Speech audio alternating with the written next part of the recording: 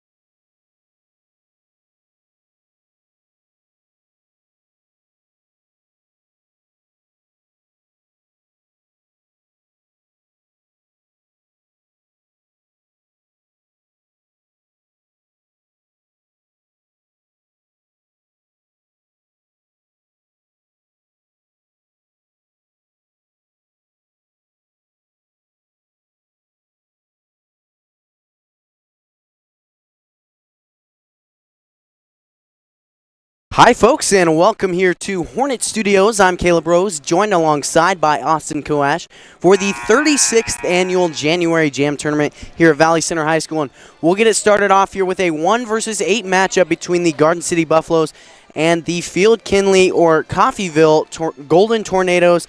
And this Garden City team, you talked about it, Austin. They were 4-4 when this bracket was made, or they're 4-0 when this bracket was made. So they are ranked number 1. And this Coffeyville team has struggled throughout the season, but Garden City now sitting at 4-5 and about 30 seconds away from getting this tournament underway. Austin, I'm pretty excited for it. After this, we'll see the Hornets 2 games from now. It will be a 3 versus 6 matchup between the Blue Valley West, I'm struggling here, but Blue Valley West Jaguars versus your Hornets, and that's going to be a good matchup. You talked about just a second ago, Austin, that Spencer Bain, the All-American nominee, has now been taken off the list for All-Americans. Been tough to see, but still going to have a tough matchup on our hands for the Hornets, and we know that'll be loud. We're about to get the starting lineups underway. A lot of new names and new faces that we are not familiar with, Caleb, so we're going to have a pretty fun time getting to see new faces, see new teams.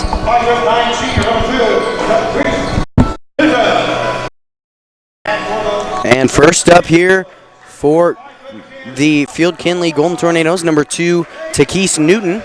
And first here for Garden City, that's number 1, Tay Rosales. And second on this roster, number 4, Darrell Jones.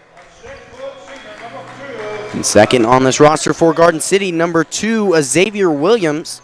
Saw a lot out of him last year in the 7th place finish that the Garden City Buffaloes had. And Tariq Logan, number 5, next up for Coffeyville. And here for Garden City, number 5, Isaac Flores. And here's number 24, Brendan Graham. And here's number 24, Tam Nguyen. Number 21, Caleb Wisi. And rounding off the Buffaloes roster, number 22, Carson Tanner. And rounding off Coffeyville's roster is going to be number 33, Caden Hurring. And so those will be your starting lineups for tonight for the 3 o'clock game. And Caleb, so like you mentioned, Garden City started, when this bracket was made, they were 4-0, and now they're 4-5, struggling here as late. And then for Coffeyville, they haven't been able to pick up as many wins on the season. You mentioned to me before you hadn't even seen a lot of the teams they've played, and so they're not these two aren't the strong.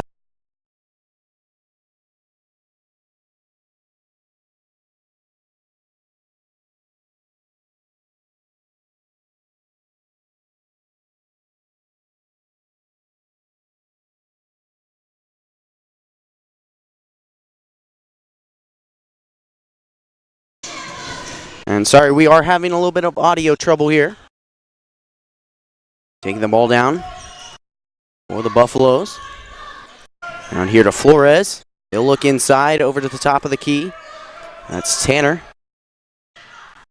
Zales looks for a left side drive and a kick out pass. They'll take their time early. Trying to establish an offense here. Garden City is. Williams with a long jumper, and he'll nail a basket for 2. An early basket here. A good shot from the corner, pushing in here. That's Hurring, and off the mark. So will be Coffeyville ball. To inbound here is Takis Newton.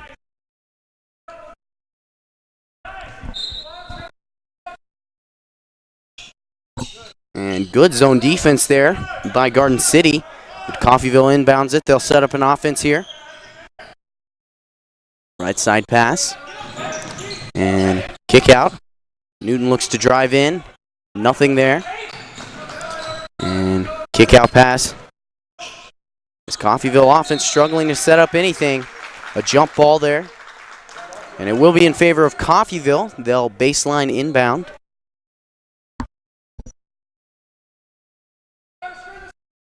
Inbounding here is Keith Newton. Up to Logan. And a pick and roll there doesn't bring anything. Baseline drive and a floater off the mark. Put back off the mark as well. And then a foul. Foul's going to be on number 22. That's Carson Tanner. The first foul of this tournament. And here's Brendan Graham. Shot is up and just off the mark there for Graham.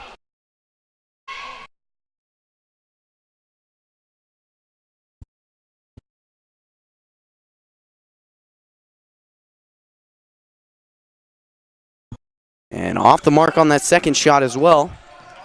Pushing the pace here is Garden City. Looking for a step back three. Off the mark and boarded. Here comes Logan. And he's pushing the pace. Looks inside. And the shot is up there from Graham. It's through. First points here for Garden City. Or excuse me, Coffeyville.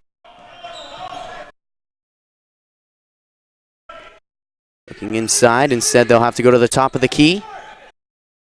And a swat there by Graham. Off to the races comes Coffeyville. Looking to get points in transition, but can't quite. They'll set up their offense. Shot from the corner, and it's drained. That's number 2, Keith Newton.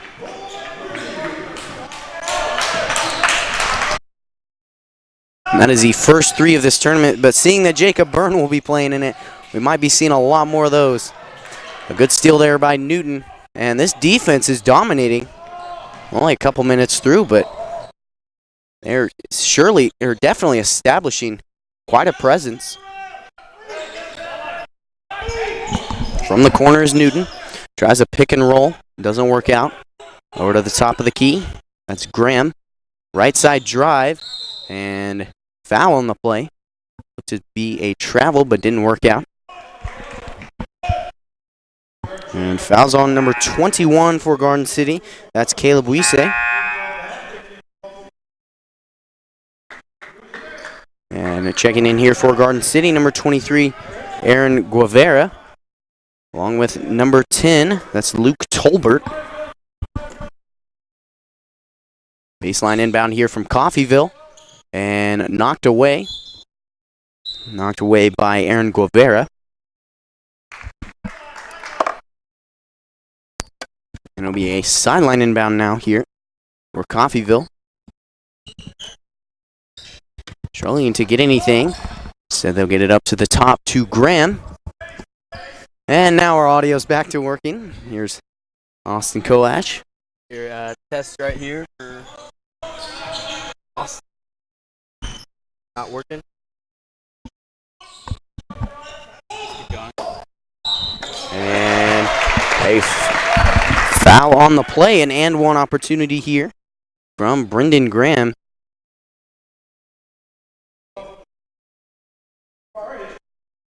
Foul there on Aaron Guevara.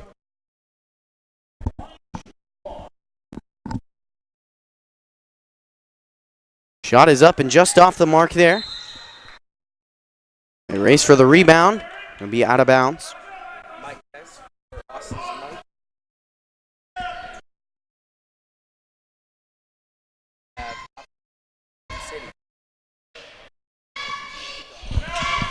And pass over to the left side. Looking for a right side drive around the arc they'll go. Garden City struggling to find something. This defense has quite the prowess. An attempted floater there from number 23, Guevara. It's going to be stopped. Fouls on to Keith Newton.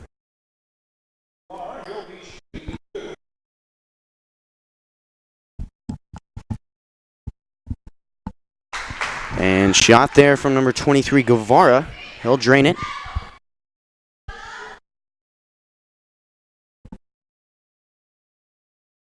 And he'll attempt his second.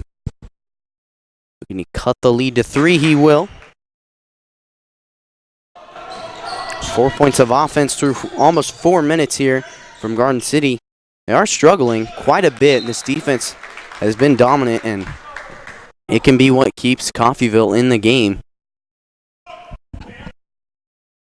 Test, mic test 1 2 3, mic test 1 2 3 for Austin's mic. And right side drive, it's denied by this Coffeyville defense. Top here is Rosales. He'll look for a left side drive. Kick out pass there and a head fake. Nothing there from Xavier William. Mic test 1 2 3, mic test 1 2 3. And around the arc it'll go. Trying to go that 5-out offense, but it won't work there. Xavier Williams will be fouled on a left side drive. Looking for that floater, but didn't work out. And a foul on the play. And fouls on Coffeyville, number 33. That's Caden Herring. Herring's first, the second team foul. And inside there, the big man, Trey Newsom. Mic test 1 2 3, mic test 1 2 3. Coffeyville slowing it down here. Mic test 1 2 3. Making sure they have Austin's established. mic. They have established this offense here. Because, as I said earlier, they have a dominant defense. They're going to have to find something on the offensive side of the ball if they want to win this game here. And a good shot there from number 33, Herring. Well, Caleb, I'm back on the mic. Glad we got that sorted out. And haven't been watching too much of the game, but been listening to you while we're trying to figure this out. And you're talking about the defense of this Coffeyville team. And I think that's going to be the recipe for success in this tournament. Every team has some key players, and every team is really capable of winning this tournament. And so I think it's going to come down to who wins the defensive battle in each game, who wins the rebounding battle. And right now, Coffeyville's winning it in this game, and they're up by 1. Now they're down by 1. And I really think the defense is what's going to come down to it in this tournament. Whatever team has the best defense and the most energetic play, because only really the Valley Center game is going to have a lot of kids and a big crowd. So these teams going to have to come out on their own firepower and get things rolling on their own. Well, that's one thing I was calling a free throw, and I realized how eerily quiet it is in this stadium. And both fan bases have quite a long drive, Garden City being 4 hours, and don't know quite where Coffeyville is, but I know that it is quite a drive from here, and so it's going to be come down to the teams generating their own energy rather than the crowd doing that. A shot there from the corner off the mark, and Xavier Williams was stuffed on a baseline drive. Tried to kick it out. Here comes Coffeyville after a rebound. Inside short corner. And Graham is pinned against the line, or the baseline. For Coffeyville, number 5, Tariq Logan, their offense really tries to rely on him. He's been a big impact player for Coffeyville in these past couple of January jams that we've called, Caleb, and there's no doubt in my mind that he's going to have a big impact on the team. And a lot of it, I remember from, I believe, 2 years ago, he got a technical, and I believe he got ejected, or maybe just got his coach sat him on the bench. So an attitude is going to be a real big part of his leadership for this Coffeyville team in this tournament. And they are down 1, 2:09 left in this first quarter of our first matchup of the day. A stacked January jam this is on the 36th year. That is a jump ball right there. That's number 32, Newsman, and Williams fighting for it. Checking in for the Garden City Buffaloes is going to be number 5, Isaac Tolbert. It'll be Coffeyville ball coming the other way. Logan set to check it into Vates.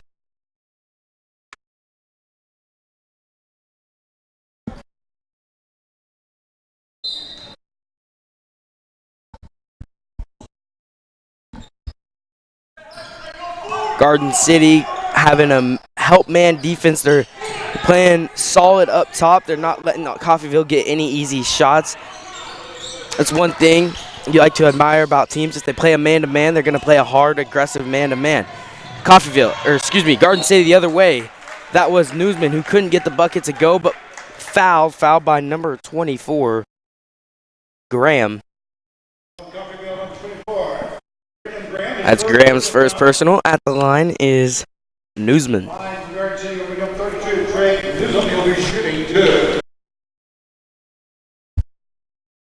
And Newsom had a big impact in the post earlier, getting 2 large buckets, big impact type buckets, and getting him the ball in the post is going to be key here tonight for Garden City. He's off the mark on the first one and off the mark on the second one as well. Coffeyville pushing the pace. Still a 1-point ball game. Coffeyville down by 1. Moving the ball. Logan. And try to make a crafty pass on the inside. Coming the other way is number 5 for Garden City. That is Flores, who missed. And then Coffeyville turns the ball over right there. A lot of scrappy defense going on. We talked about the defense, but really the defense is only half the battle for a lot of these teams, as especially some of these teams who have been struggling as of late. My only guess is they turn the ball over just a little too much, and we talk about transition offense a lot in the Valley Center games, and if you're creating turnovers on the defensive end and not giving the ball up on the offensive end, you're going to be successful. Well, definitely. I talked about how good this defense is, but a defense is nothing without the offense, and neither of this team has just shown outstanding offense. A good shot there by Garden City number 5, Isaac Flores, and he'll grab a 3-point shot, extends the lead to 4. Under 40 seconds to play. Coffeyville with the ball. Playing with it around the arc, probably going to try to take the last shot of the quarter if they don't turn the ball over right here. And it looks like Garden City has switched into a zone defense, and that's what you can do if you don't pressure the ball in a zone defense. And that was Newton, who hit a step-back 3 right there to make it a 1-point ball game again. Well, Newton has clearly shown he's going to be a playmaker, his second 3 of the game, and he really knows how to be crafty with his game. That was a charge drawn by number 3, Vitz. That was a foul on Miller. And he's going to have to chuck up a shot. That was Newton, but he traveled first. So at the end of the first quarter, 13-12, a close matchup between the number 1 seeded Garden City Buffaloes and the number 8 seeded Coffeyville Golden Tornadoes. We'll be back right here on Hornet Studios for the second quarter. Tom, everything's working, right? On YouTube. Okay. All you got to do is go to YouTube on the internet, punch in Hornet Studios. Thank Hornet for producing these games. But second up here in the first quarter. A traveling call.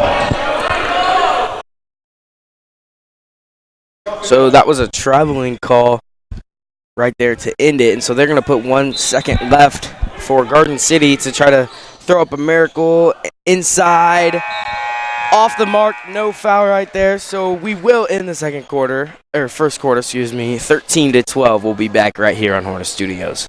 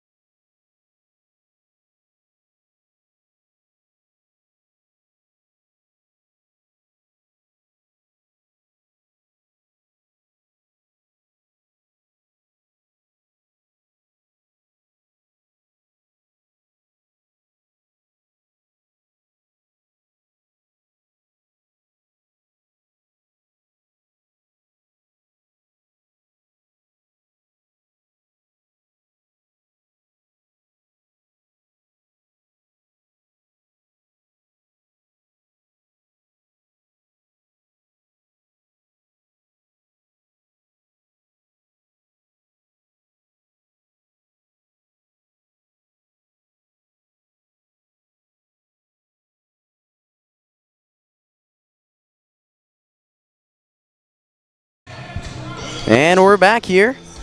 A 1-point deficit. A 1-point difference here between the Garden City Buffaloes and the Coffeyville Golden Tornadoes.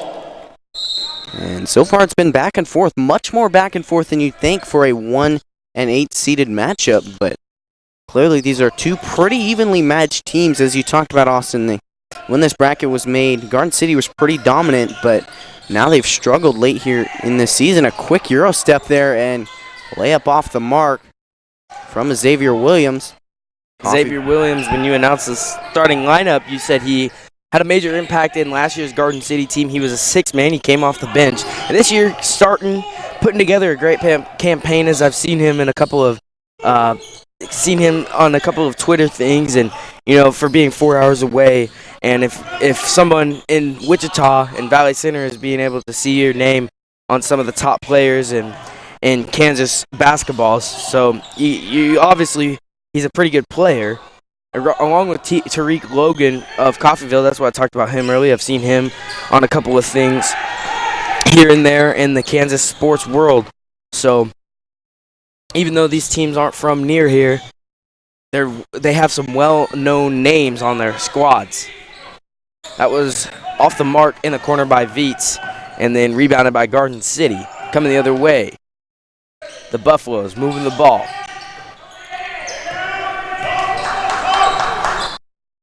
And, we talked about this being a 1 versus 8 matchup. Really, the Hornets, I think, have the best team that they'll have to play in this tournament, and that's Blue Valley West coming up at this 6 o'clock game tonight. And they're probably one of the toughest teams in this tournament, along with the Hornets. I think that was Williams who just hit that 3. But I think the Hornets are probably one of the best teams in this tournament this year, which is not something you usually say about a Hornet basketball team. In the past couple of years, they've kind of been the underdogs, but this year they are a 6 seed, and they were 2-2 when the bracket was made. Now standing at 4-4, but they've been in a bunch of close games this season and having a great season. So stay tuned for the 6 o'clock games when your Hornets take on the Blue Valley West Jaguars. That was Flores who took it coast to coast, got the bucket to go. Coffeyville trying to make a move inside. That was number 4. Jones made a great move to get inside, but he got blocked. Tariq Logan and number 33, Caden Hearing, coming back in for the Golden Tornadoes, along with number 1, Nathan Barnett. Well, transition basketball is so important, especially in basketball. Transition in sports is huge, but especially in basketball, being that a lot of your plays are in transition. You can be able to set up an offense and you can be able to run a half-court defense, but make or break is going to be transition, and that was a huge play right there. Got an extra bucket there and really boosted the morale of his team, and now they're up by 6 right now, so they have a lot going for them, the Buffaloes do. 5:25 left in this ball game. Inside, off the mark on his first, and the second time he'll be fouled. That is number 21, Caleb Weiss, going to the line for the Buffaloes. It's the 14th foul for the Golden Tornadoes. That was on Hearing.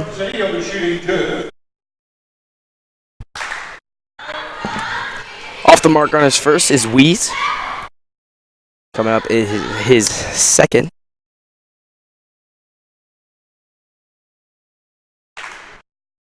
Can't get that to go. Ball bounces around, and that'll be a foul called on number 1, Tay Rosales. That's his first personal. I'm sure if they were going to get a foul or a jump ball, but they ended up giving him a foul. Garden City committed 6 fouls early second quarter. Tariq Logan bringing it down. Talked about Newton's capability to shoot. He's already got 2 threes on the game.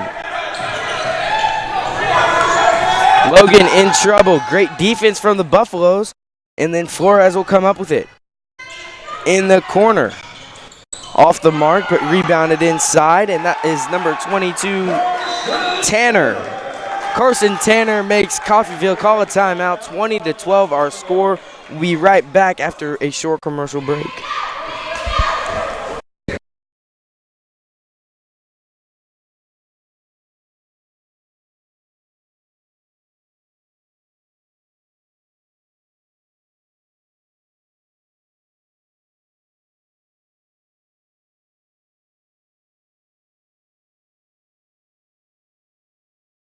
Whenever we go to a local event here in Valley, we all want good food for reasonable prices with a friendly face behind it.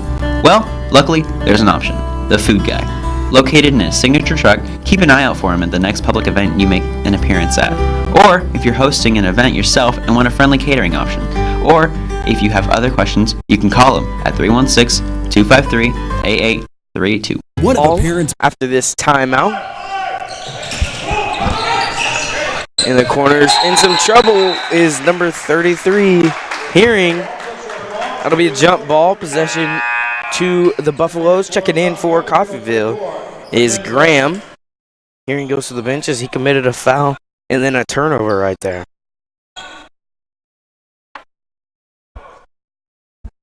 Logan's had to check it in. Well, early in this game, I liked Coffeyville's chances at pulling off the upset, but right now I'm not liking them.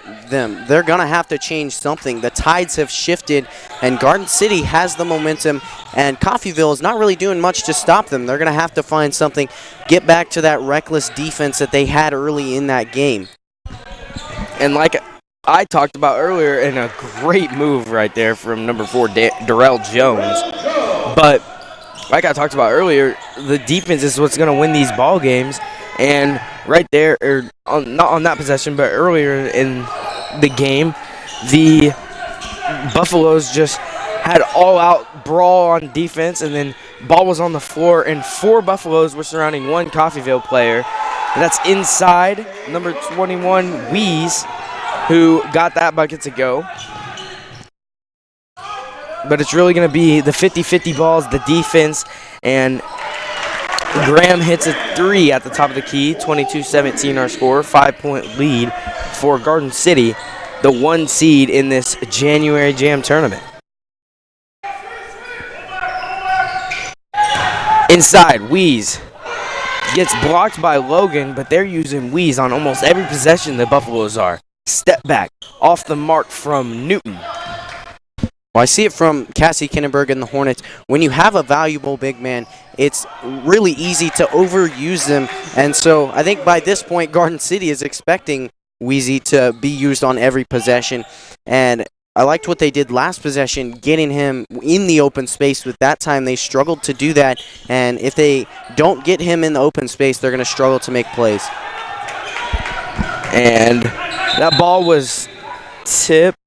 Or no, they're going to get in over the back call. Coffeyville's coach wanted it to be tipped, but he's not going to get the call. Checking in for Garden City is going to be number 32, Newsom. We saw him earlier getting a quick buckets underneath. Valuable big men for this Garden City team. They do have the height advantage over Coffeyville. But what we've seen a little bit in this game so far is Coffeyville, has the athletic advantage, and they're the fast, scrappy players, but Garden City's matching their pace on defense, and right now better on the offensive end. Coffeyville, inside, that was Graham. Can't get the bucket to go, but he'll be fouled. He's going to the line, shooting 2 for the Golden Tornadoes. It's the 17th foul on Garden City.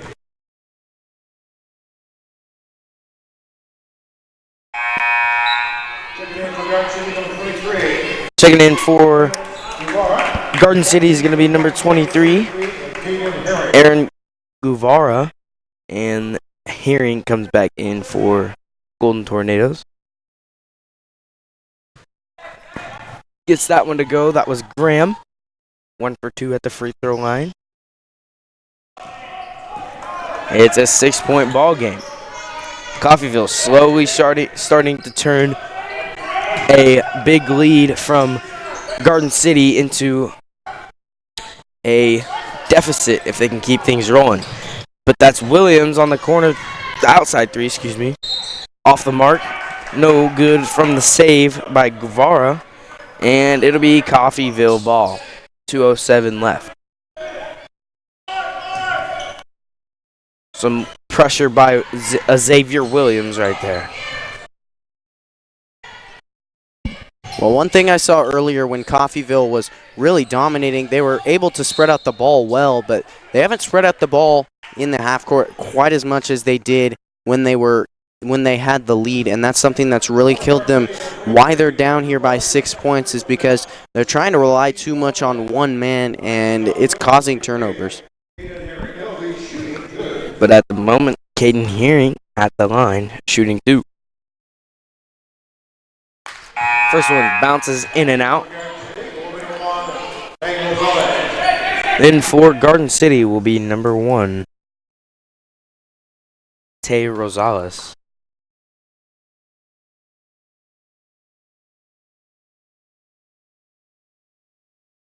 Hearing second, 1 for 2 at the free throw line. Coffeyville hitting free throws to bring it within 5. One thing about Garden City is they do not lack ball movement. They've been able to get at least 3 to 4 passes on almost every possession, and sometimes averaging like 8 passes. Great move right there, but off the mark. Pushing the floor is the Golden Tornadoes. No good on the first attempt. The second attempt, off the mark, rebounded by Graham. He'll find Logan underneath, and Tariq Logan's going to get the inside points for Coffeyville. Bring it within 3. Off the mark by number 5, Flores. And that was Newton who lost it. Some scrappy ball play. Flores, great move. Created separation. Couldn't get that one to go. Under a minute to play. 3-point game in this first matchup of January Jam. Coffeyville versus the Garden City Buffaloes. Well, I don't know the shooting percentage of this game, but it is clearly not very good. Both of these teams have struggled. They've hit a couple three-point shots, which is good to see, but from field goal range, they have hardly made any shots, and that's tough to see. Well, they have quite a few points, but they've taken a lot more shots than they've made, and that's tough to see. They've struggled time and time again shooting the ball. And it's really been the defenses that have caused this poor shooting, but they're playing at such a fast-paced game right now that that's why it's a 24-22 game.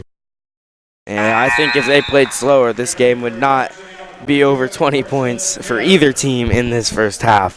But now it's a 1-point ball game, 24-23, as number 22, Carson Tanner, checked back in for Garden City. And then for Coffeyville is number 20, Seth Bromley.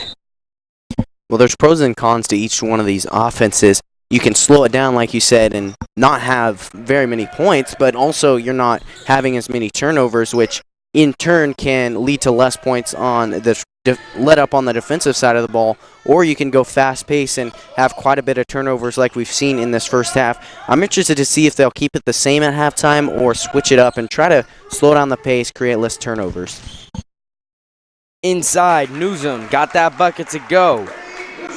Now a 3-point ball game. Expect Coffeyville to take the last shot of this first half. They have 7 seconds to do so. Tariq Logan being guarded heavily. Splits the defense, crafty pass, and then turns the ball over. That was Bromley, and to end the first half, as the ball almost bounced in right there, to end the first half, Coffeyville down 3, 26-23 our score. Garden City Buffaloes on top. Stay tuned right here on Hornet Studios. One of a parent's biggest worries is letting their teen get behind the wheel of a vehicle. That's why getting professional, personal instruction is so important. The Wichita Driving School is licensed by the state of Kansas and offers the most classes per month of any driving school. With the most students trained in Wichita last year, it's obvious students and parents like Wichita Driving School for the convenience and professional one-on-one instruction. Wichita Driving School, where you're driven to be the best.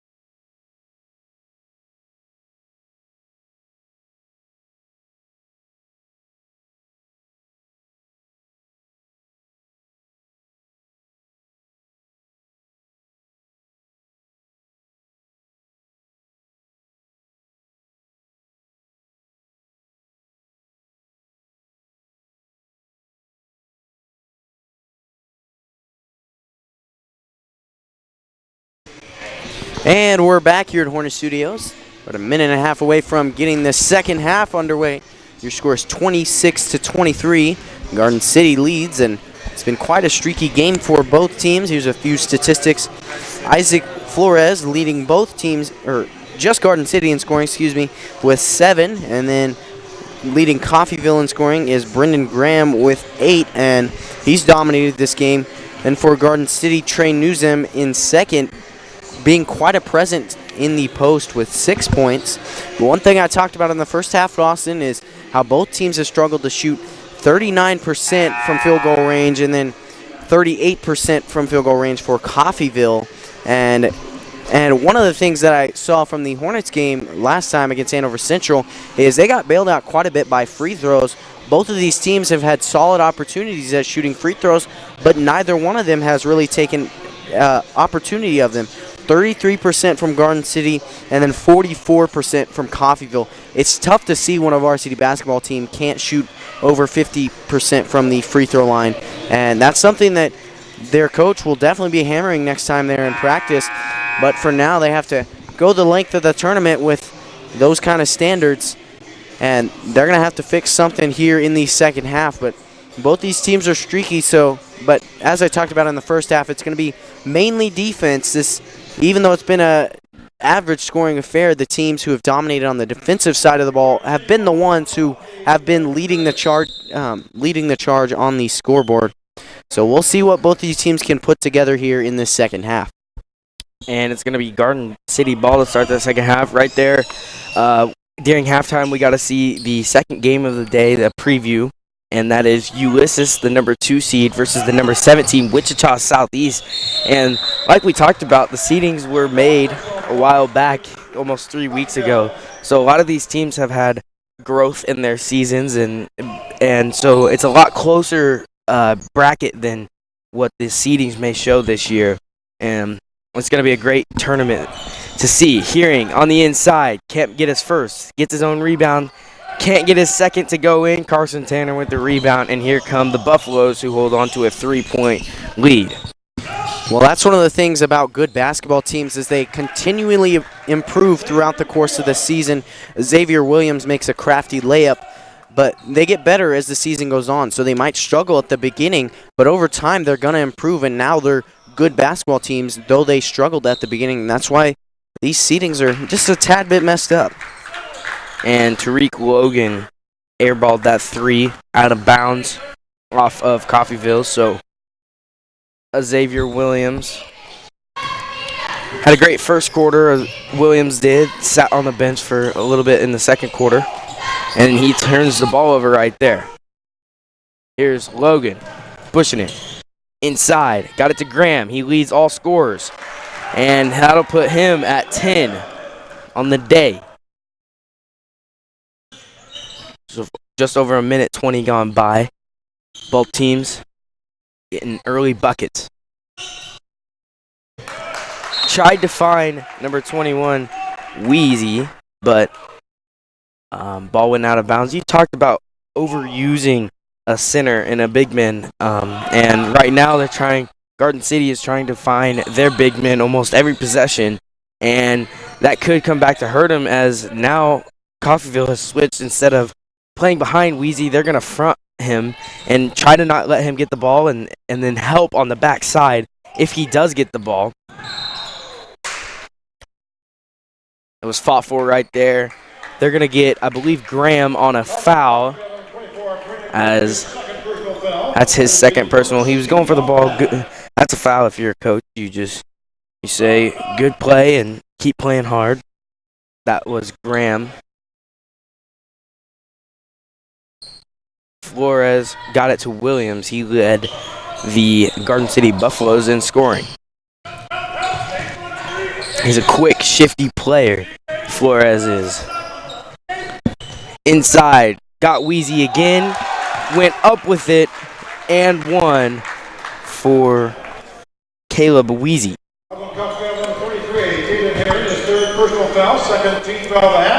Well, I like what Garden City's doing, and they did this in the first half, but it's really starting to show here in the second half because they're slowing down their offense. quite a bit more. Off the mark there from Wheezy, but an offensive rebound. But what they're doing is having two guys in the post, that being Caleb Wheezy and Carson Tanner. And what they're trying to do is get a backside there. They get it into Wheezy, and then they're trying to get him the assist, getting it to Tanner. And up the floor, that was number 4. Jones, who couldn't hang on to it. Darnell Jones turns the ball over once again, and it's still a 5-point ball game.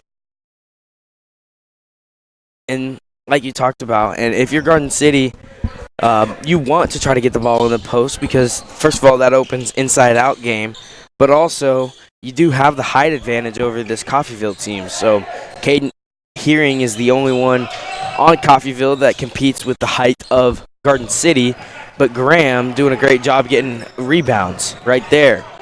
Packing the stat sheet is Graham. Logan up top finds Newton in the corner, off the mark.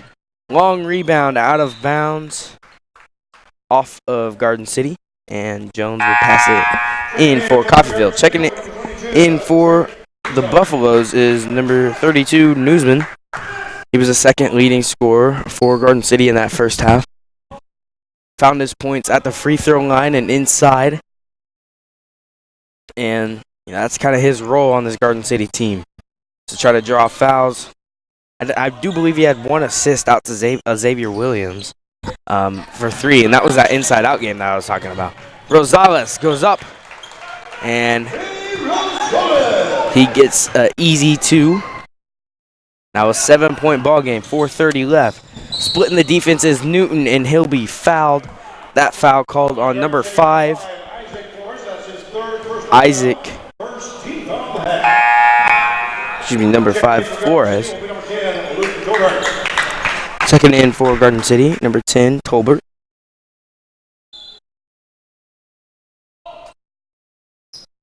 Jones has got it. Getting it past half court. Finds Hearing. Coffeyville running a 5-out offense. Pass and cut. That's what they're trying to do inside. Good defense by Rosales right there. And then out of bounds off of Coffeyville. Looked like it could have been Coffeyville ball if he would have just left it right there. It looked like it was off of Rosales, but Jones decides to save it, and he was out of bounds.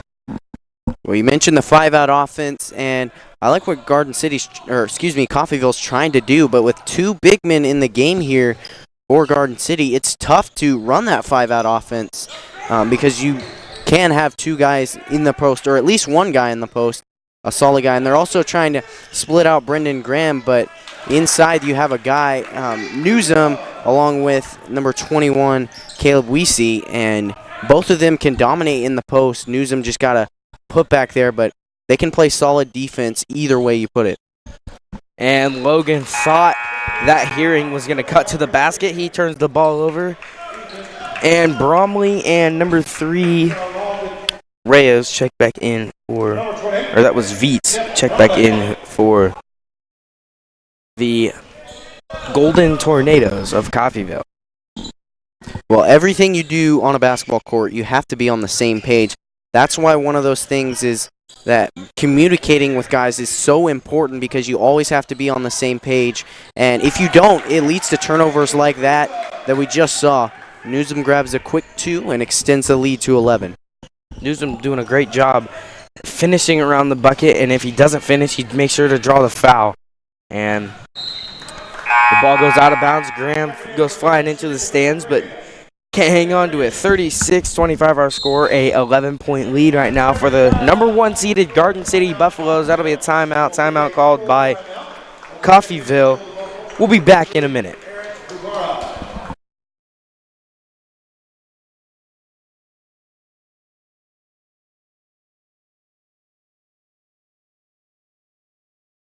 Whenever we go to a local event here in Valley, we all want good food for reasonable prices with a friendly face behind it. Well, luckily, there's an option, the Food Guy. Located in his signature truck, keep an eye out for him at the next public event you make an appearance at. Or if you're hosting an event yourself and want a friendly catering option. Or if you have other questions, you can call him at 316-253-8832.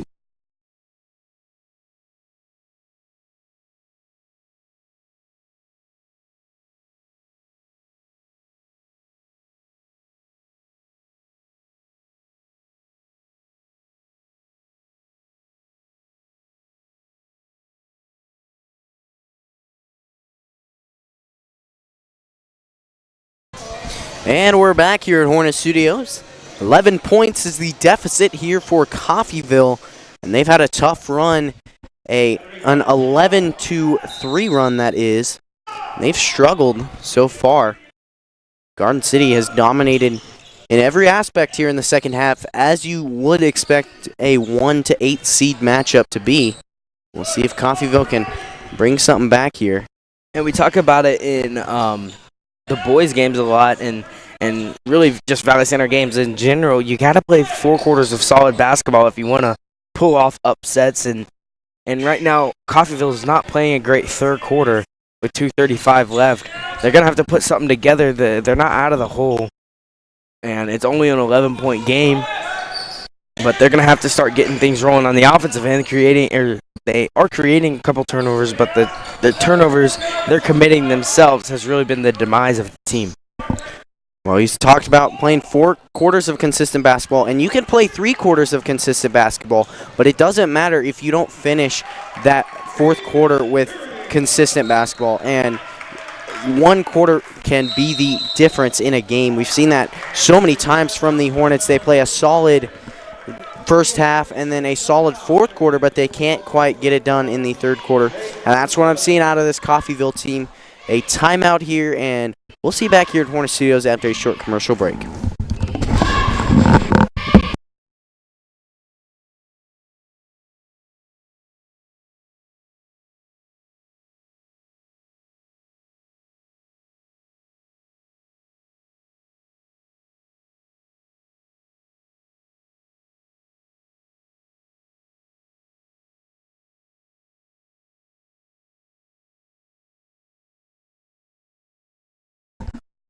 Coming back after that timeout, it'll be Garden City ball. 9-point lead. They chose to get a timeout because Coffeyville had gotten a steal and a layup, and then another steal, or close to another steal, but the ball got knocked out of bounds. Garden City coach did not like what he saw. And off the mark right there. And like we talked about, the Coffeyville Golden Tornadoes turning the ball over. And they commit another one right there. Tariq Logan gets a steal of his own. Hearing up the floor, and he'll be called for a travel. And so for Coffeyville, on the offensive end, nothing going right. But they got to keep playing solid defense because we've talked about it multiple times before. Solid defense leads to offense, and so right now things aren't going so well in the 3rd quarter, but there's always a 4th quarter, and really only a 3-possession game if you can hit 3 threes. So a fast break right there. Tariq Logan finishes with his left hand. 1:15 left in this 3rd quarter. A Xavier Williams making a move to get past half court. Got it. Rosales almost lost it. Good ball movement like we've seen all game from the Garden City Buffaloes. That'll be a foul called on Graham. That's his 4th personal. That's his 3rd personal, excuse me. Only the 13th foul of this second half. It'll be Garden City ball. Xavier Williams set to check it in. Well, looking at the stat sheet, Tariq Logan, we talked about him at the beginning of the game about how he can be an impact role player here, an high-impact scorer. And so far, this Garden City defense has shut him down. 4 points on the game, and may seem like 4 valuable points, but so far they have stopped quite a few more points than they've given up. And that's big to see from this Garden City defense. If they can keep that up, keep shutting down these key players, then that can be vital. Both teams committing turnovers right there. Logan, another move to get to the basket. Can't get it to go, but he'll be headed to the free throw line with 41.2 seconds to go in this 3rd quarter. That'll be a foul called on number 23, Guevara. Here is Logan.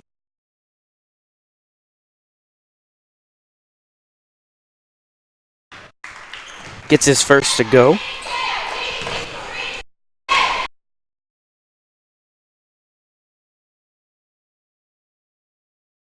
And his second one rolls around and goes in. Some pressure by Coffeyville. They're running a man-to-man press. And that's something that can happen as Rosales takes it all the way, beating his man to the basket, but he missed the layup. Coming back the other way, Logan takes it in, doesn't get a foul drawn, but he gets his own rebound. Well, I've seen some crafty stuff from these teams so far in this tournament, and we're only one game through, but one of the things that this team has struggled with is getting it to fall through that hoop, and they've made some incredible plays. The problem is just putting it through the hoop. So Caden Hearing at the line, shooting 2 for Coffeyville. First one up and good. Checking back in for Garden City is going to be number 10, Luke Tolbert.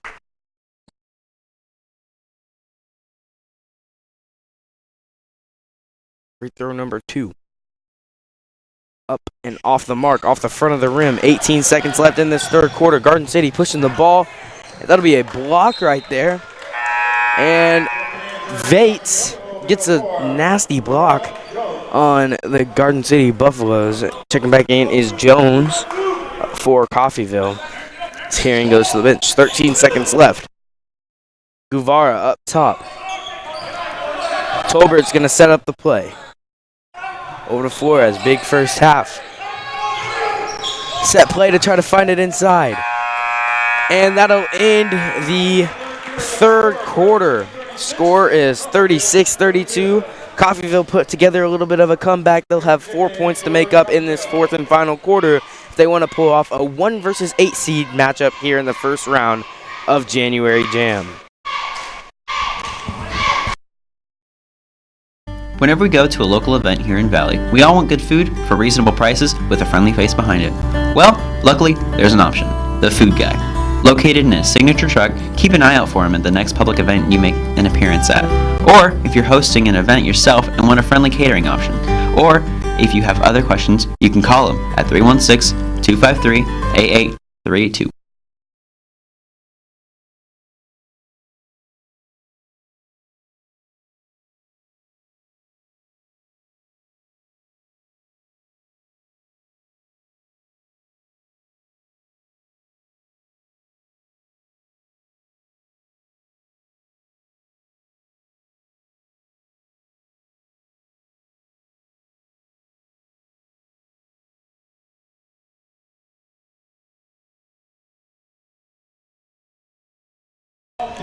And we're back here for the fourth and final quarter of Game 1, Day 1 of January Jam. And the Garden City Buffaloes lead by 4.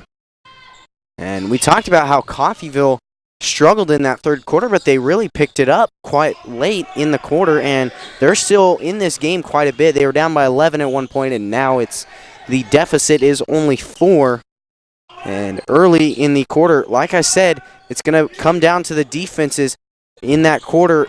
Only 3 points within the first 6 minutes for Coffeyville. And after that, they really turned it up, and that's why the deficit isn't that bad anymore. And that was mostly led by number 5, Tariq Logan, who has been able to get on the inside, make crafty moves to the basket. Even though he's not been able to finish a lot, he's been able to find his teammates and Hearing and Graham. Here is Logan. Got his first one to go. In the second half, Coffeyville has shot way better than in the first half from the free throw line.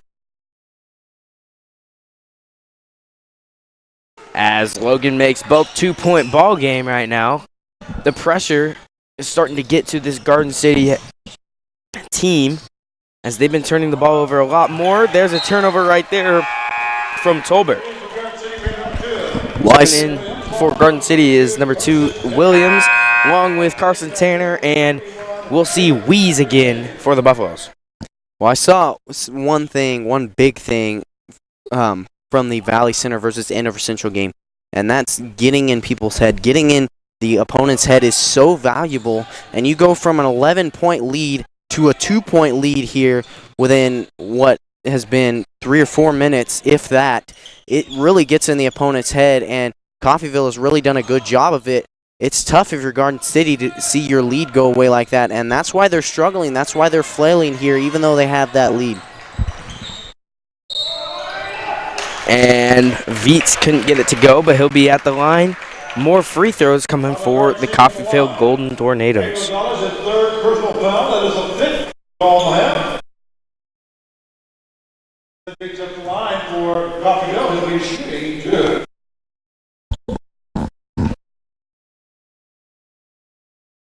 Shot is up and it's through.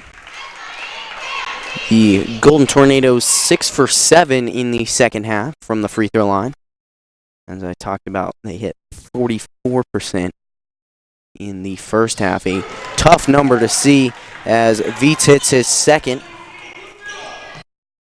And Garden City looking to push the pace, but I love the 2-2-1 zone press we saw there from Coffeyville, and it's really, they're playing aggressive defense. That's what they need here.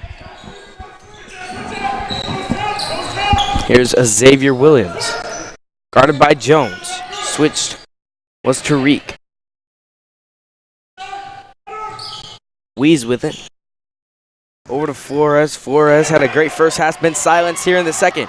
Viets gonna go up. Crafty layup to take the lead, the first lead since early first quarter for the Coffeyville Golden Tornadoes.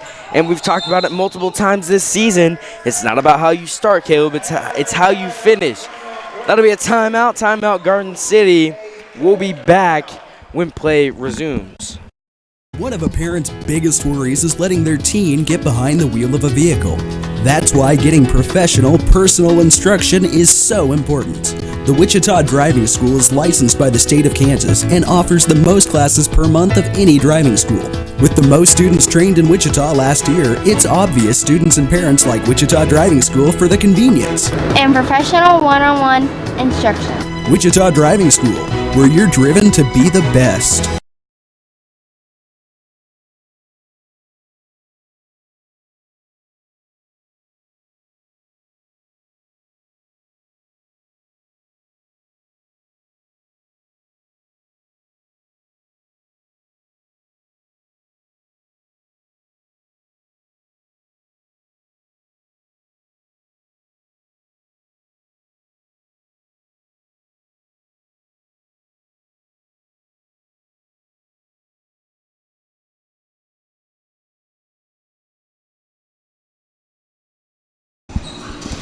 And we're back here at Hornet Studios. 6:10 remains here in the fourth and final quarter.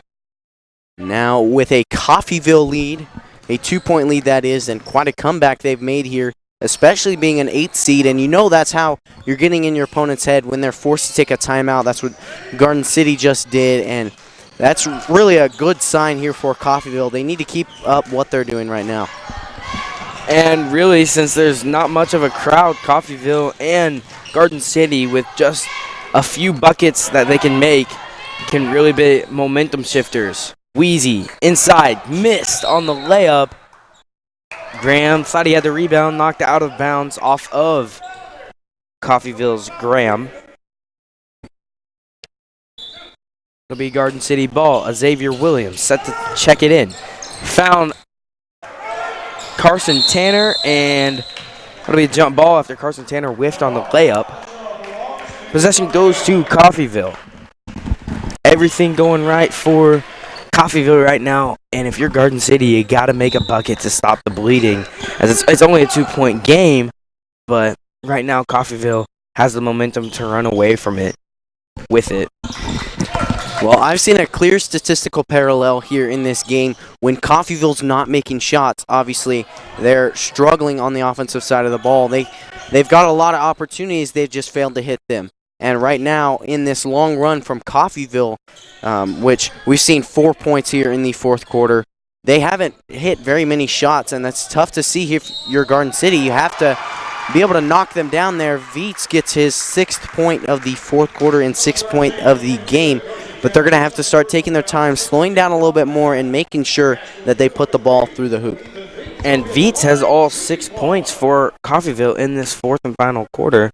And here he is at the line. He has 7 points on the night, all here in this fourth quarter. Kind of like Zion Williamson last night, who got his NBA debut, had 17 points in a span of 3 minutes. Could do his own Zion impression if he can get the bucket right here. And he turns it over, but he'll get the ball back. Logan in the corner, off the mark from 3, rebounded by Flores. 4:45 left in this ball game. Flores up. Can't get the first shot to go, but Wheezy gets the second one. Good defense by both teams in this game, but right now it's the offensive production that's starting to skyrocket here in the fourth quarter. Well, Garden City got a bucket to break the ice, and now we're going to see what they'll do with that. A transition layup there by number 5, Isaac Flores, and now we might see the tables turn here. 1-point deficit here for Garden City, and looks like they might start getting the momentum. Here's Graham, had a big first half, got blocked by Wheezy. Xavier Williams fighting for the ball along with Jones. Graham comes up with it. Got it to Tariq Logan. And that's a charge called on Logan. That was Carson Tanner who drew it. That's Logan's first personal. Checking back in for Coffeyville, number 33, Caden Hearing.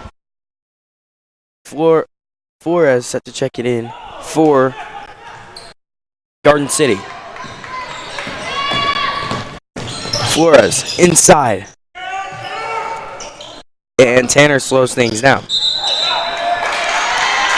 Xavier Williams gets called for a travel. That's, I believe, the first travel of this game, or no, second travel of this game.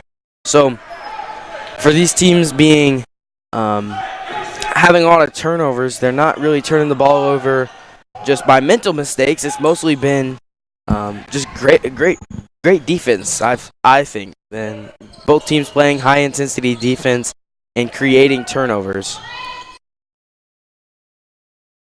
3:25 left. Newton in the corner had a big first quarter. Hasn't said much since then. Well, if you're Coffeyville here, they're doing exactly what they need to do. They're taking their time. They're setting up a half-court offense, and making sure they get that bucket at all costs. Will be off the hands of Garden City number 5, Isaac Flores. But they're taking their time. They're making sure they get the bucket. They're slowing down the pace because they know that Garden City will win the transition battle, so they need to keep it on their half of the court. And that was a foul up at the top of the key. That's Carson Tanner, who got called for his third personal foul. At the line is Tariq Logan, perfect from the line tonight for Coffeyville. And I may have jinxed him right there as he missed his first, and it'll be a lane violation. That is his fourth personal foul. 15 ball to have. There's a foul right there.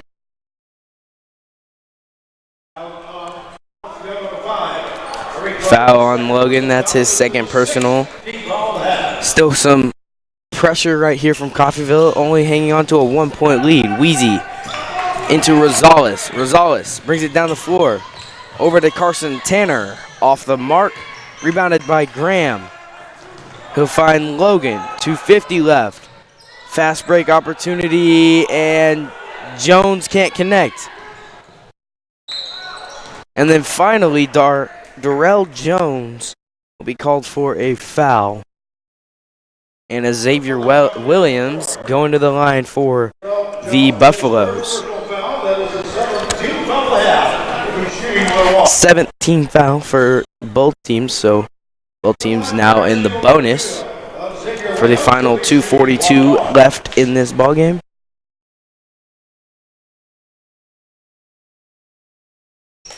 Off the mark from Xavier Williams, gets his own rebound. Making a move, drives baseline. And that was Flores who couldn't hold on to it. So it'll be Coffeyville ball.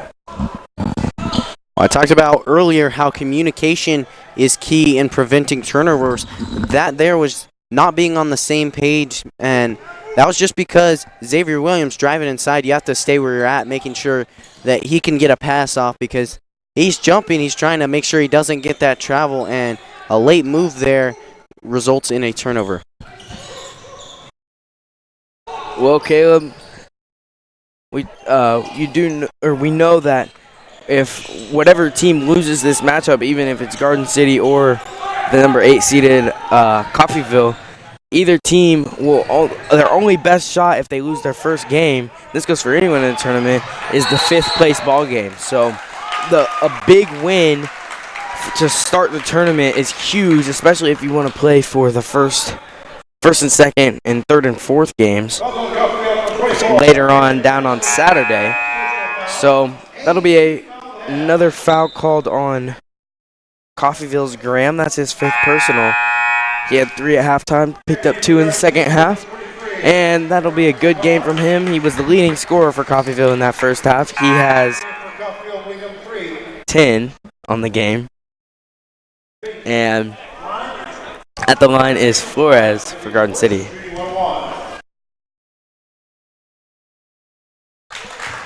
Gets that one to go.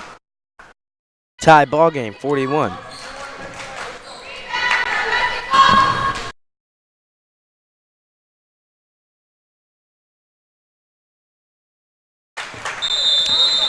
He will hit both. A timeout with a 1-point lead, Garden City, and we'll be back when play resumes. At the conclusion of this game, we'll have our second game this evening between Ulysses Tigers and Wichita Southeast Golden Buffaloes. Game coming up at the conclusion of this game.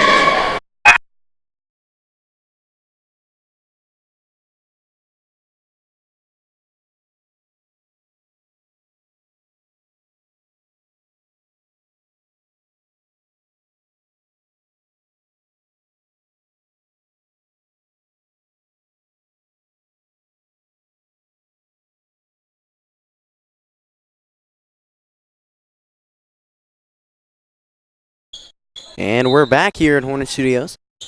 1-point deficit here for Coffeyville. And Garden City going aggressive here after this timeout. A 3-2 press. Logan finds Hearing, and now it's a 1-point lead for the Golden Tornadoes. That was a great job by Logan to split the defense and just take it up himself, as he knew he was faster than the Garden City players, Xavier Williams and Flores right there. Doing a great job in the second half is Logan for Coffeyville. Inside, Williams, another one who's a great job in the second half. Ball gets back to him. He'll find a corner jump shot. Now it's a 2-point lead. Going back and forth are both teams. 1:09 left in this ball game.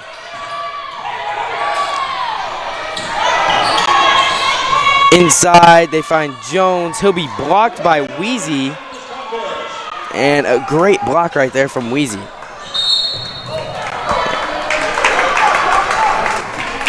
That'll be a foul called on number 4, Jones. And maybe a little bit of a frustration foul right there, as he got blocked and then immediately committed the foul. A few seconds later, checking back in is Carson Tanner, as Guevara is shaken up after, I believe, he got landed on by Wheezy underneath the basket when Wheezy made the block.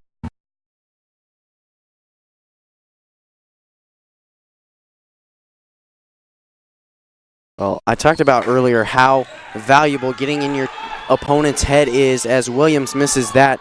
But like you said, that was just a frustration foul because they were in the head of him. And so that's very valuable. That shot could have possibly sealed the game. And off the mark right there.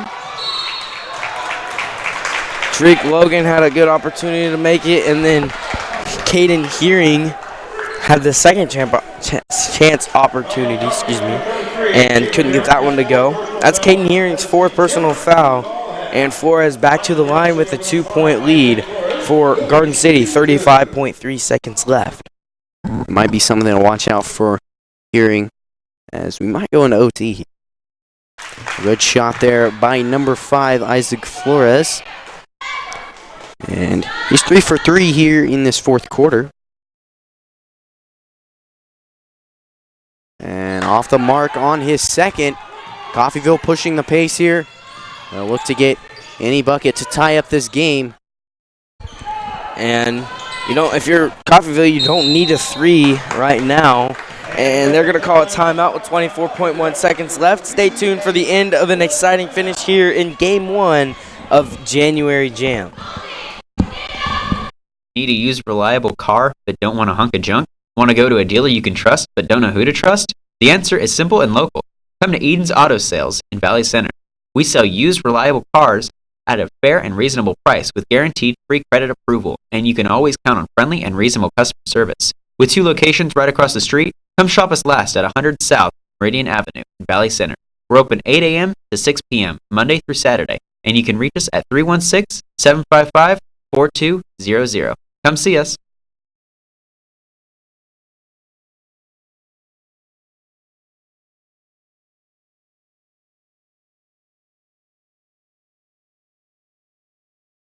Whenever we go.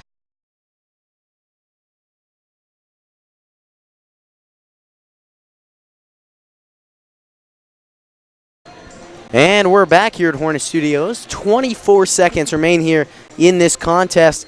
And as you said earlier, Austin, this can be a huge matchup. It determines if you can place on the podium or if you only have a shot at the 5th place game. This is a big game for both teams. And I didn't expect such a close game here in the 1 versus 8 seed, but have a chance to go into overtime here. 3-point deficit for Coffeyville. And looks like Coffeyville will take a 3 off the mark right there from Vietz, and that'll be a foul called on Hearing. That's his 5th personal foul. So he is now out. Flores back at the line, and if you're Coffeyville, he may not be the one you want to foul. He is 4 for 5, I believe, at the free throw line in the ball game. Austin, he is 3 for 3, and all 3 shots coming in this 4th quarter. 3 for 4, now 4 for 5. I was just one step ahead, 4 for 5, But here comes Flores second. And that just may have sealed the game. Coffeyville going to have to come up with a quick bucket. Right here, Logan takes it in himself. Does get it. 8.3 seconds left. 3-point ball game. So we still have a game on our hands. 3-point lead. A timeout by Coffeyville. We'll be back here, right here on Hornet Studios. Whenever we go to a local event here in Valley, we all want good food for reasonable prices with a friendly face behind it. Well, luckily, there's an option. The Food Guy. Located in his signature truck, keep an eye out for him at the next public event you make an appearance at. Or if you're hosting an event yourself and want a friendly catering option. Or if you have other questions, you can call him at 316-253-8832.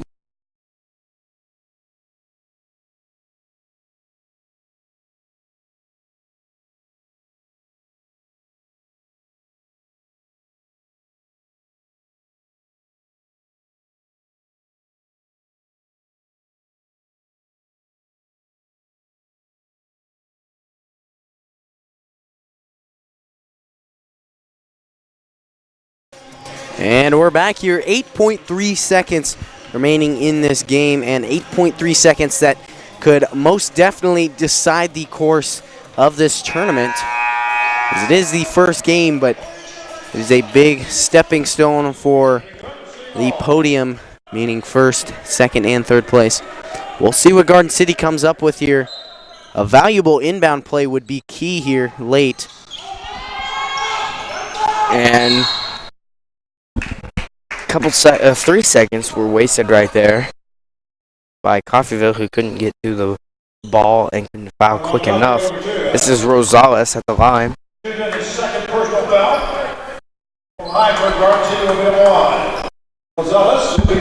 Well, if there's any guy to foul, it's him. He's got 4 points on the night, but has not yet attempted a free throw.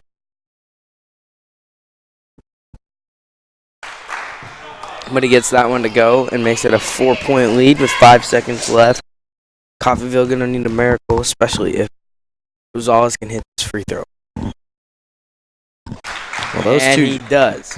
Those 2 shots right there take the life out of you if you're Coffeyville. A long three-point shot from Viets, and it's off the mark. But that's going to finish off your game one of day one of January Jam.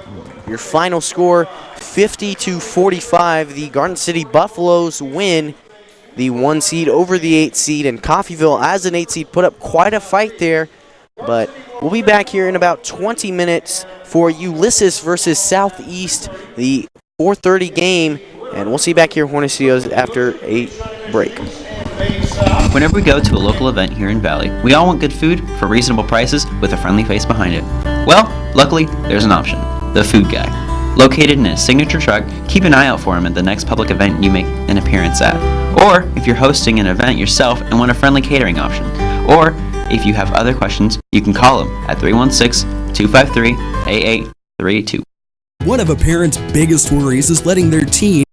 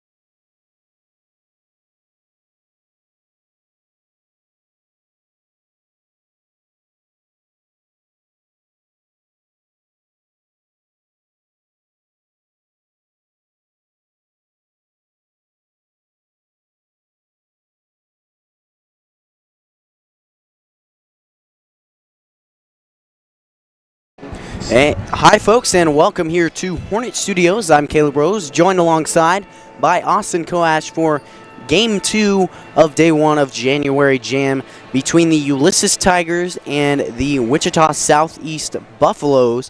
The Buffaloes took second in last year's tournament, and they lost quite a few players throughout the year. And I believe we will be doing the national anthem first. Excuse me, we'll be doing starting rosters, and quite a few pretty good players here from Southeast. As I said, they lost some players, but they have some studs. Starting it off here for Wichita Southeast, number 1, Jackie Johnson, averaging 23 points a game, and quite a player. And here for Ulysses, number 1, Lance Walker, and his brother has made quite an impact on this Ulysses team. Here for the Southeast Buffaloes, number 2, it's Kobe Smith. Smith averaging 6 points a game. Here for Ulysses, number 2, Aaron Galindo, and we've seen him a couple times in this tournament. Here for the Buffaloes, number 5, Wesley Adkins. And for Ulysses, number 3, Ryan Nightingale, a first-time January Jammer. And here for the Buffaloes, number 11, Voshan Webb. And for Ulysses, number 11, Jordan Cifuentes, was a 6th man last year, but can have quite an impact here. And rounding off the Buffaloes roster, it's number 23, Micah Jaquez. And rounding off Ulysses' roster, number 22, Trey Duran. And as I talked about, Austin, you were telling me about a personal story about Jackie Johnson. He averaging 23 points a game. I know that you're ready to tell that, so go ahead. Yeah, well, back in 8th grade, I was playing against Jackie Johnson, and as an 8th grader, he went right over me, and as an 8th grader, it counted as a dunk, but I don't know if you're a high schooler, it'd be counted as a dunk, but he got up there, and for being, I believe he's 5'7", and for being able to get up that high and that athletic, you know, he's a good player. He's one of the best players in the City League, and like we mentioned, the seedings were made a while back. They were made about 3 weeks ago, and so Ulysses is the number 2 seed in this January Jam tournament, which now Ulysses, I believe, is 4-5, and then the Garden City, or not the Garden City Buffaloes, the Southeast Buffaloes. We have 2 Buffaloes in this tournament, and the Buffaloes play in the City League, one of the hardest leagues in Kansas to play in, and they are 3-5. An early bucket right there from number 11, Webb. And then he'll get a steal, go up with the crazy acrobatic layup. He'll be fouled. Going to the line is Webb. An early start to his offensive production. Well, that's exactly the way to start off a game here. If you're Southeast, they went on the first possession. They were able to score, and that was big to see. But then you started off with an aggressive defensive scheme, and that results in a steal. And though they didn't get the bucket here, they're looking to get a free throw here. They're starting off high-paced, exactly like they want to play. Whenever we 3-0 lead, they're going to keep the pressure on the Ulysses Tigers. Another player to mention, a top player in the City League for the Buffaloes is number 23, Micah Jackies. He is a great player offensively and defensively for the Buffaloes. A lot of good players in this tournament, a lot of players we could talk about for a while and just talk about their accomplishments and how good they are. And pushing the floor is Johnson. He'll take a step back 3 off the mark, rebounded by Duran, and he'll get that one stolen. The Buffaloes setting up a play. This is number 2, Kobe Smith. Johnson drives in with the left hand, gets it to go. Johnson is a left-handed player.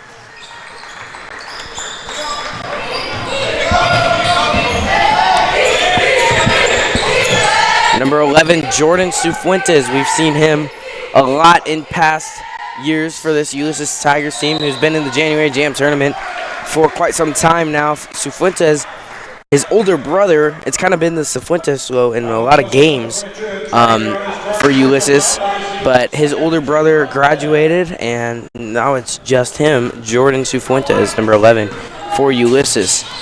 Early 5-0 lead. Johnson got it to number 5, Atkins, who missed and still fought for it. Atkins drives in. Can't get that one to go. Jordan Cifuentes, the rebound.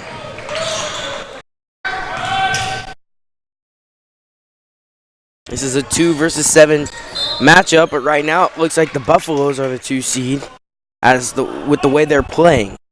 That'll be a foul called on number 5, Atkins, for Southeast. That's the first team foul for the Buffaloes.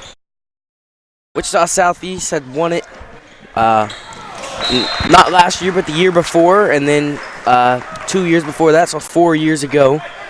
Wichita Southeast won this tournament, so they're known for being one of the best teams every time they come. That team being led by Israel Barnes, who's now at Weber State. So a lot of good players go through this basketball program at Southeast.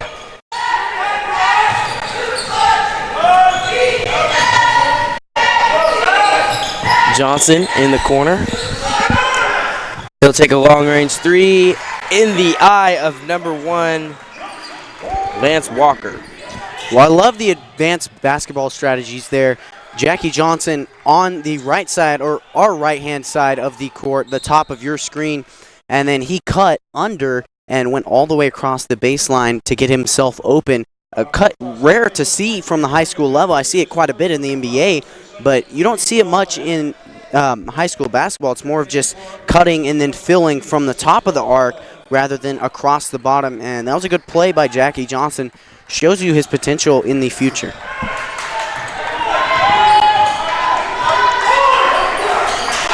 And up top, it is number 2, Galindo, guarded by Smith. Over in the inside, trying to get it to Duran. Jackies commits the foul. That's his second personal, 2 early fouls for Micah Jackies.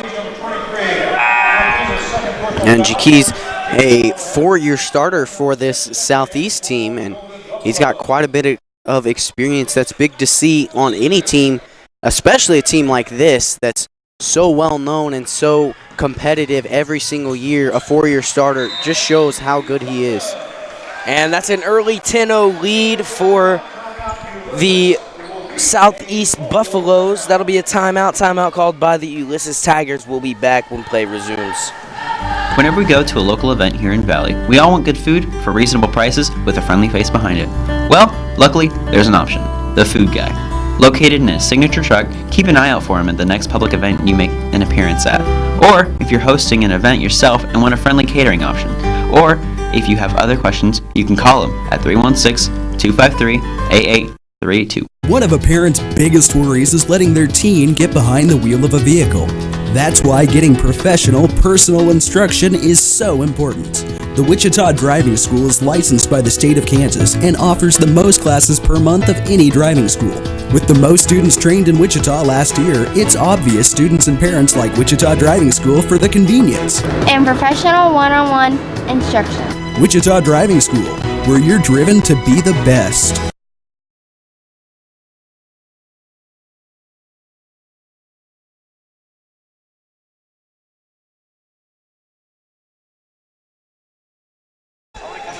Coming back after that timeout, it'll be Ulysses ball. Set to check in is number 3, Nightingale. He'll find Gulando. Well, so far, it's been the Buffaloes dominating this entire game. They've dominated from every single aspect, offensively, defensively, in transition, half-court offense, you name it. And the Buffaloes have dominated.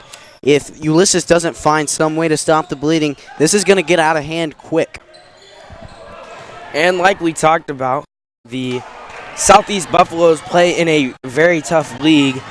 They're standing at 3-5 right now at their record, but it doesn't do justice considering the teams they've played and also the competitive level of the City League is one of the best in Kansas, along with AVCTL Division II, is also, which is what the Hornets are in, is also a very competitive league in Kansas. So even being a 7 seed, they are capable of winning this whole tournament. That is number 4, Larry Cherry, coming in for the Buffaloes. Well, and seeing Andover Central play Valley Center, it just shows that Andover Central, one of the best teams in the AVCTL Division II, and then they go in and play the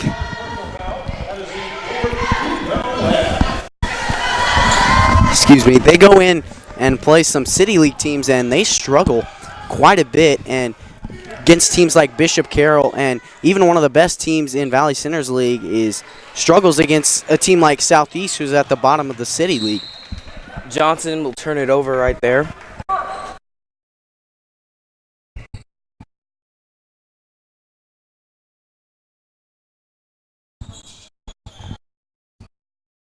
And here come the Tigers. Still trying to find points.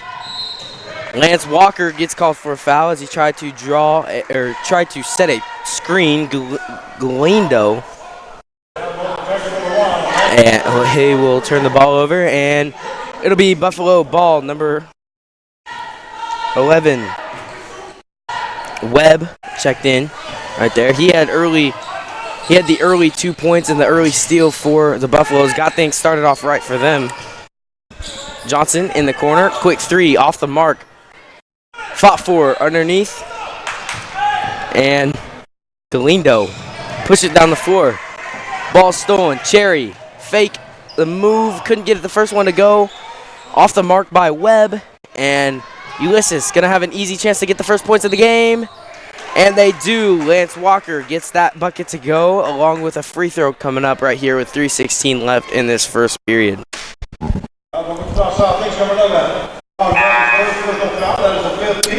Checking in for the Tigers is number 33, Levi Gwynn. Oscar Martinez. That basket was number 1, Lance Walker. And shooting here is Lance Walker. Looking for the and one. And off the mark on that shot. After the races comes Southeast. They'll set up an offense, and one of the biggest parts of their offense is being able to get offensive rebounds, or it has been so far in this game. They're dominant on the offensive rebound side of the ball, so that's big to see. Second chance points are very vital in winning a basketball game, and so far the Buffaloes have won that battle so far. Caleb Wilson comes in for Southeast. Another thing that Southeast is doing is they're playing very aggressive defense. They're trying to trap everything up top as they get a steal right there. Johnson drives in with the left hand off the backboard. Can't get it to go. The Ulysses Tigers get their second bucket of the game as Oscar Martinez pushes the floor right there. One thing the Buffaloes are doing is they're getting a lot of off-ball movement, and they're trying to set something up. And when players do have the ball like that right there from Smith, is they're able to create their own baskets. We've talked about it a little bit this season in Valley Center games, is when things aren't working around the three-point line and their best players for teams are struggling, it's good to see if every player can drive in and try to find something themselves and create their own opportunities. That's a recipe for success. Checking back in is number 22, Duran, and then number 10, Ben Scott, checking in for the first time, a sophomore for the Ulysses Tigers. They'll have the ball out to Cifuentes. Off the mark from deep. Rebounded. Pushing the floor are the Buffaloes. That's Cherry. Misses the layup, but the second chance opportunity right there from Kobe Smith. 16-4 our score.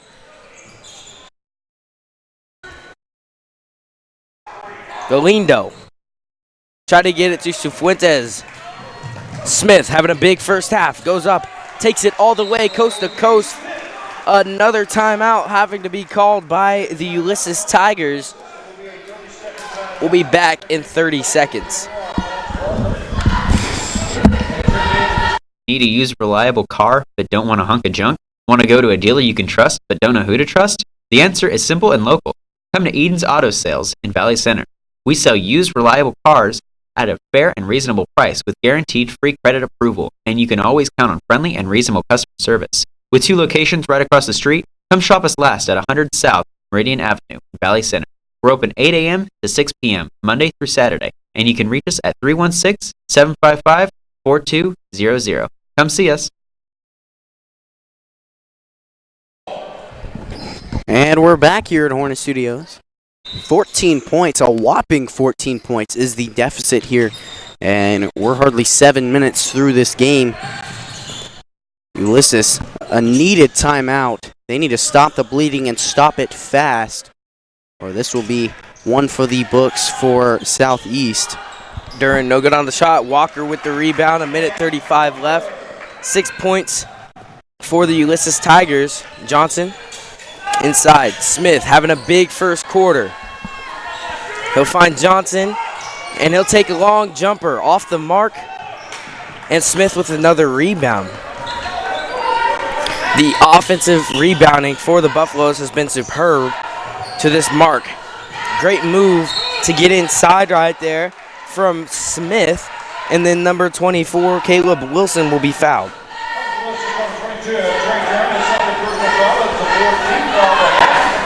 That is a foul on Duran. That's his second personal.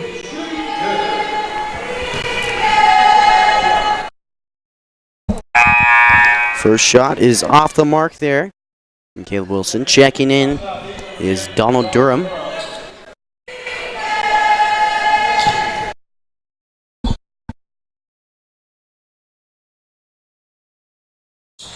Second shot off the mark, and a couple rare missed shots there from Southeast.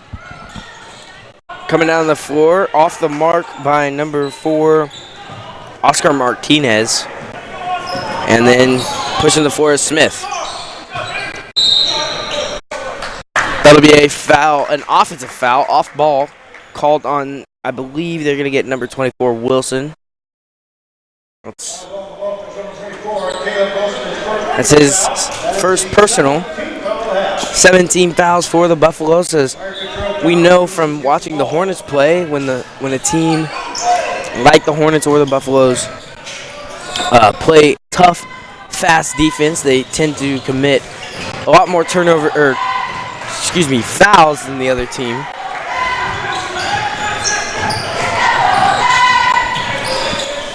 Duran out around the three-point line. Rare sighting to see from a big man. And then coming to the floor is Smith. Crafty move to get inside. Can't get it, but the offensive rebounding right now is amazing for Southeast, but that was number 2, Smith, who could not finish.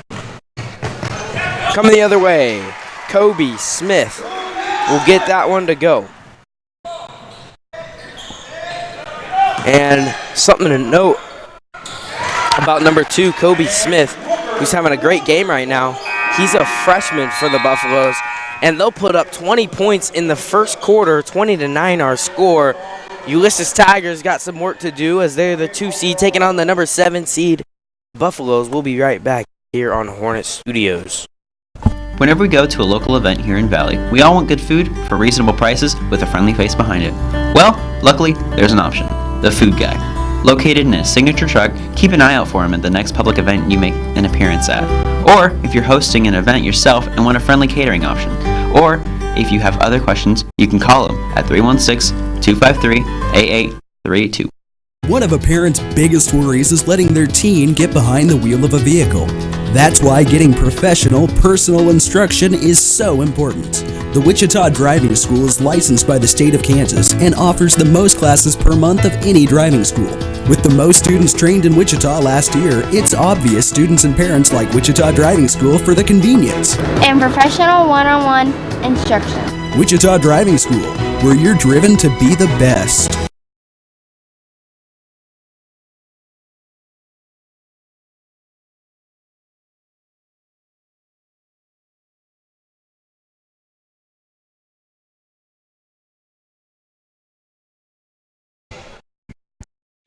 And we're back here.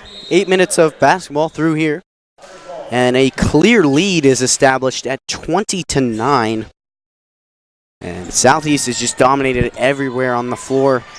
And one thing I questioned in that intermission there was, how do you win a basketball game without rebounding? It's tough to do so, and Ulysses is clearly losing the rebounding game on the offensive and the defensive side of the ball. I think Southeast has almost had more offensive rebounds than Ulysses has had defensive rebounds. That's the biggest thing they need to fix right now. And the Buffaloes are playing solid defense. No good on the shot right there. Rebounded. Pushing up the floor. That was Smith in the corner. Drives baseline. Jumper. Off the mark. Rebounded inside. Again, that's number 24, Caleb Wilson, who couldn't get the first shot. Tied up underneath. Jump ball possession stays with the Buffaloes. Checking back in for Southeast, Johnson and Jackies.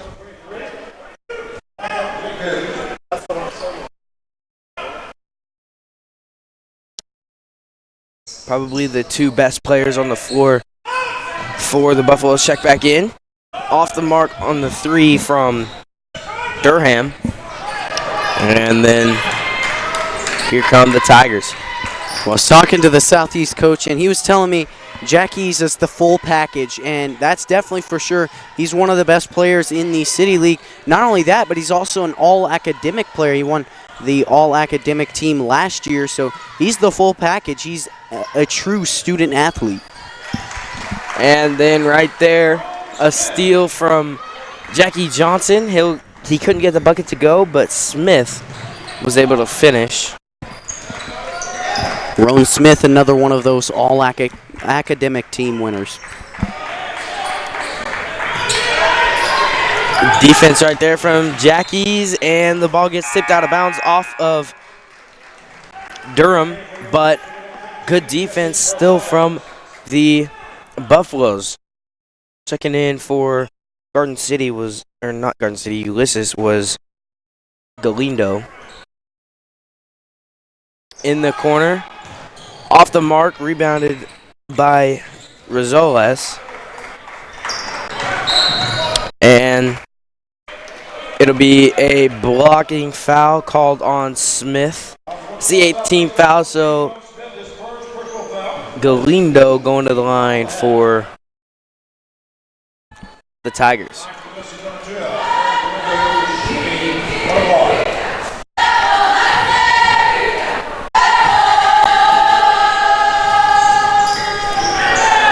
No good on the free throw.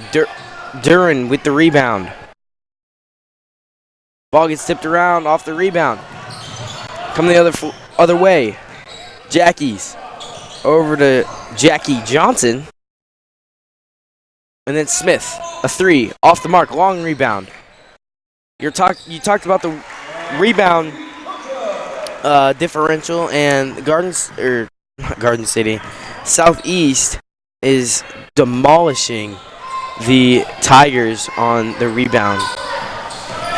And it's not really been box outs, it's just been the effort to get to the ball. Duran makes a good turnaround move. 24-11 our score. Inside. Micah Jackies out. Roan Smith will have his first jumper of the game. Well, right before that timeout, Ulysses scored 4 consecutive points, and I thought, well, maybe they have a little bit of a run going here. But then I saw Southeast push back even harder. Anytime Ulysses makes a bucket, this Southeast team is going to push back even harder, and they're going to make sure that it doesn't happen again. They're going to make sure this lead continues to extend. And that's one thing I love about this Southeast team is they're going to continue to fight the length of the game, whether or not they're up 20 or down 20. And the timeout there. We'll see you back here at Hornet Studios after a short commercial break. Need a used reliable car but don't want a hunk of junk? Want to go to a dealer you can trust but don't know who to trust? The answer is simple and local. Come to Eden's Auto Sales in Valley Center. We sell used reliable cars at a fair and reasonable price with guaranteed free credit approval, and you can always count on friendly and reasonable customer service. With 2 locations right across the street, Come shop us last at 100 South Meridian Avenue in Valley Center. We're open 8 a.m. to 6 p.m. Monday through Saturday, and you can reach us at 316-755-4200. Come see us. And we're back here. 13 points is the deficit for Ulysses. They need to find a way to stop the bleeding on every point of the stat sheet, not just points. Johnson couldn't get the lay-in to go, as looked like he may have got fouled. A lot of contact inside. Not a lot of fouls have been called on the inside. It's mostly been around the arc right there, and that was number 11, Webb, who got called for the foul. Webb, his second personal foul. That is the 19th ball of the half. Cherry checking back in, and he'll take the place of Webb. Webb with 2 fouls. Hasn't scored since his early points in the game. Galindo starting to heat up for the Tigers. Here he is at the free throw line. Got that one to go. Now a 12-point ball game, 4:29 left in this first half. Game 2 of January Jam. Well, if I saw one thing in last game, it's how much low free throw shooting percentage can affect your team, not only from the free throw line, obviously, but all over the court. Both of those teams struggled in the first half because they could not heat up at the free throw line, and that's something that that Ulysses needs to keep an eye out for. They need to keep their free throw percentage shooting percentage up so they can at least have something on the stat sheet that gives them a win. Johnson right there hit the 3. And then Galindo tried to take it himself once again. That time couldn't get it to go. And it'll be Buffalo ball. One thing to note is number 35, Keaton Williams, came in for the Buffaloes. Williams, 6'7", has the definite height advantage over every player on the court right now. And then Johnson will hit another 3. Jackie Johnson now with 15 and not yet a single foul on this court. So that's the true definition of production right there, and that's a player to watch not only in this game or the tournament, but in the future. He definitely has a possibility of having a career. And that'll be a foul called. He'll be at the free throw line to add on to his 15 points already.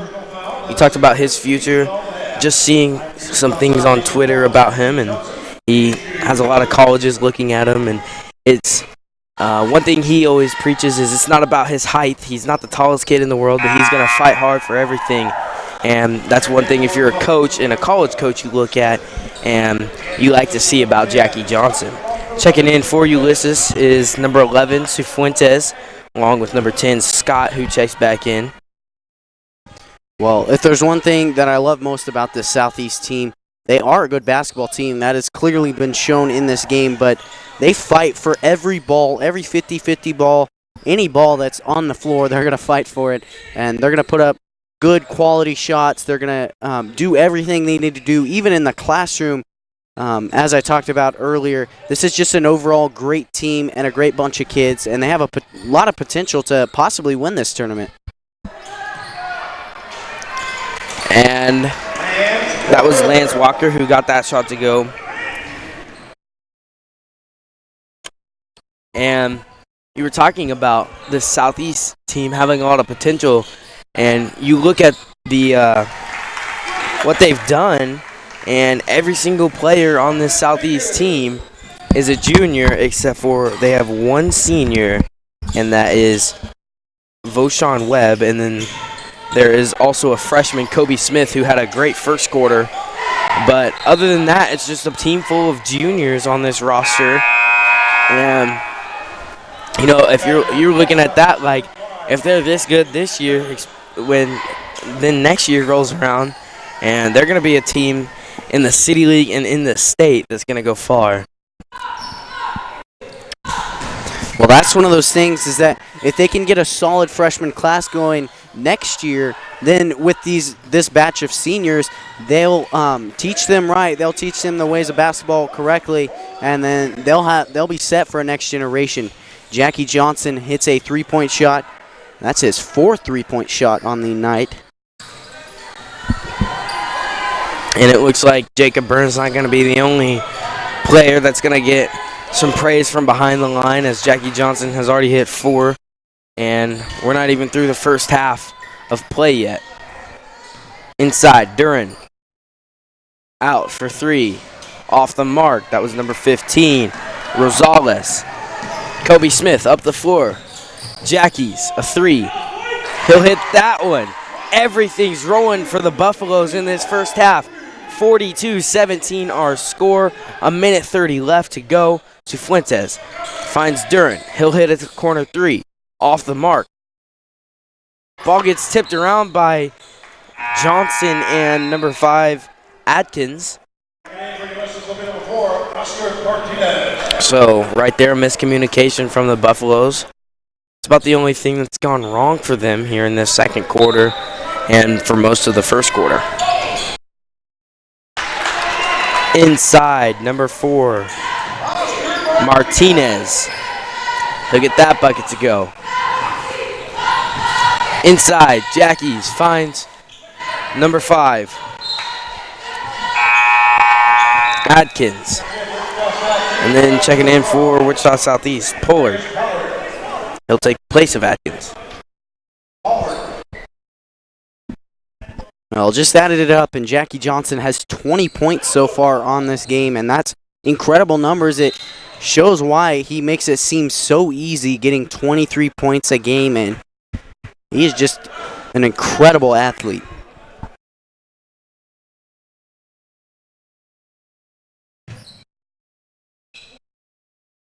And passes around the park was Pollard, and then they're going to call a foul on Jackie Johnson as he tried to go up for the rebound. It's the 10th team foul on this team, so it'll be Scott at the line shooting free throws.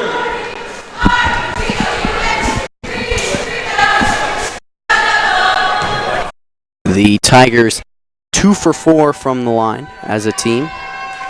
And shot is through there by Ben Scott. And cuts the deficit to 22.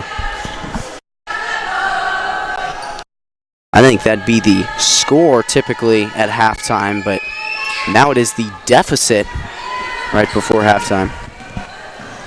And if this Southeast team can put up 42 points and a half, they're going to be able to win most high school games in the state of Kansas. Johnson will be fouled right there, but you can put 42 points up each half. 80 points or higher in Kansas high school basketball is pretty good and a recipe for success, and really basketball anywhere, but Johnson makes his first.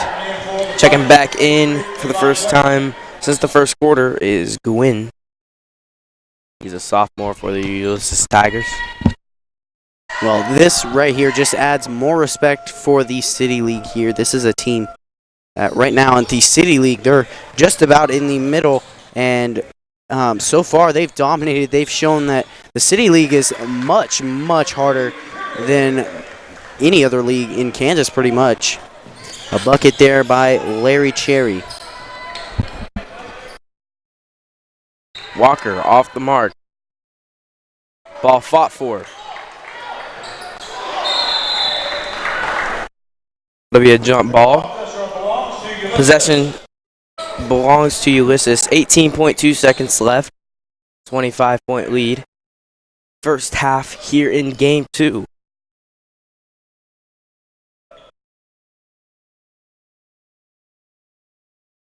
Cifuentes going to pass it in for the Tigers.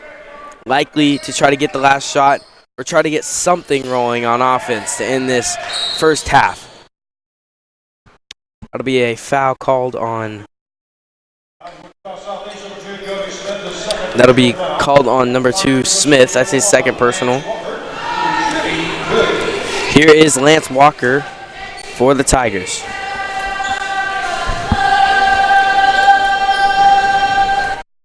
Gets his first. 15.7 seconds left. Number 3, Nightingale, checking in for the Tigers.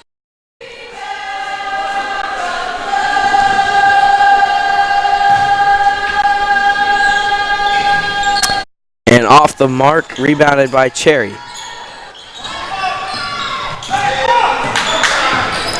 Johnson up top.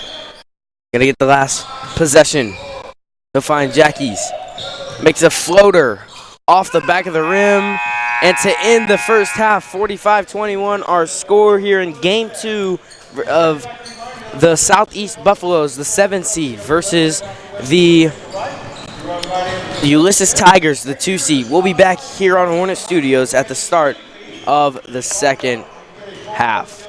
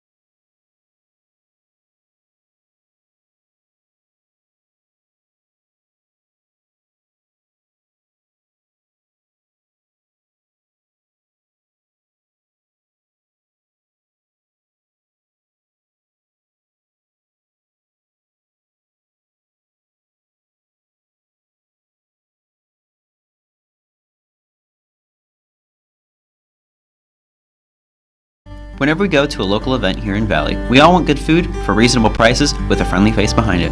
Well, luckily, there's an option. The Food Guy. Located in a signature truck, keep an eye out for him at the next public event you make an appearance at. Or if you're hosting an event yourself and want a friendly catering option. Or if you have other questions, you can call him at 316-253-8832.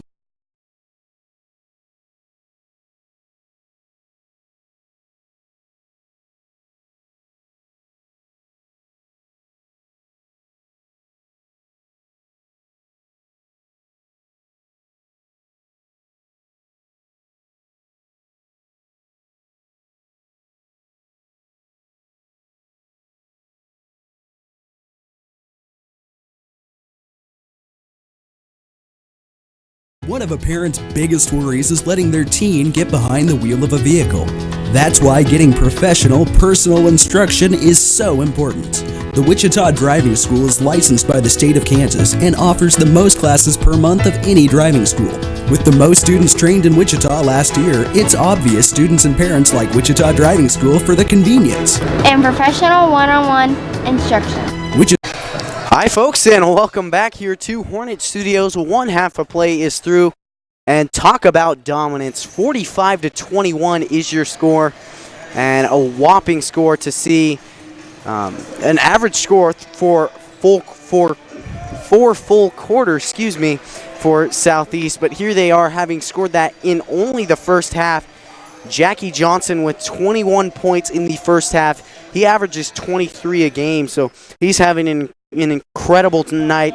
And then on the offensive rebound side, this is one stat that I saw throughout the course of the game. I just was interested to see how many they had. 13 offensive rebounds. That is just insane. That's numbers that you typically don't see in a full game, let alone a first half. This has just been complete dominance here from the Buffaloes. Johnson missed a three right there. And if you're the Ulysses Tigers, you got to get something rolling on the offensive end, because on the defensive end, it's going to be hard to stop an offense that everyone on the floor can score at any time. Jackie's and Johnson being the main scorers, but we've seen that Webb, Kobe Smith, and all these different players for this Southeast team can score. And that ball was off of Jackie's leg. Well, I don't want to say this game is out of reach, because it's not, but I would be extremely surprised to see Ulysses pull off any sort of a comeback. Right now, they're just looking to, like you said, establish some sort of offense, some sort of basketball-type presence in this game, so they can get rolling maybe later in the tournament and get some good games later on in this January Jam. Big part of the first half were the Smith brothers, and that is Roan Smith, and he's now on the bench. Taking his place is his older brother, number 14, Roan Smith was who's on the floor now. Kobe Smith is who had a great first quarter, great first half for the Buffaloes, as he is a freshman, the only freshman on the squad, on the varsity squad for Southeast. A steal right there, pushing the floor. Roan Smith tried to slam it home, and off the backboard, they're going to call that just a out of bounds, because it went above the backboard. The ball did, and Ulysses lucks out right there, because that could have been a major momentum shifter. Because right now the Tigers have started out this second half pretty good, 27-45 the score, and only an 18-point upset. I say only, but an 18-point comeback if the Tigers want to come back in this game. But Johnson's going to have a say with that. He drives in. Gets that first shot is off, and then he'll get blocked right there. That is one reason his height is kind of a demise of his game, is he's not the tallest player in the world, and he gets blocked. Galindo off the mark, rebounded underneath. Running the floor are the Buffaloes. Baseline drive from Johnson. Can't get it to go. Off the mark on his second attempt by Webb. A lot of offensive rebounding. You talked about 13 in the first half. I believe there's already 3 or 4 right here in the second half for the Buffaloes. Johnson drains a corner three. What a move by Jackie Johnson. And that'll be a timeout called. We'll be back when play resumes.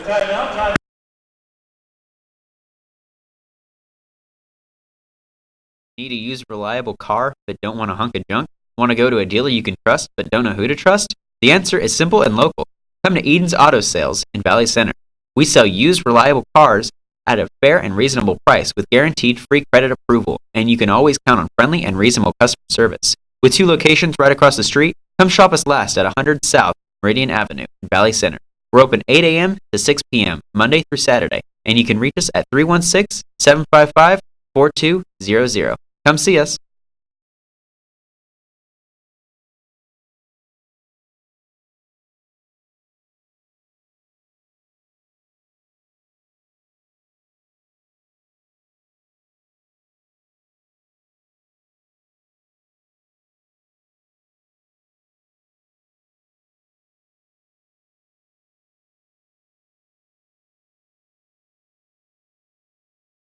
And we're back here after that timeout.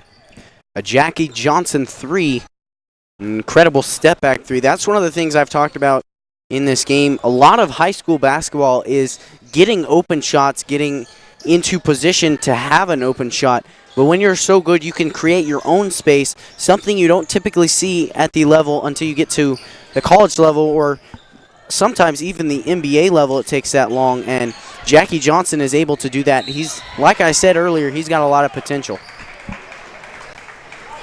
And they're going to get a foul called on number 11, Jordan Cifuentes. First team foul for either side. 5:12 left in this third quarter. Bringing the ball down is Durham.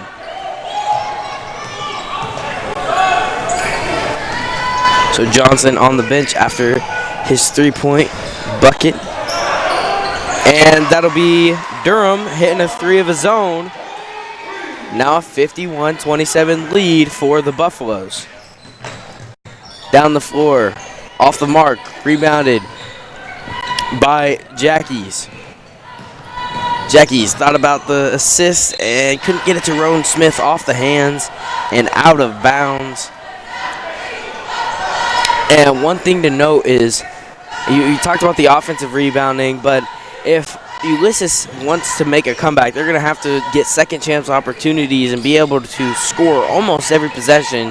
And the Buffaloes just aren't letting them do that. They're blocking out every time.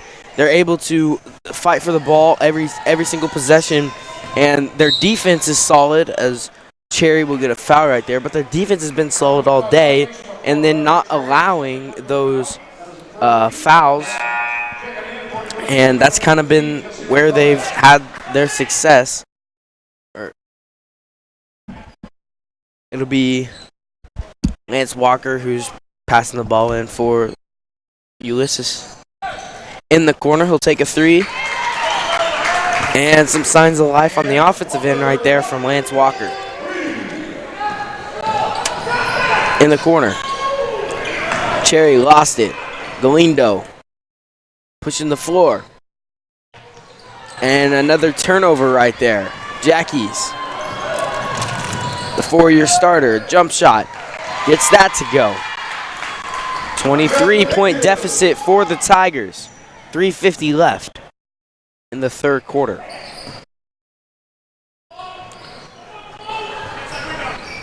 And that's a 3, good by Nightingale. Roan Smith inside. He drives baseline. They'll be fouled by Lance Walker. And they're going to call that a shooting foul. So Roan Smith at the free throw line for Southeast. Rowan Smith will be at the line to cross Southeast. He'll be shooting. Well, I know it's still a 20-point deficit right now, but that's one of those things is if there's any way to make a comeback, it's start producing on the offensive side like Ulysses has.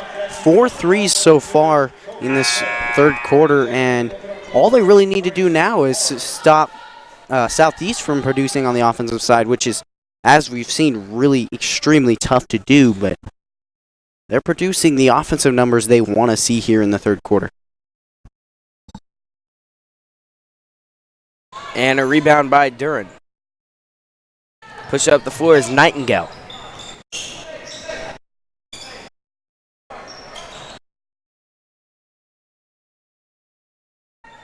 And Ulysses is going to try to run their offense, try to find the open shot, because they can't afford to not score on each possession.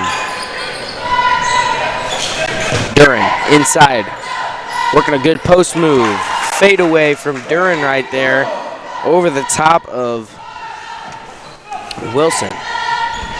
Well, that's the sign of a good post player when you can score inside and out.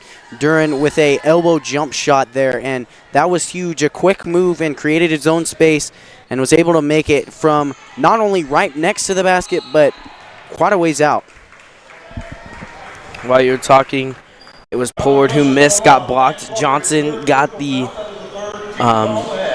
ball in his hands and was able to capitalize. He'll be at the line shooting 2 for Southeast.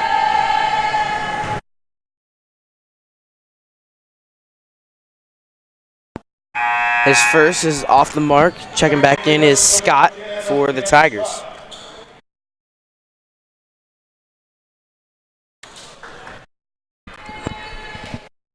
And surprisingly, this Buffaloes team 4 for 11 now. Now 5 for 12. As Jackie Johnson makes his shot. And it was a rebound, or a steal right there. And Roan Smith going to have it out at the top to his younger brother. Smith inside, great move to get to the bucket. Kobe Smith having a game tonight. Doing a great job, the freshman is, for Southeast. He has 10 points. I believe 8 of them came in that first half, and then the first second half points of the night. Nightingale checked back in for the Tigers. 21-point ball game. Smith found Johnson.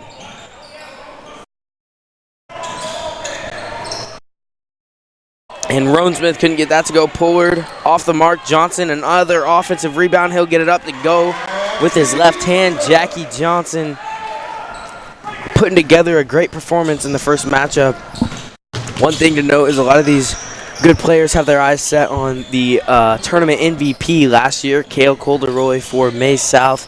And usually it's the team that wins the tournament that has the most valuable player, but we've seen a couple times in the past that no matter how good of a player you are, even if your team doesn't succeed in the tournament and maybe loses a game, you can still have the opportunity to win an MVP. They're gonna get a technical foul against Durham. That's his 4th personal. So Ulysses has nothing going right for him for most of this game. Jackie Johnson at the line for the Buffaloes.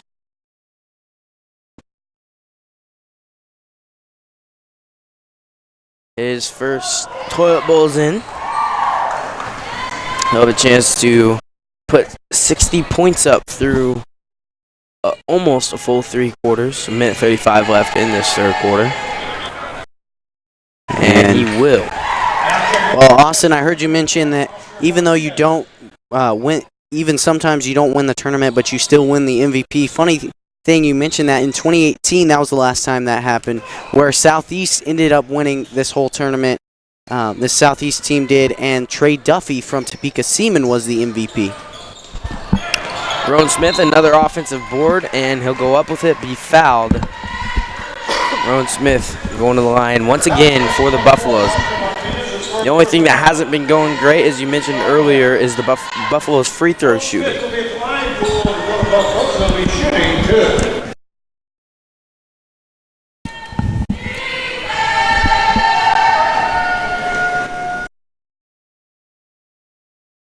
Smith gets that one to go. 61 points for the Buffaloes. A minute 24 left in the 3rd quarter.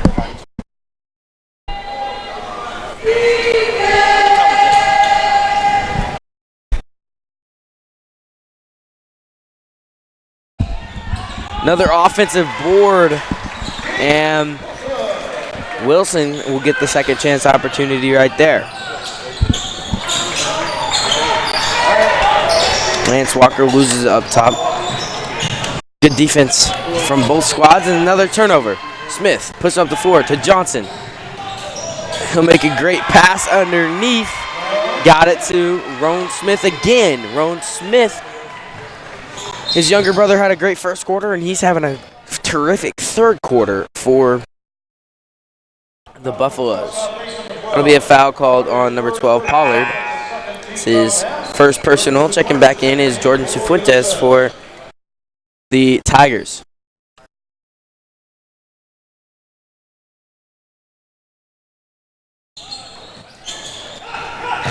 Inside, Scott Cifuentes out for three, off the mark.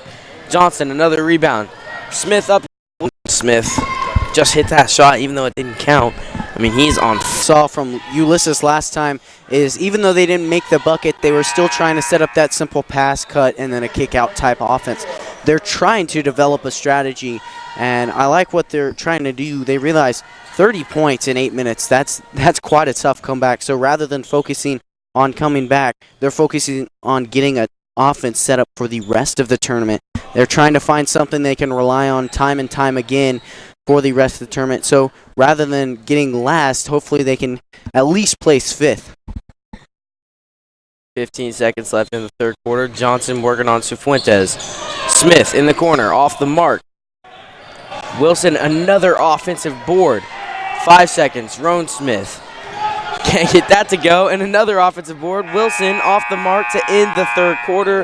A 30-point lead for the Southeast Buffaloes. 65-35 our score. Stay tuned for the fourth and final quarter right here on Hornet Studios. Whenever we go to a local event here in Valley, we all want good food for reasonable prices with a friendly face behind it. Well, luckily, there's an option. The Food Guy. Located in a signature truck, keep an eye out for him at the next public event you make an appearance at. Or if you're hosting an event yourself and want a friendly catering option. Or if you have other questions, you can call him at 316-253-8832.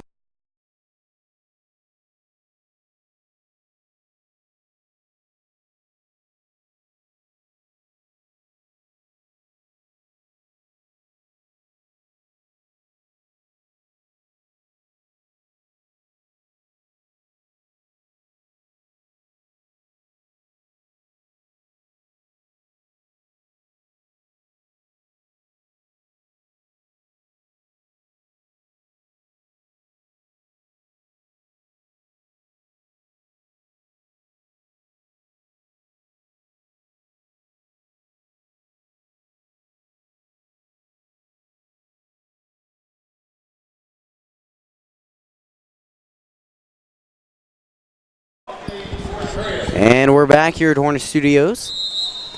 And it's currently the fourth quarter. 65-35 your score.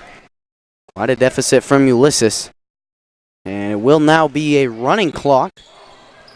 So that clock will continue to move for the remainder of this game. Besides timeouts, that is the only thing.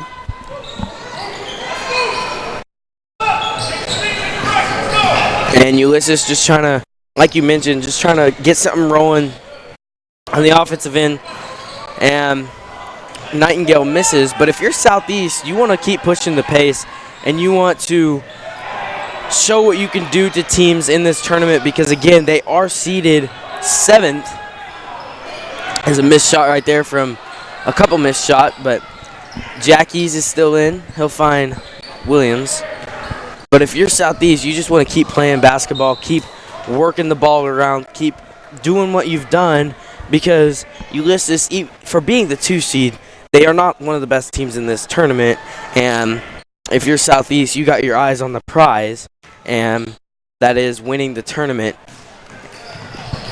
Well, that's the thing. They want to extend the lead for 2 reasons. One thing, that's got to be scary seeing that your opponent put up 80 last time, if that's their goal right now here, which they are clearly on pace to get, as Aaron Galindo hits a 3-point shot. Not only does it scare your opponent, but also if you get in the mindset of slow basketball today, it starts to carry over into tomorrow's game. So then you start off slow tomorrow, and they're going to have a much tougher matchup on their hands tomorrow. So they want to keep that high-paced basketball on their minds at all times. They can't slow down at any point because it'll slow them down in later games if they slow down tonight. And, to prove that point, they're still putting full court pressure on this Ulysses Tigers team. And, that's one thing we've talked about Valley Center doing, is if they get up a couple times in a game, they tend to slow down a little bit. Well, this Southeast team, they're not doing it. That was a long two right there from Atkins. But that's how, and especially in a tournament, that's what you want to play like if you're a team like Southeast. They're going to keep the pressure up, and it's now 69-38. Cifuentes gets a bucket right there, the first bucket for Ulysses in this fourth and final quarter. Tipped out of bounds by number 4, Martinez.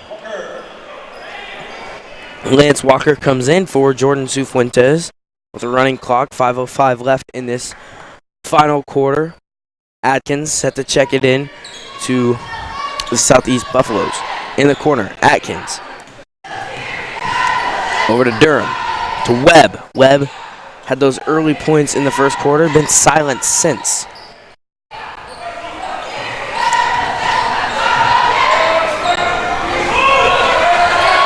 And off the mark on the long three, rebound by Galindo. Coming up the floor. Galindo bringing it inside. That'll be a foul called on number 10, Durham. That's Durham's first personal. Jordan Cifuentes checks back in for the Tigers.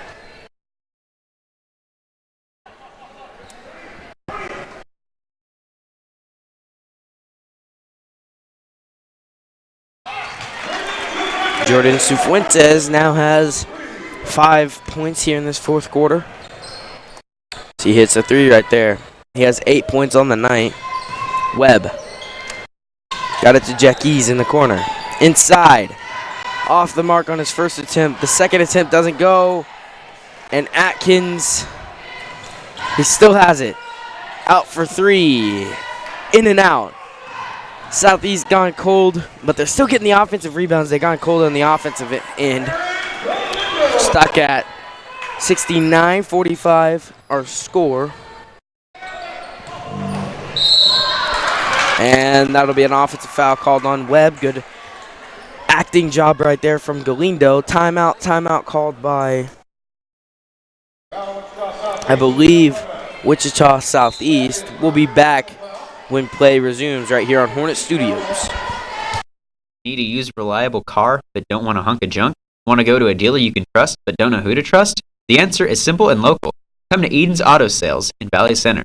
We sell used reliable cars at a fair and reasonable price with guaranteed free credit approval, and you can always count on friendly and reasonable customer service. With 2 locations right across the street, come shop us last at 100 South Meridian Avenue in Valley Center. We're open 8 a.m. to 6 p.m. Monday through Saturday, and you can reach us at 316-755-4200. Come see us.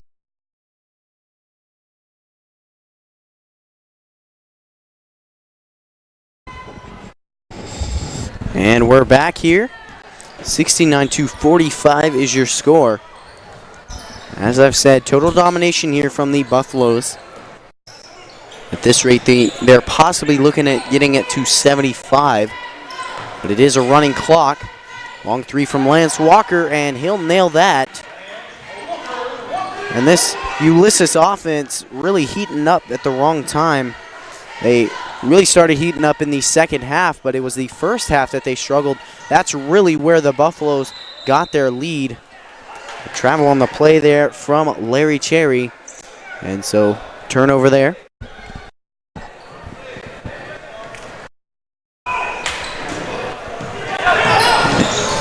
Coming down the floor is Galindo. Off the mark.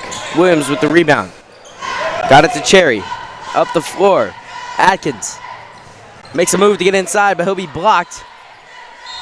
and then off the foot of Cherry. 2:22 left. Running clock, 69-48 our score.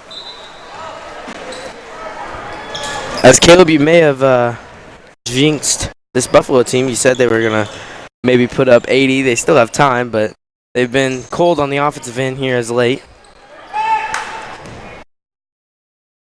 Well, and definitely, I think that's partially due to this running clock, but like you said, they've really gone cold so far in this fourth quarter, and I mean, they don't really have to score points. I mean, as Wesley Adkins makes a bucket, his 6th point of the fourth quarter, but they don't necessarily have to score points because they have a solid lead, but now's the time because you want to keep that mindset of high-paced basketball and you want to intimidate your opponents.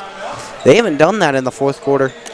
71-50 your score. We'll see you back here at Hornet Studios after a short commercial break. Whenever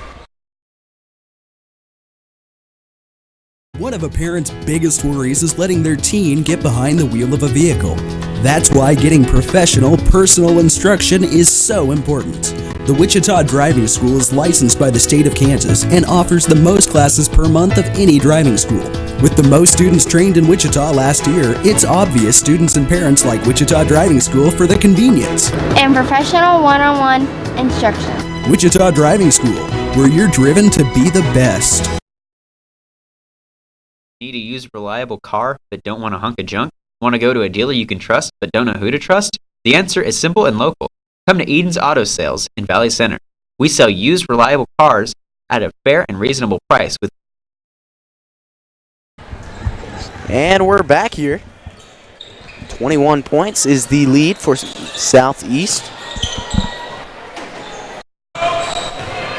And, you know, if you're Southeast, you got to play good basketball, as Smith will hit that. But they played good basketball in this game, and they are the 7th seed, so it's kind of an upset if you want to call it that. We knew that these two teams were pretty evenly matched coming in, and Southeast has just been the better basketball team in almost all aspects, and I really think because they started off fast, they were able to keep this pace, and I think a big part of basketball is being able to control the tempo and the way you want it. You know, some teams have to play at a faster rate than what they want to, and it kind of gets to them a little bit. We see that with the girls, Valley Center girls team a lot, and they start committing turnovers and stuff. One thing this Southeast team has done is they've created turnovers, and on the offensive side of the ball, they're playing how they want. They want to be able to create shots inside, and then they are able to get second chance opportunities. They're going to walk away with a win here with 15 seconds left and a running clock. So Ulysses will likely get the last shot. That's Galindo off the mark, Lance Walker. And that is going to end the game. 73-52 our score in this second matchup of January Jam. The number 7 seeded Buffaloes beat the number 2 seeded Ulysses Tigers. Stay tuned for a great matchup on our hands as your Valley Center Hornets take on the Blue Valley West Jaguars. That's it from Hornet Studios. In about 20 minutes, we'll get that matchup going.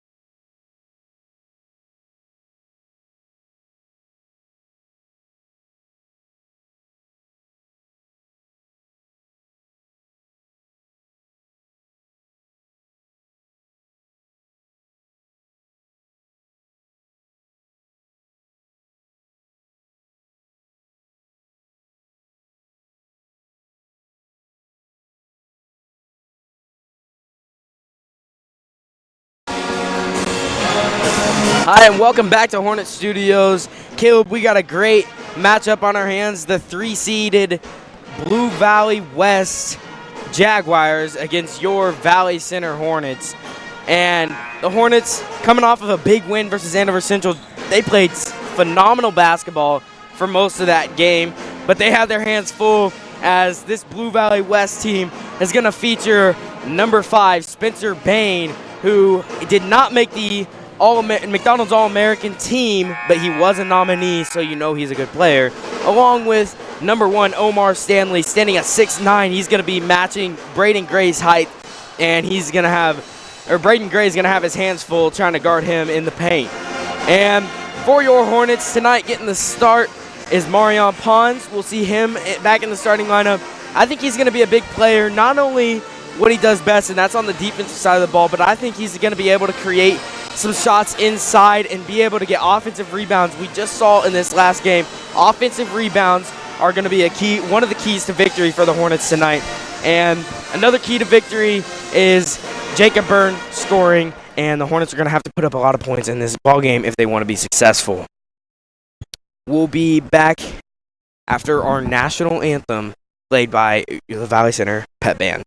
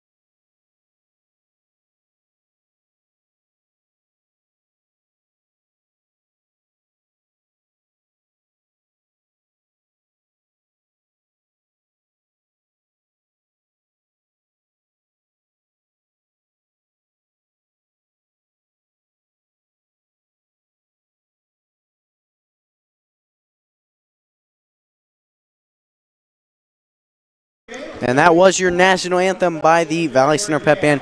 We talked about last game, and I heard you say a quote from Eli Isaacs. He said, if we can play 4 quarters of consistent basketball, we are a scary team. And now, because of Andover Central's game, that's now a fact. That's not just a statement. That's now a fact. And if the Hornets can put together 4 quarters of basketball like they did against Andover Central, they can win against most teams in the league.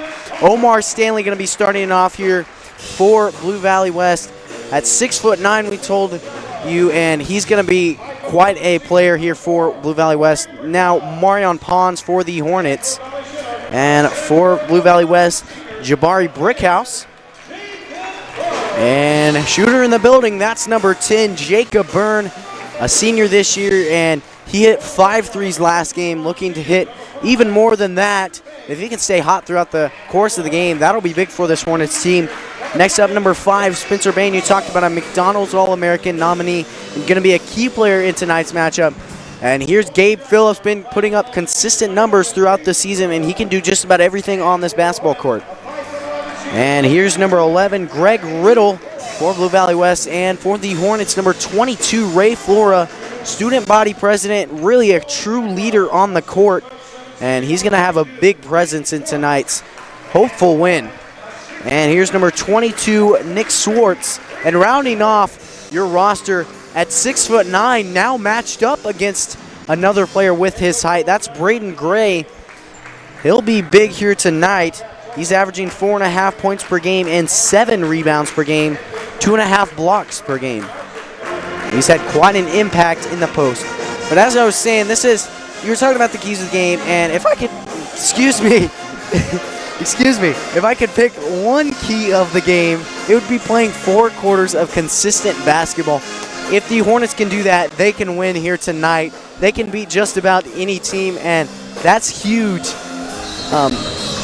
But yeah, Lawson, go ahead and give us your player to watch from both sides of the ball. Well, of course, for the Blue Valley West team, you're going to have to watch number 5, Spencer Bain. But I think the matchup tonight is going to be number 1, Omar Stanley with Braden Gray.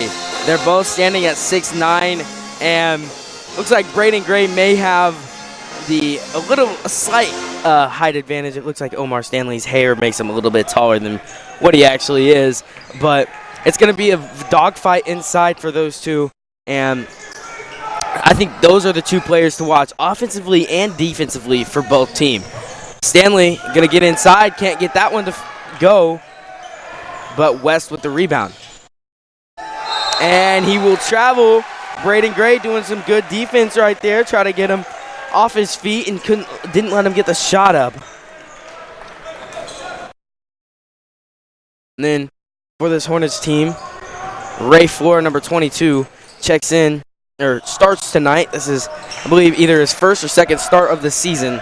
And, you know, for him getting to start as a senior, that's not really his goal. That is one of his goals, but he doesn't get mad at the fact that he doesn't start. When he goes in, plays as hard as he can, gives 110%, and doesn't complain one bit.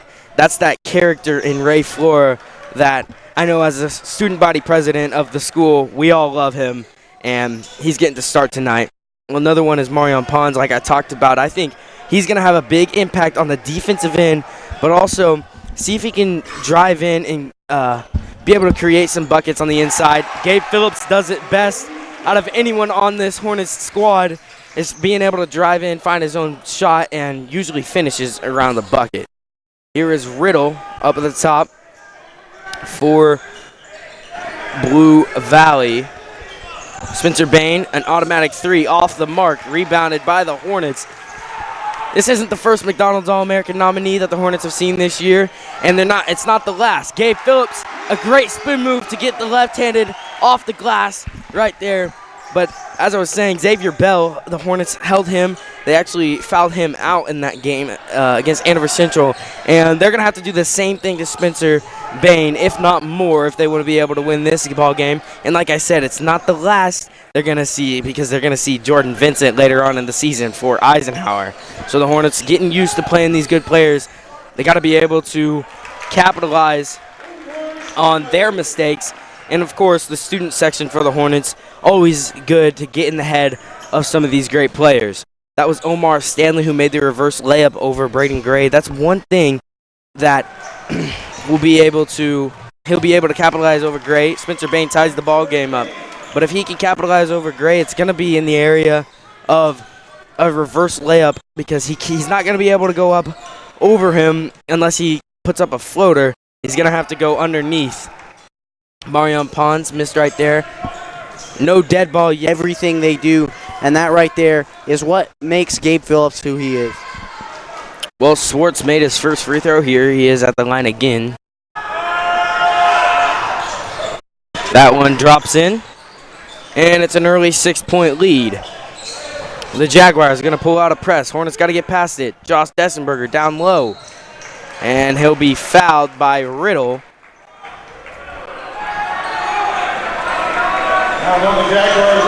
That's Scott Riddle's first foul.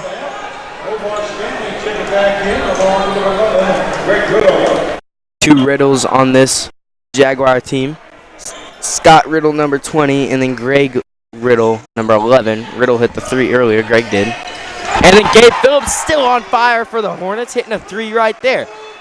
Brings it within 3, 2:25 left. Greg Riddle up top. Hornets going to switch into a man defense, and they're going to switch on everything. Inside. Off the mark, but Omar Stanley gets the rebound. Puts it back up. It's one thing with Dessenberger in the game, that Stanley is a little bit taller than him, but definitely a good matchup to watch also. Well, Phillips, the hot hand. that's one of those things. The Hornets have yet to see someone this tall this season, as both Braden Gray and Josh Dessenberger qualify for some of the top players in the league. But that's one of those things. Is on the practice team, someone no one ever talks about. That's Noah Simmons, and he always makes sure to give Josh Dessenberger and Braden Gray quite a workout in practice, so he keeps them in check. And so I don't think it's going to be that hard of a transition between Omar Stanley and Noah Simmons. Well, right there, the Hornets, like we talked about most of the season, they try to do they try to switch up the defenses almost every time down the court. And what we're seeing right now is this Jaguar team can hit threes, and as Jacob Byrne misses right there, and Byrne, the only soft spot in his three-point game has been, that'll be a charge going the other way. It'll be Hornet ball under a minute to go, but the only soft spot in Byrne's game, three-point game this year, has really been the corner three. Other than that, he's usually able to hit pretty automatically. But Pons and Braden Gray check in, but if you're the Hornets, you cannot run a zone defense against this squad unless it's the 1-3-1 that they've almost perfected. But other than that, you're going to have to run a man defense because they are able to hit threes, and they're doing a good job of it right now. Already have 3 threes on the game, 1 by Bain, 2 by Riddle, and then he'll drive in with the left hand. Good rebound there from the Hornets. Braden Gray over Stanley. 35 seconds left in the first quarter. Hornets down 6. Well, that's one of the first things you recognize as a coach is the ability to shift defenses. And as a coach, you have to have a play ready every single time you come down and you identify. The first thing you do is identify what defense they're in. A travel on the play there, travel by Gage Roach. But you identify what defense they're in, and then you call the corresponding play. And you have that play, and it's set to work out against the specific defense. And so far, West has done a pretty good job of that, and that's why they have a 6-point lead. And ball's being fought for. Riddle with it to his brother, the other Riddle, and Scott Riddle will get that to go. Isaacs can't get it off to end the first quarter. 19-11 our score, and that'll be the end of one here at January Jam, Game 3 of Day 1, right here on Hornet Studios. Whenever we go to a local event here in Valley, we all want good food for reasonable prices with a friendly face behind it. Well, luckily, there's an option. The Food Guy. Located in his signature truck, keep an eye out for him at the next public event you make an appearance at. Or if you're hosting an event yourself and want a friendly catering option. Or if you have other questions, you can call him at 316-253-8832. One of a parent's biggest worries is letting their teen get behind the wheel of a vehicle. That's why getting professional, personal instruction is so important. The Wichita Driving School is licensed by the state of Kansas and offers the most classes per month of any driving school. With the most students trained in Wichita last year, it's obvious students and parents like Wichita Driving School for the convenience and professional one-on-one instruction. Wichita Driving School, where you're driven to be the best. Need a used reliable car but don't want a hunk of junk? Want to go to a dealer you can. And we're back here at Hornet Studios. 8 minutes of basketball through here, and your Hornets trail early by 8 points. And a tough game to watch so far. They've struggled on the defensive side, looked to get something underway in the first part of that first quarter, but couldn't quite find it, couldn't find a consistency to it. Gabe Phillips was really the only one who was consistent, and I believe he has 9 points in that first quarter. Correct me if I'm wrong, Caleb, but he's doing a great job. Braden Gray finishes strong right there over Omar Stanley. One thing I wanted to mention was you kind of see it with other teams is when they're trying to shoot over Braden Gray, they either pass it off or they try to do a crazy shot to get it over him. Well, that's what the Hornets are seeing in Omar Stanley, and they haven't seen it much this year as he'll get the easy 2 right there working against Gray. But one thing Isaacs did right there is he tried to throw the lob instead of taking the easy 2 points because he figured that Stanley was going to jump and try to block it, but Stanley didn't even move. He was just going to let Isaacs take the 2 points, but Isaacs instead tried to dump it off to Gray. So one thing we see against other teams that the Hornets are unfamiliar with is finishing over people that are 6'9". Gabe Phillips still staying hot from the floor, and he'll get his 11th point on the night. He has 11 of the 15 for the Hornets. Well, I know what you're saying. Both of these 6'9" guys in the post are not used to seeing this. So it's not only a first for Braden Gray, but it's a first for Omar Stanley. And it's going to be a competition, a huge battle, and quite often a deciding battle in this matchup about who wins. Good moves there by Gabe Phillips, but fails to finish just off the mark. And one of those things I rarely see is Gabe Phillips fail to finish. He's one of the best finishers on this team, putting it in the lane, and tough sight to see as Jabari Brickhouse nails a 3-point shot. And like I mentioned, the Hornets, right now the demise in the defense is the Jaguars are able to move the ball fast, and if the Hornets are switching and playing zone defense, it's really hard to compete when they're able to just get open shots, and most teams don't either hit those shots or don't take those shots. And so this is where the Hornets on the defensive end this year have struggled, is they're allowing these open shots, and with teams like the Jaguars, it's going to be hard to control that down the stretch if they can keep hitting threes when the Hornets are only getting twos and or free throws. But here's Byrne at the free throw line. He made his first. Here's his second. Pretty much automatic is Jacob Byrne from the free throw line. As I know, I've watched him multiple times. He shoots a bunch of threes, but he also shoots a bunch of two-pointers and free throws. That's just one thing about his game that he perfects, is his shooting ability. But we know how good he can be at driving it into the lane and finishing. Omar Stanley right there got his own rebound and then ended up getting the bucket. Well, that's one of those things that shows how tough it is to guard Omar Stanley. He brings it down. He drives in from the top, and at 6'9", if you're able to drive and create your own space, that's just incredible. Braden Gray is typically on the inside, and because of that, he doesn't get to the outside much, but Omar Stanley has been all over the court all night, and so he's going to be really tough to guard. Here's Phillips first. Gets that one to go. Gabe Phillips, another one like you talked about, his hard work ethic. One thing he does almost after every single practice is go to the free throw line and work on his free throws. He'll hit both right there. 26-19 our score. Hornets hanging in there, as right now their defense hasn't been the best, but they're finding ways to score on the offensive end.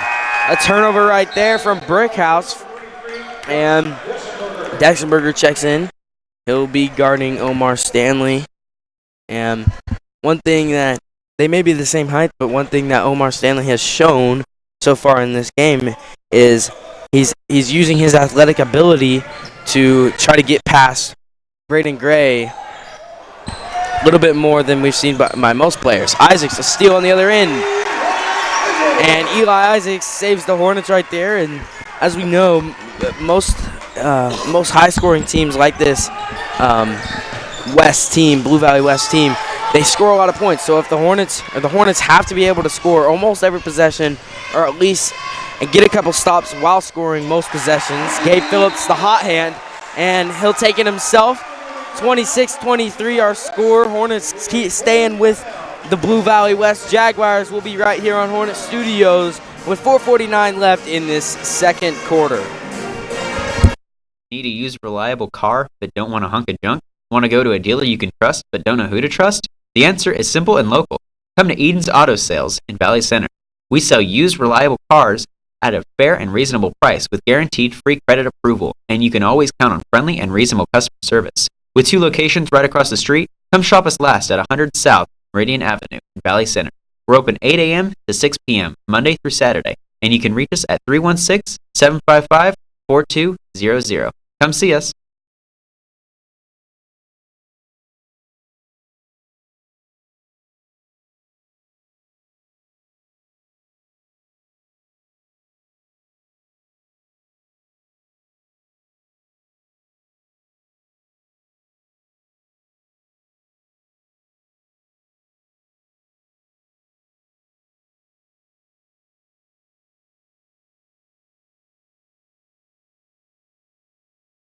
And we're back here at Hornet Studios. Your Hornets managed to cut it to a 3-point deficit after trailing by 8 at the end of the first quarter. We'll see what they can do. Trying to shut down this, and a block there from Josh Dessenberger. And that's one of the advantages of having a 6'9" guy in the middle. Byrne misses on the 3. Man, what of a momentum changer that play could have been, as Dessenberger got the block and then Byrne almost hit the 3 in the corner and could have tied the ball game up, but really shifted the momentum.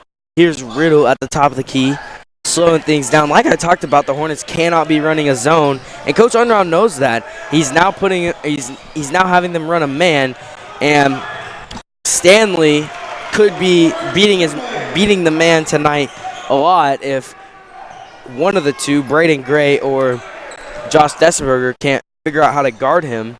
As we know, he's a good player, but the Hornets have done a great job so far this year, and really in the past years, being able to face guard players and get in their heads. But when and those are usually outside players and wings and point guards and stuff. Not a lot of times you get centers that you have to face guard and not let them get any points. And that's what Omar Stanley, you have to do if you're the Hornets.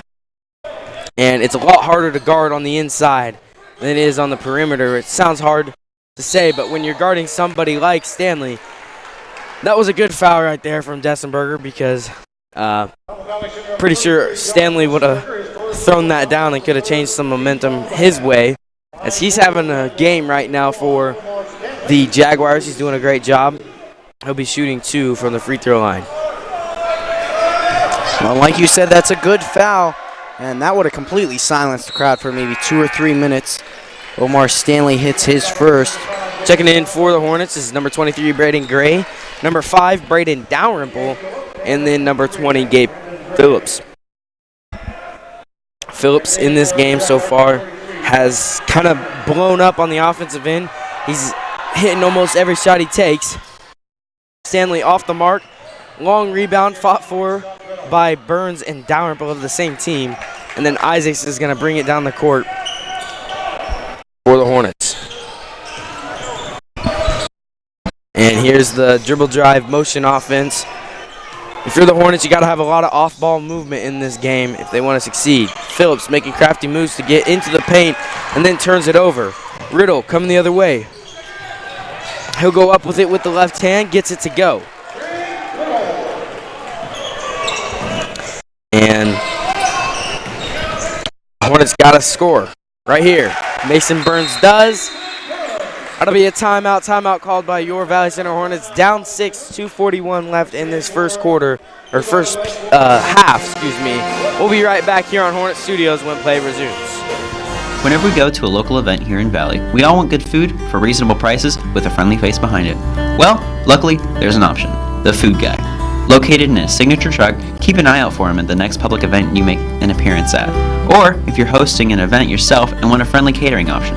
Or if you have other questions, you can call him at 316-253-8832.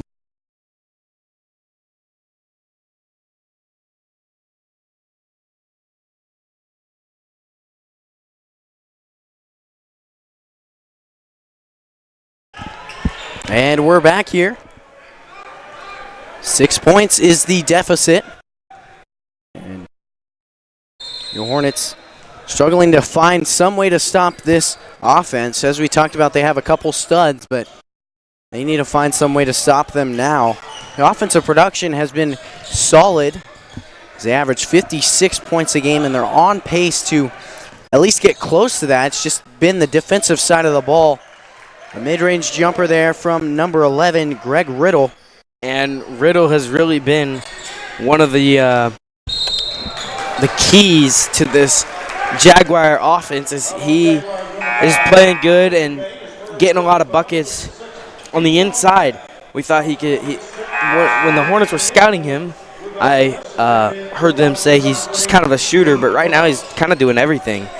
And it's Spencer Bain who they really heavily scouted, number 5, and he's kind of giving the ball up and relying on some of his teammates to do the work.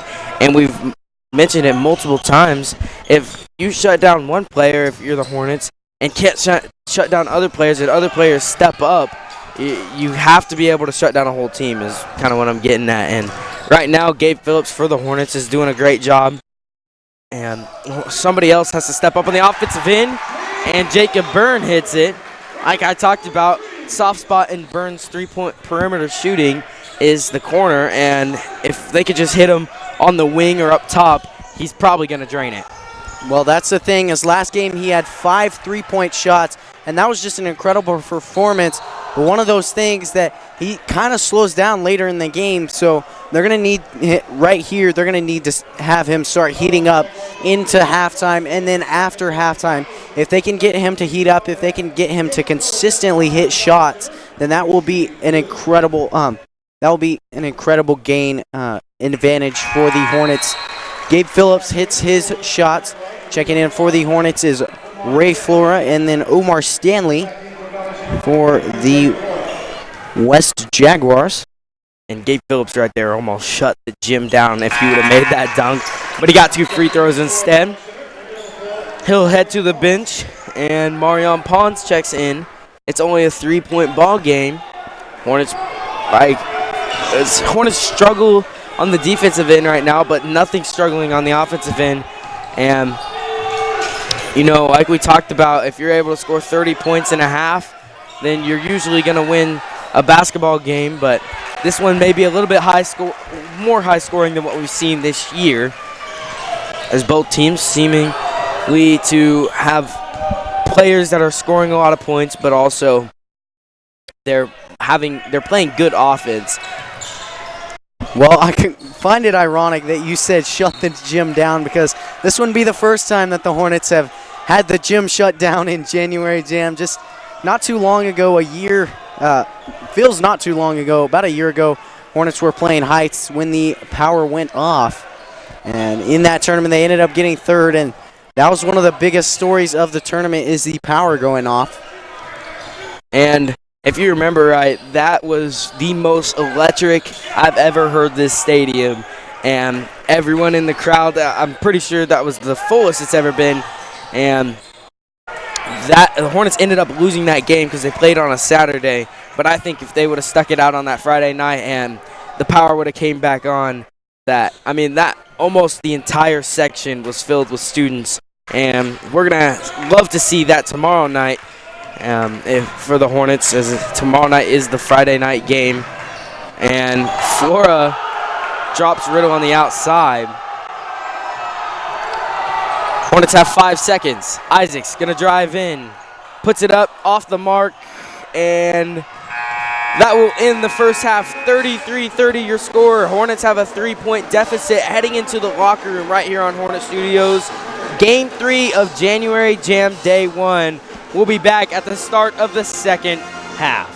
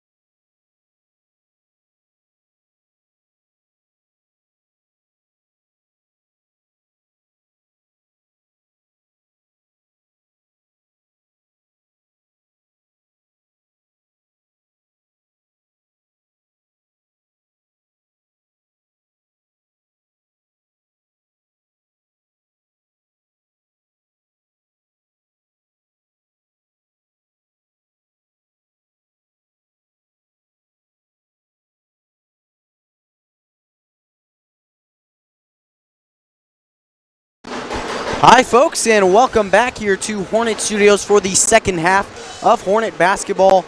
Your Hornets trail by 3 points after one half of play. And a few stats: Omar Stanley with 11 points so far on the night, 5 for 7 from field goal range, and has not yet attempted a three, but he is 1 for 2 from the free throw line. And then Spencer Bain with 5 points. We talked about him being a big player, but we haven't seen much of him. Make sure to keep an eye out for him in the second half, as I think they're trying to make sure that the Hornets are caught off guard by him, not use him much in the first half, but then let him explode in the second half. That's a guy to watch here in the second half. Then Greg Riddle, 10 points, all off of jumpers, or excuse me, 2 3-point shots.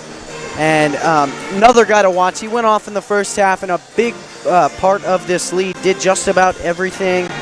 And then a couple of players here and there with a few points. Jabari Prickhouse with a huge, incredible three that shifted the momentum in favor of this West team. And then for your Hornets, 4 points from Eli Isaacs, 2 from Mason Burns, 17 from Gabe Phillips, and what a performance by him.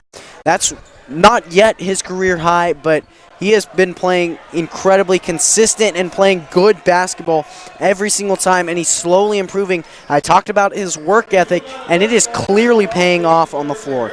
Then Jacob Byrne has 5, but he struggled from the three-point line. That's been tough to see, and we'll hope to get him hot here in this third quarter, especially in the second half with the Hornets being down. We'll see what they can do as they trail by 3.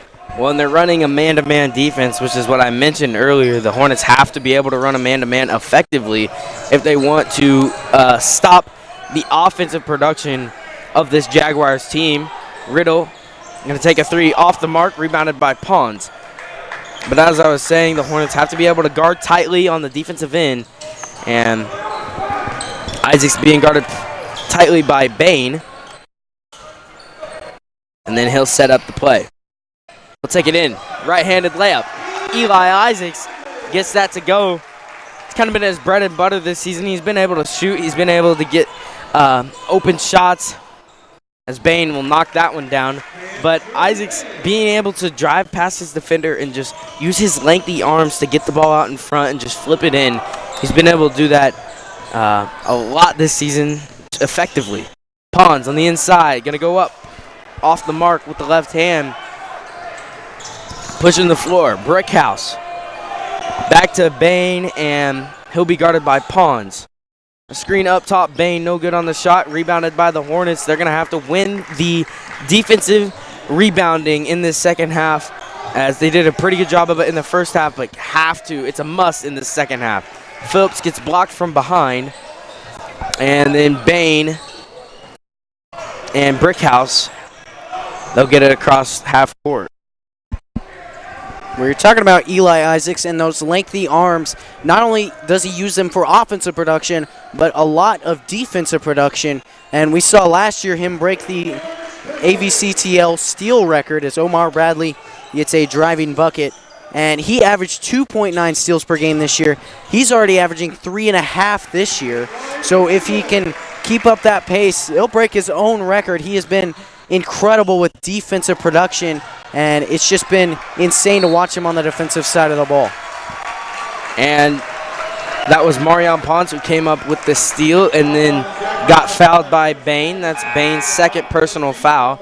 Checking in for Blue Valley West is going to be number 3, Nick Arsenberg. That'll be a timeout. We'll be back when play resumes here at Hornet Studios. One of a parent's biggest worries is letting their teen get behind the wheel of a vehicle. That's why getting professional, personal instruction is so important. The Wichita Driving School is licensed by the state of Kansas and offers the most classes per month of any driving school. With the most students trained in Wichita last year, it's obvious students and parents like Wichita Driving School for the convenience and professional one-on-one instruction. Wichita Driving School, where you're driven to be the best.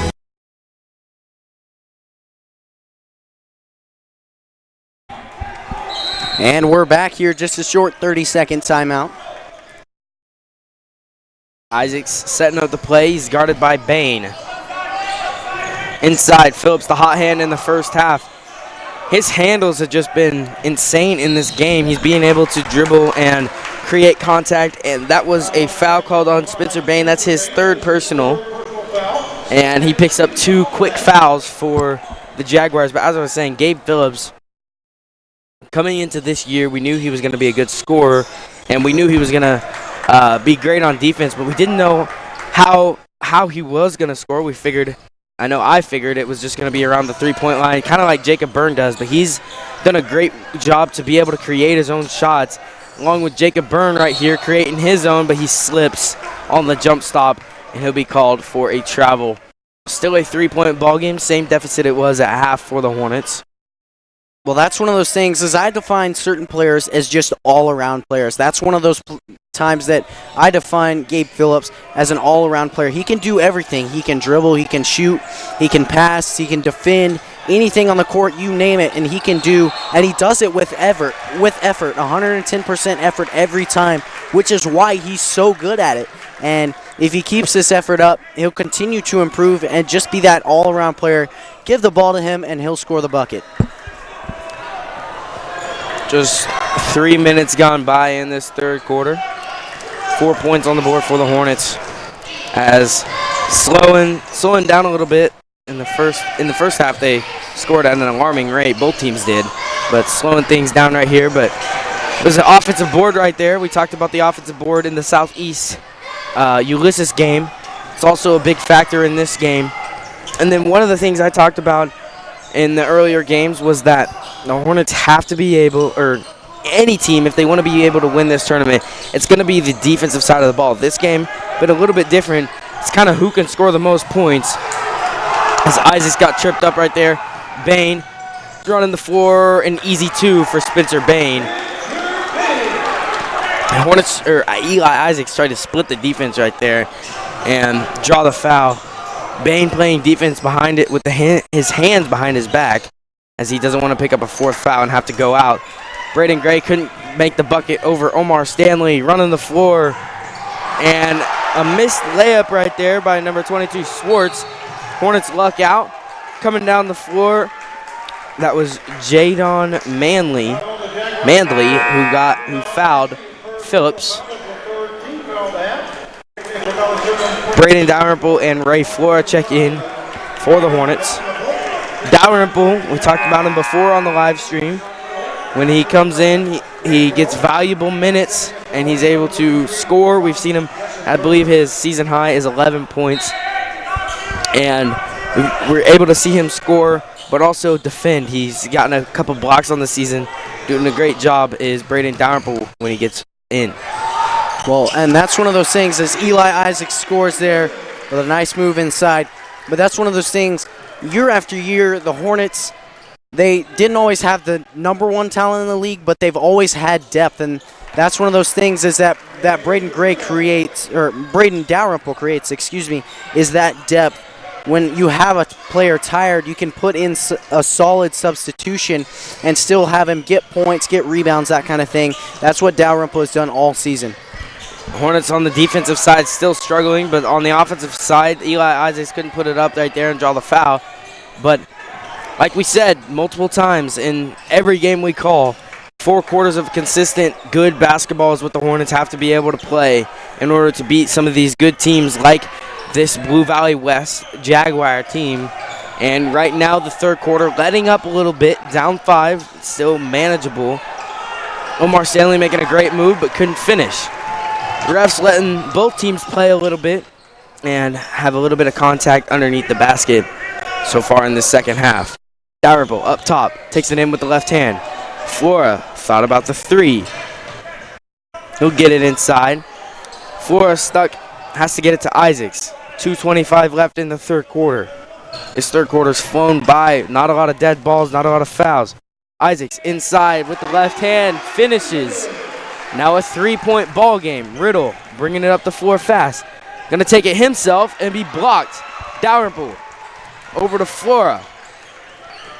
Down the court, Burns in the corner.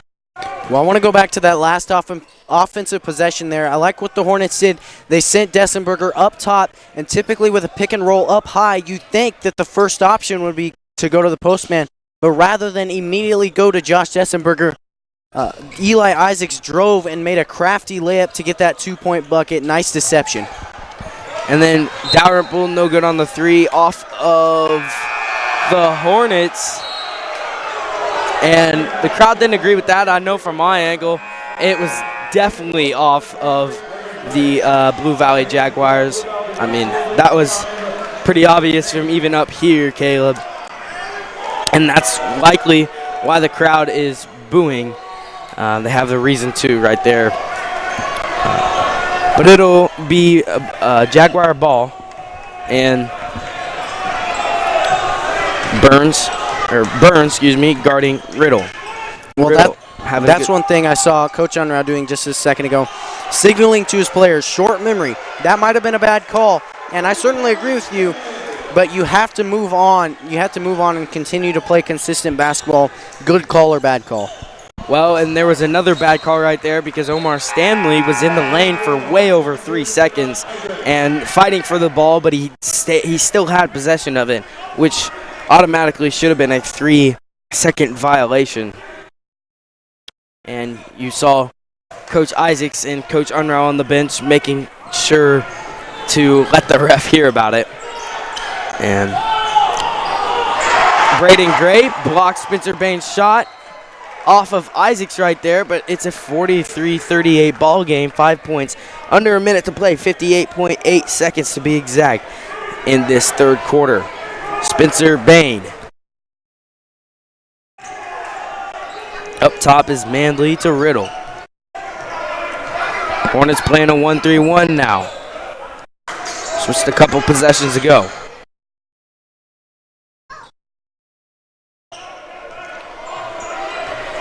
.40 seconds.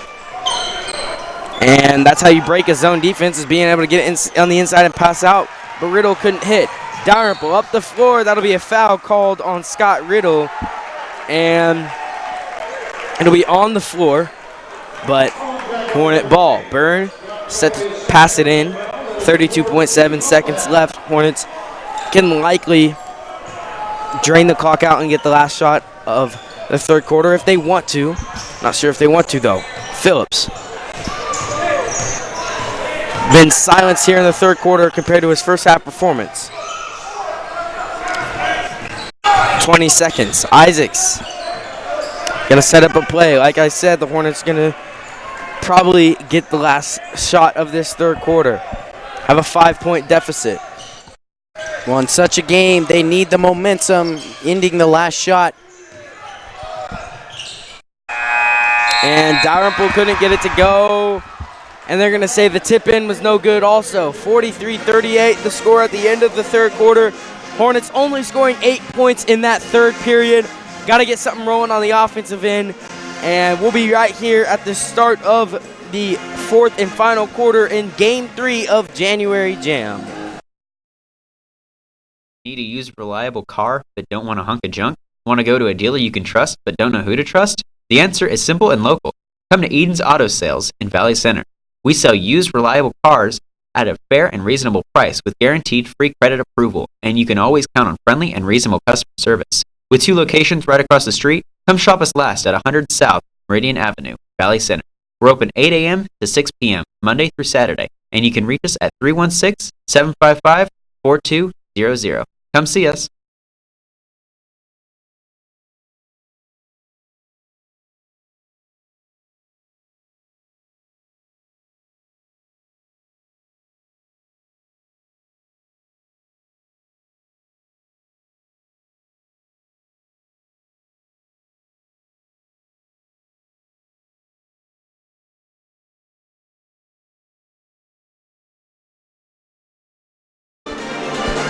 And we're back here.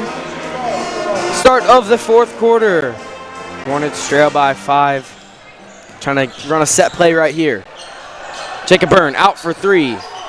Can't hit that time. Braden Gray another rebound. Byrne drives into the lane. Floater good. Jacob Byrne hasn't been able to hit on the outside as much as normal, and so seeing him being able to drive in is superb. Well, that's the thing. Jacob Byrne has had double digits in every game up to this point. A 10-second call there, and so it'll be Hornets ball. But like I was saying, Jacob Byrne has had double digits in every game up to this point with 17 points per game. And he's at 7 right now, and we're in the fourth quarter. Seeing as I'm a statistics man, I'd love to see him pull off the double digits and keep his record, but I don't know. He'll have to hit one more 3 and heat up late here. That would be big for this Hornets offense if he can start knocking them down. Well, in the first half, it was Gabe Phillips who had 17 points for the Hornets, really propelling their offensive production. And in the second half, it's Ben Isaacs doing a little bit of everything on the court. Hasn't hit a 3 yet, but he's at the line shooting 2. There's his first, bounces in. Marion Pons checking back in for the Hornets as Braden Dalrymple will head to the bench. And Isaacs had all 8 points there in the third quarter for the Hornets. He knocked down his first, and there goes his second. Now it's a 1-point ball game. And he has 14 points on the night. And the pressure from the Hornets, they're running a 1-3-1 full court press. And they got to be able to get back on defense. Spencer Bain out for 3, good. And the ball leaves Bain's hands. I think all of us hold our breath a little bit because it looks like it's about to go in every time. And that'll be another foul. That's his 4th personal. And looks like he just motioned to his coach, that he didn't want to go out, but he's going to head to the benches. In a tight matchup, he didn't want to go out, but in a tight matchup, he's going to have to. If you're Blue Valley, you don't want your star player to get in foul trouble, and then Riddle on the other way coming down. Isaacs will foul him. He'll be at the line for a and-one opportunity, a 6-point ball game right now.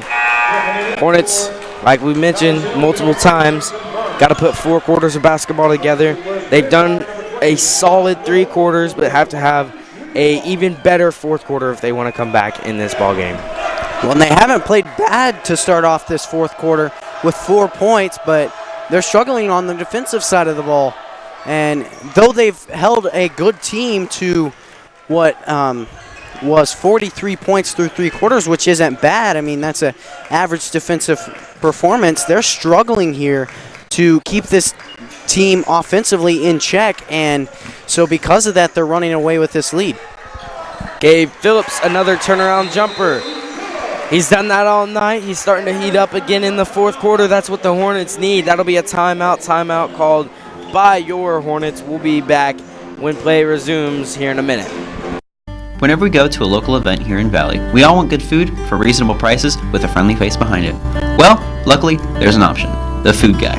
Located in his signature truck, keep an eye out for him at the next public event you make an appearance at. Or if you're hosting an event yourself and want a friendly catering option. Or if you have other questions, you can call him at 316-253-8832.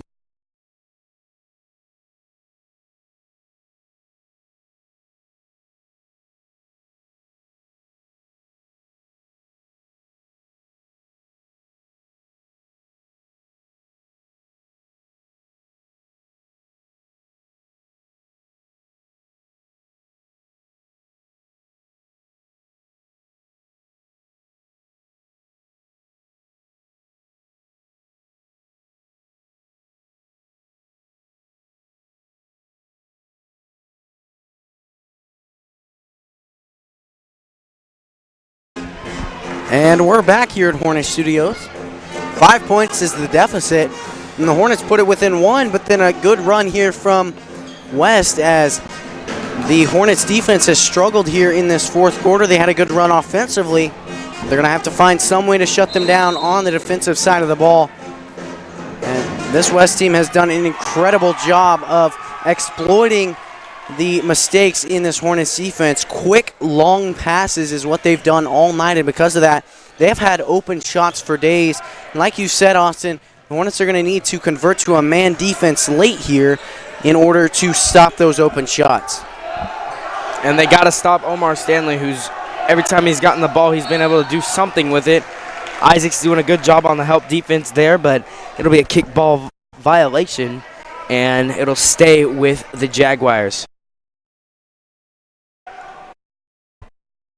Well, even though it didn't create a turnover, that's exactly why a lot of teams run a zone defense. It gets more ball pressure, and then it's tougher to make a move, as Omar Stanley struggled to get that ball off, but a good shot there by Jabari Brickhouse.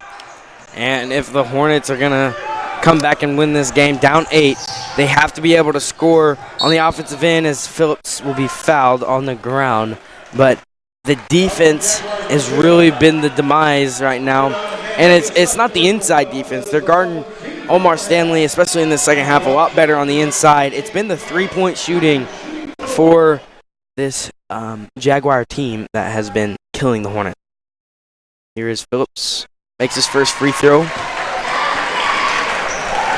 Brings it within 7. Here he is at the line, shooting another. Hit that one, and the Hornets will put their pressure on, try to get another 10-second violation. Well, that's one of the things you talked about, Austin, is how much time Gabe Phillips spends at the free throw line. He's perfect tonight from the free throw line at 6 for 6, and that just shows you when you get a free shot, you have to be able to take an opportunity from it, and because of that, Gabe Phillips hits those shots pretty regularly. And the Hornets will be running their 1-3-1 defense, and it's a good thing to switch up the defense, but when a team is trying to stall a 1-3-1, is not the way to go, because they don't have to shoot it. There's a lot of open shots that are available when you run a 1-3-1, but since they don't have to shoot anything. But Riddle does, and he misses, and then that ball was off of one of the two Hornets that were there, and Omar Stanley and company were fighting for it. They'll have the ball underneath. Spencer Bain checking back in for Blue Valley West.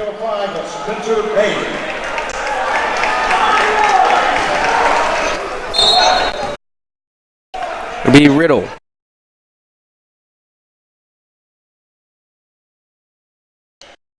And his other brother, Riddle. Bain drives in on Burns. And that'll be a foul called on Mason Burns. That's his first personal. Checking in for the Hornets is number 22, Ray Flora. Well, Burns got a foul there, but I'm surprised that it wasn't a charge almost, because he can turn just about anything into a charge. He's leading the team with charges drawn with 8, and the only other person on this team to draw a charge was Jacob Byrne, and it's really just a momentum-shifting foul, something the Hornets could really use late here in their own home stadium, down by 6. And like we talked about, if you lose your first matchup, the way this tournament is set up, if you lose your first matchup, as Eli Isaacs will travel, but you lose the first matchup, and the best you can do is get into the 5th place game, and that's if you win your semifinal game. That's tomorrow. So the Hornets really want to win this game. They have not won their own January Jam tournament since 2006, and they have the hardest team, or probably one of the hardest teams in this tournament that they'll have to play, and that's this game right here. And if they can pull this out, you know, I talked to the team. If they're thinking if they can pull this win out, then they can beat anyone. And like you mentioned, they're a scary team if they can put 4 quarters of basketball together. And right now in the 4th quarter, haven't been able to do as much. But Gabe Phillips making a beautiful move to get on the inside, and he hits that bucket. Gabe Phillips electric tonight on the offensive end, and now it's a 4-point game. Hornets got to get some stops, and they're playing their man defense. Now they're back into it. Stanley thought about the jumper. He drives inside, off the mark on his first attempt, and that'll be a travel called. Hornets luck out right there. 3:33 left in this ball game. 4-point game. Checking in for Valley Center is Marion Pons along with Mason Burns. Jacob Byrne and Ray Flora will head to the bench. Don't expect Byrne to be on the bench too much longer, as we know how big his scoring can come up late in games. But right now, on the offensive side of the ball, especially in this game, has been Gabe Phillips and Eli Isaacs. He's going to take a three, feeling it. From the top of the key, Gabe Phillips, hyped about that one. 3:10 left, now a 1-point ball game. The crowd's getting into it. A timeout called by the Blue Valley West Jaguars, and we'll be back when play resumes. Gabe Phillips having a career game tonight for the Hornets. One of a parent's biggest worries is letting their teen get behind the wheel of a vehicle. That's why getting professional, personal instruction is so important. The Wichita Driving School is licensed by the state of Kansas and offers the most classes per month of any driving school. With the most students trained in Wichita last year, it's obvious students and parents like Wichita Driving School for the convenience and professional one-on-one instruction. Wichita Driving School, where you're driven to be the best.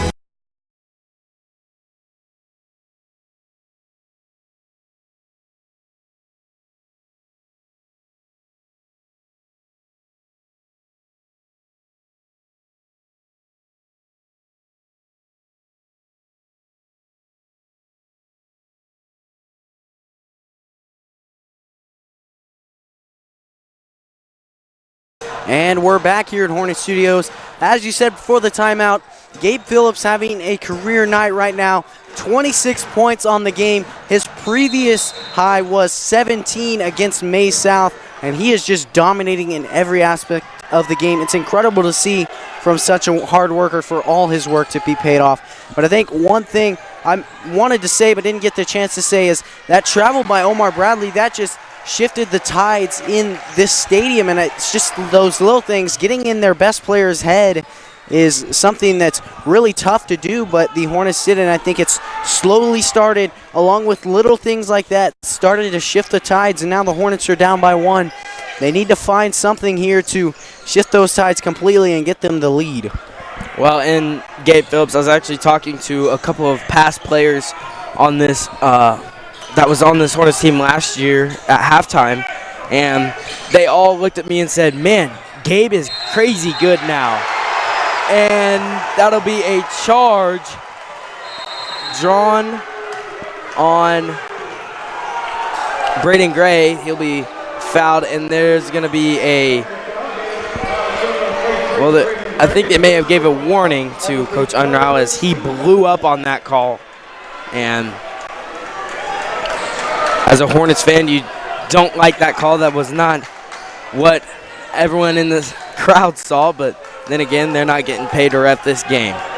2:15 left in this fourth quarter. Well, I was talking about the tide shifting, and that's one of those things, is that I talked about how big a charge call can be. As Mason Burns makes basically a living off of it, it can completely change the momentum of the game, and that very well could shift the momentum in favor of West. Bain misses. A rebound by the Hornets. Jacob Byrne. You know when he has the ball's probably going in the hoop, and he gets that.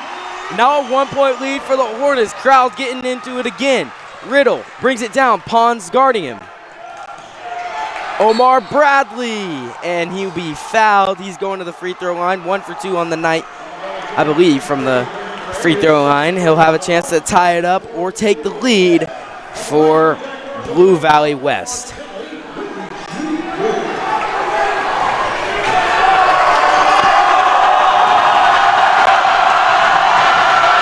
And his first is off the mark, so the most he can do is tie it right here. Minute 35 left. If you're the Hornets, you want to try to get the ball and you cannot turn the ball over if you're the Hornets right now. And it looks like Stanley is underneath, or he was going to get the ball, but he called for it. This crowd is rocking, and he misses again. He's shaken up. Stanley not having the second half that he's used to and not having the offensive production. We got a close one, 53-52. And if you're the Hornets here, there's still a minute 20 left. That's plenty of time for the Jaguars to score a foul there by number 4, Jabari Brickhouse. But you got to take any shots that are open, or not necessarily any shots, but if you have a good shot, it'd be the best option to take it because you want to extend this lead and make sure that they can't get last-second jumper like we saw last year at Mays South. Isaacs at the free throw line hits his first. And Isaacs at the free throw line this year hasn't been his strong suit, but he's working every single day in and day out to try to get that free throw percentage better. He makes both. Now a 3-point ball game. He has he's 4 for 4 from the free throw line. And Brickhouse drives in, almost blocked by Gray, but then Stanley gets the finish. If you're the Hornets, can't rush anything, and if you're the Jaguars, you're going to try to steal the ball and play solid defense, so the Hornets cannot turn the ball over. A lot of close games the Hornets have been in this year, and losing 2 of them, and they're going to want to get a win, especially in this tournament. Like I said, you win this game, this is one of the best teams in the tournament. Burn with it up top. Under 30 seconds to play. Just can't turn it over if you're the Hornets. Braden Gray in the corner. Got it to Isaacs. And that'll be a timeout with 20.6 seconds left. Hornets holding on to a 1-point lead. And Coach Unruh and the Hornets are going to try to figure out a way to not let Blue Valley West get a steal and get an easy bucket. And if you're Blue Valley West, you want to get a steal and try to win this ball game. We'll be right back for a thriller here on Hornet Studios. Need to use a reliable car but don't want a hunk of junk? Want to go to a dealer you can trust but don't know who to trust? The answer is simple and local. Come to Eden's Auto Sales in Valley Center. We sell used reliable cars at a fair and reasonable price with guaranteed free credit approval, and you can always count on friendly and reasonable customer service. With 2 locations right across the street, come shop us last at 100 South Meridian Avenue in Valley Center. We're open 8 a.m. to 6 p.m. Monday through Saturday, and you can reach us at 316-755-4200. Come see us.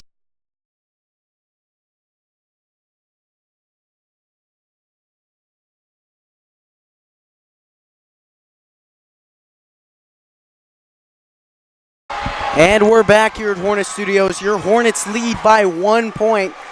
And this is the moment they've been waiting for. They want to take this opportunity to make sure they get the victory here. They work on these kind of scenarios quite often, and they're just trying to hold the ball here, ideally keeping it in the hands of Gabe Phillips or Jacob Byrne, so they are the best free throw shooters, or because they are the best free throw shooters. Ray Flora is fouled, and Flora doing a great job from the line a lot of times this year. When he's asked to make free throws, he usually can put them through, and right here these are big free throws that he's asked to do. And checking in for Jaguars is number 22 Swartz. Well, Flora has yet to attempt a free throw tonight, and I believe he's yet to attempt a shot. Let's see what he does. And he hits it. A clutch free throw there, extends the lead to 2. And it'll be a timeout called by Blue Valley West. It'll be a full timeout. We'll be back when play resumes. Whenever we go to a local event here in Valley, we all want good food for reasonable prices with a friendly face behind it. Well, luckily, there's an option. The Food Guy. Located in a signature truck, keep an eye out for him at the next public event you make an appearance at. Or if you're hosting an event yourself and want a friendly catering option. Or if you have other questions, you can call him at 316-253-8832.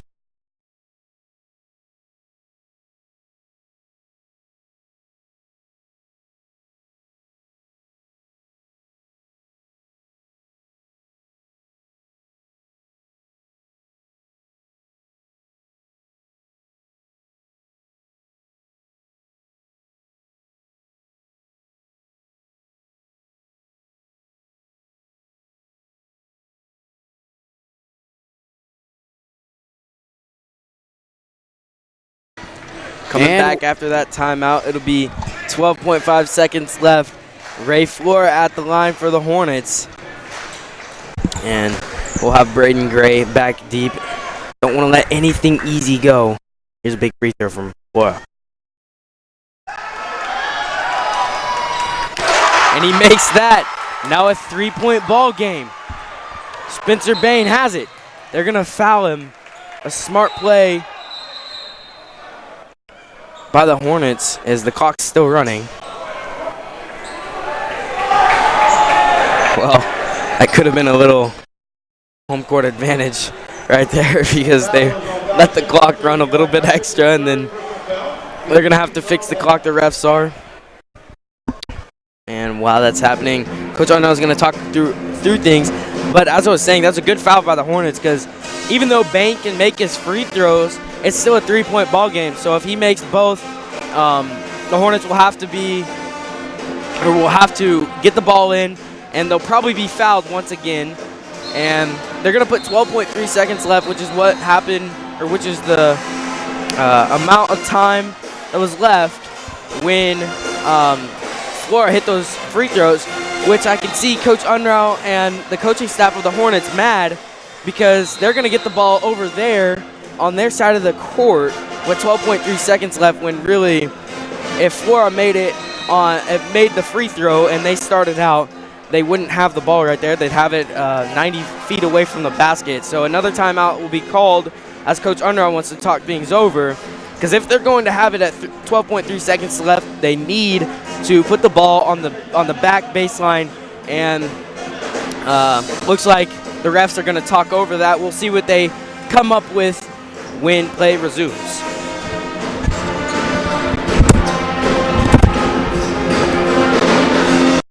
One of a parent's biggest worries is letting their teen get behind the wheel of a vehicle. That's why getting professional, personal instruction is so important. The Wichita Driving School is licensed by the state of Kansas and offers the most classes per month of any driving school. With the most students trained in Wichita last year, it's obvious students and parents like Wichita Driving School for the convenience and professional one-on-one instruction. Wichita Driving School, where you're driven to be the best.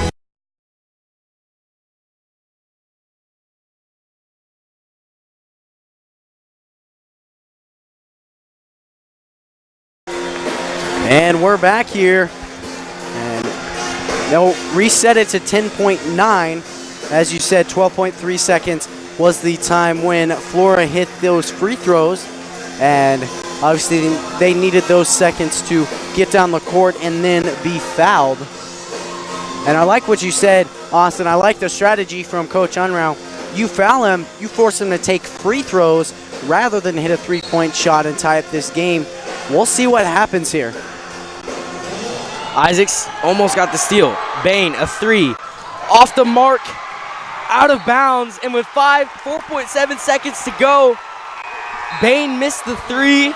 It's a 3-point ball game, and Blue Valley West is going to have some substitutions, but if you're the Hornets, got to get the ball in, and you take a couple dribbles, and honestly just throw the ball in the air with about 2 seconds left and hope that the ball doesn't come down and, the Blue Valley West gets the shot up. But if you're the Hornets, you have control of this game, and we'll have a timeout. Let's see if the Hornets can pull it out in the first round of January Jam. 57-54 our score. Need to use a reliable car but don't want a hunk of junk? Want to go to a dealer you can trust but don't know who to trust? The answer is simple and local. Come to Eden's Auto Sales in Valley Center. We sell used, reliable cars at a fair and reasonable price with guaranteed free credit approval, and you can always count on friendly and reasonable customer service. With 2 locations right across the street, come shop us last at 100 South Meridian Avenue in Valley Center. We're open 8 a.m. to 6 p.m. Monday through Saturday, and you can reach us at 316-755-4200. So Mason Burns set to inbound for the Hornets, and Omar Stanley with his 6'9" long frame is going to try to not let Burns inbound it easily, and the ball got tipped out of bounds. It'll be Blue Valley West ball with 4.2 seconds. It'll be Hornet ball. It's out off of Blue Valley West. Pons checks in for the Hornets, and it'll be another timeout. So I believe both teams are out of timeouts now, so this last timeout, and we'll see what happens at the final 4.2 seconds after this. Whenever we go to a local event here in Valley, we all want good food for reasonable prices with a friendly face behind it. Well, luckily, there's an option. The Food Guy. Located in his signature truck, keep an eye out for him at the next public event you make an appearance at. Or if you're hosting an event yourself and want a friendly catering option. Or if you have other questions, you can call him at 316-253-8832. Well, we know why they say the last minute of basketball can take so long. It's been shown, I believe, 3 or 4 timeouts. It's going to be Blue Valley West ball from the baseline. So Isaacs was not agreeing with that, and we thought something may have been different. Bain in the corner, a 3. He'll hit it. And Bain hits the 3 from the corner. That'll be the end of regulation. 57-57 your score. Hornets been in overtime multiple times this game or this season. Let's see what they can do in 4 minutes of overtime here in this matchup. One of a parent's biggest worries is letting their teen get behind the wheel of a vehicle. That's why getting professional, personal instruction is so important. The Wichita Driving School is licensed by the state of Kansas and offers the most classes per month of any driving school.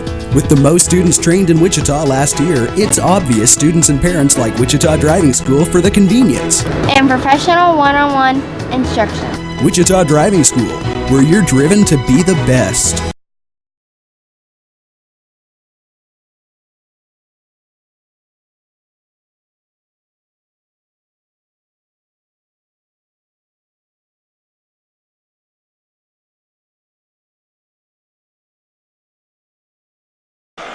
And your Hornets have been outscored in their 2 overtime games, 19-11. So some with the Hornets that doesn't set right in overtime. They're going to have to find something here.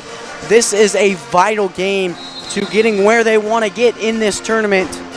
They cannot finish first if they don't win this game. And the tip is up, won by Stanley.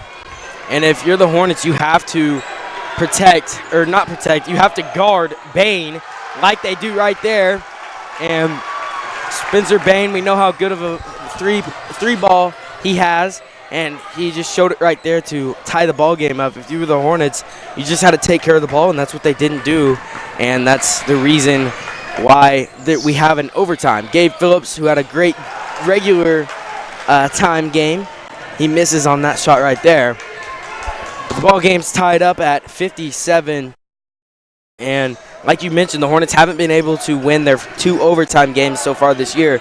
And they've been in close ones, but they haven't been able to pull it out. Let's see what they can do here in this final 3:10 in this ball game. Stanley makes a great move to get over Braden Gray, to get that bucket to go over Braden Gray. Isaacs.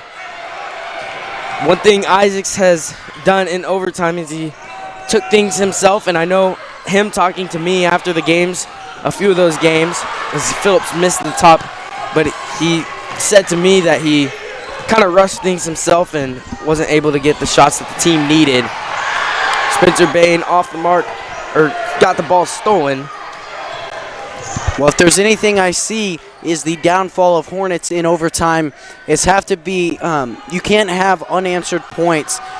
The Jaguars can score, but you have to score right after that. And if you don't, you're on track to lose in overtime. And that's something they struggled with in their 2 overtime losses. The other team will score, they go down, and they can't convert, and therefore they're down. Then the other team just gets on a run, and by the time you're done, it looks like a blowout even though it started in overtime. Well, there's 2:20 left. Spencer Bain with it. And ideally here, the Jaguars could hold the ball until the end of overtime, which seems to be their strategy. Omar Stanley will put it in, and they'll get an easy 2. But they're not going to take any wild shots. They're not going to take any long threes. They're going to take what's given to them, and that was a simple layup. Isaacs missed the layup, but he'll be going to the free throw line. 2 big free throws coming up for Eli Isaacs as it's a 4-point ball game. You talked about how Hornets have been outscored in their overtime games so far this season. And right now, seems like they're getting outscored again. Isaacs at the free throw line, off the mark on his first. Checking in is Marion Pons. As Phillips heads to the bench. Likely of what Coach Unrau is doing is putting Phillips on the offensive end and trying to get Pons on the defensive end, as you know how good of a defender he is. Isaacs missed both. 2 big free throws from the Hornets. Here's Bain pushing it up, or not pushing up the floor, walking up the floor. And that'll be 10 seconds. And it'll be Hornets ball, so the Hornets will take it. And they're playing good defense right there.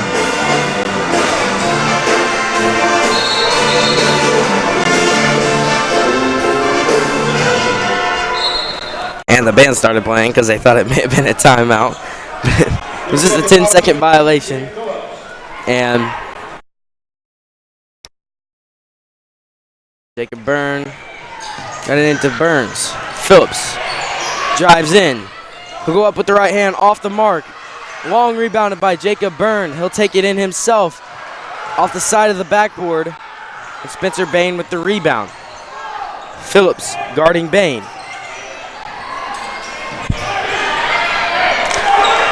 For the Hornets, gotta create ball pressure.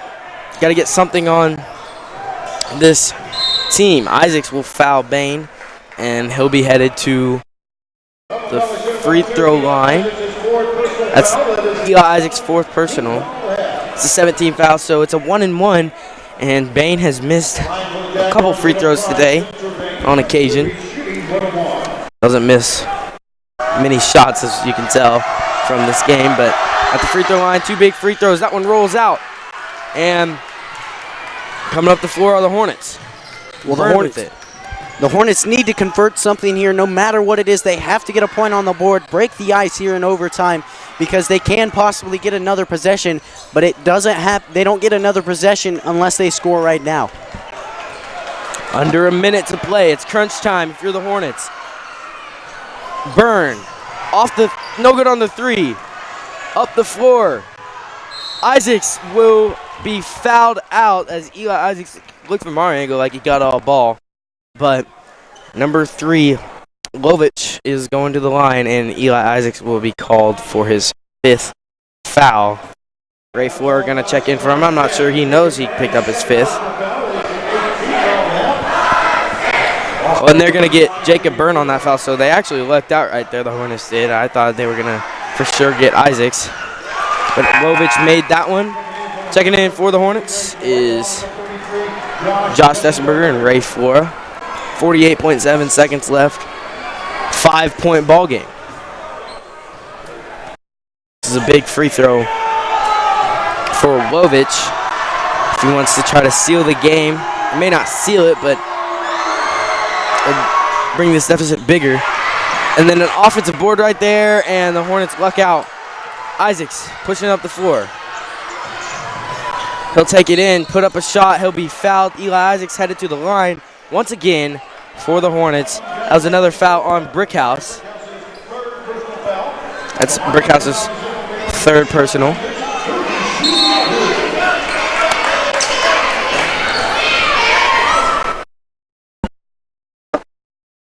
Brickhouse didn't like that call. But Isaacs is at the line. And he can't make that free throw.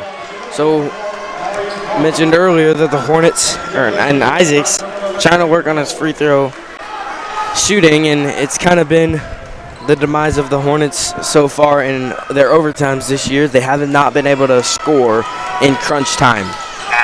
Isaacs makes that one. Braden Gray checks back in. Josh Dessenberger heads to the bench. Well, I talked about how there's something that doesn't set right with this Hornets team in overtime. In the 4th quarter, Isaacs was 4 for 4 from the free throw line, the only points he scored in the 4th quarter.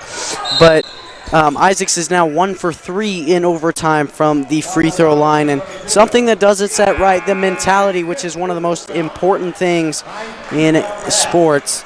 And Eli Isaacs will foul out his 5th personal foul. And the 9th team foul, Spencer Bain to shoot. It's a 4-point ball game. Spencer Bain missed his last free throw. Doesn't usually miss, and so if you're the Hornets right here, you would like a miss, but the world's not over if he does make his first. But he misses right there. Some unclutched jeans right there from a McDonald's All-American. Jacob Byrne gets blocked, and he'll have it, take it inside over Omar Stanley, and Jacob Byrne headed to the line. These are 2 big free throws, and as you know, the clock stops on a free throw, and so if you can put these buckets, these are valuable buckets for either team. If you're West, you want to try to seal the game, but if you're the Hornets, just getting points with the clock stopped is one of the best blessings they can have. Byrne hits his first. Here's his second. Gets that one to go. Timeout called by the Hornets. 62-60 our score, 24.2 seconds left. Stay here on Hornet Studios for another thriller. Need a used reliable car but don't want a hunk of junk? Want to go to a dealer you can trust but don't know who to trust? The answer is simple and local. Come to Eden's Auto Sales in Valley Center. We sell used reliable cars at a fair and reasonable price with guaranteed free credit approval, and you can always count on friendly and reasonable customer service. With 2 locations right across the street, come shop us last at 100 South Meridian Avenue in Valley Center. We're open 8 a.m. to 6 p.m. Monday through Saturday, and you can reach us at 316-755-4200. Come see us.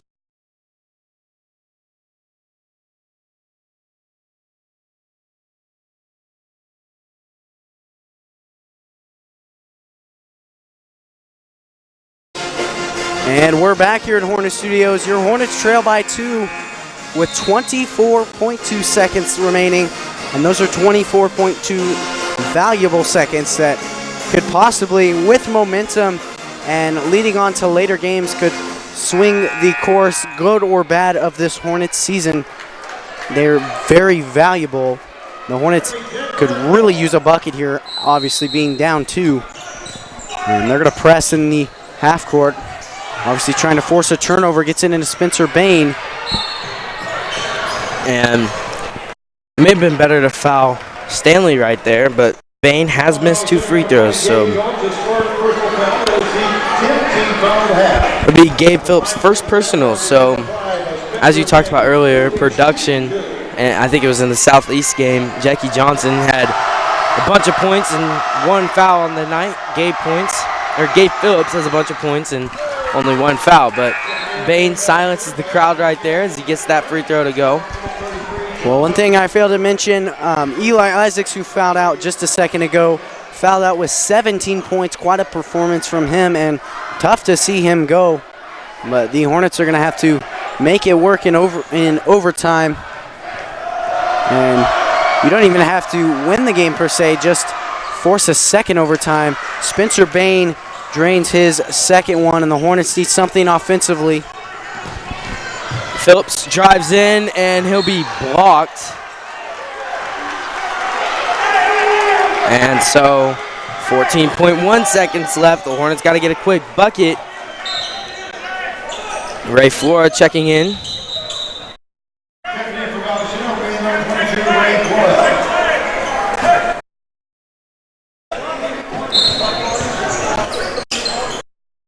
Hornets setting up a play. And that'll be a foul called on Brickhouse, and that means Jacob Burns going to the line. He'll have 2 free throws, and with no time taken off the clock, he'll get an opportunity to score some points. Bring it within 2 if he can make both. Well, I know you don't pick who to foul, but that's not the guy to foul if you're the Jaguars, as he nails his first. Jacob Byrne, known around Valley Center High School as the shooter. He can hit from anywhere. Knocks down most of his free throws, and this is a free throw the Hornets need. As he'll knock it down. He's 4 for 4 from the line in overtime and 6 for 6 on the game. 14 seconds remain, and the Hornets must force a turnover. 14 seconds, or at least foul as Gabe Phillips does. And so we'll see number 4, that's Jabari Brickhouse. He'll go to the line and shoot 2.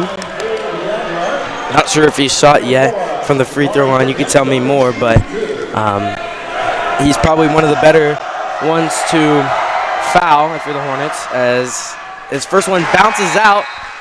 And so even if he makes his second, it's still a one-possession game with 12.8 seconds left. And like you said, the Hornets do not have to win the game. They just need to force another overtime. Well, you know, ideally, yeah, you want to win the game, especially if you're the Hornets, because, as I said, something doesn't set right in overtime. He'll make his second shot, but they want to end this game as quickly as possible rather than forcing another overtime. Dalrymple hits the 3 off the backboard, 65-65, tied up, 3.6 seconds left. Like you said, all you got to do is tie the game up. Braden Dalrymple, he missed the game winner against Arc City, and right there just took it into his own hands. Base open, I guess, and 3.6 seconds left. We'll have a timeout. We'll be back here on Hornet Studios for the final 3 seconds. Whenever we go to a local event here in Valley, we all want good food for reasonable prices with a friendly face behind it. Well, luckily, there's an option, the Food Guy. Located in his signature truck, keep an eye out for him at the next public event you make an appearance at. Or if you're hosting an event yourself and want a friendly catering option. Or if you have other questions, you can call him at 316-253-8832.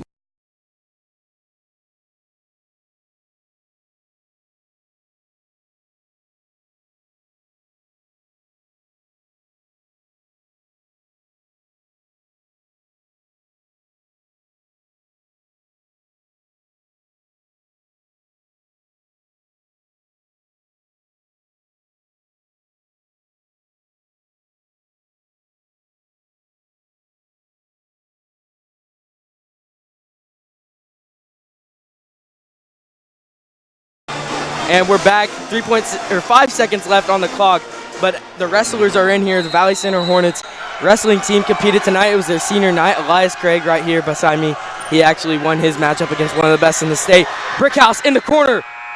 Off the mark, we're going to double overtime. 65-65 our score. And what a game tire from Braden Dalrymple right there.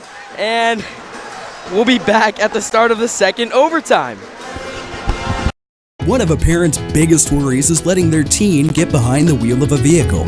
That's why getting professional, personal instruction is so important. The Wichita Driving School is licensed by the state of Kansas and offers the most classes per month of any driving school. With the most students trained in Wichita last year, it's obvious students and parents like Wichita Driving School for the convenience and professional one-on-one instruction. Wichita Driving School, where you're driven to be the best. Watching a hockey game.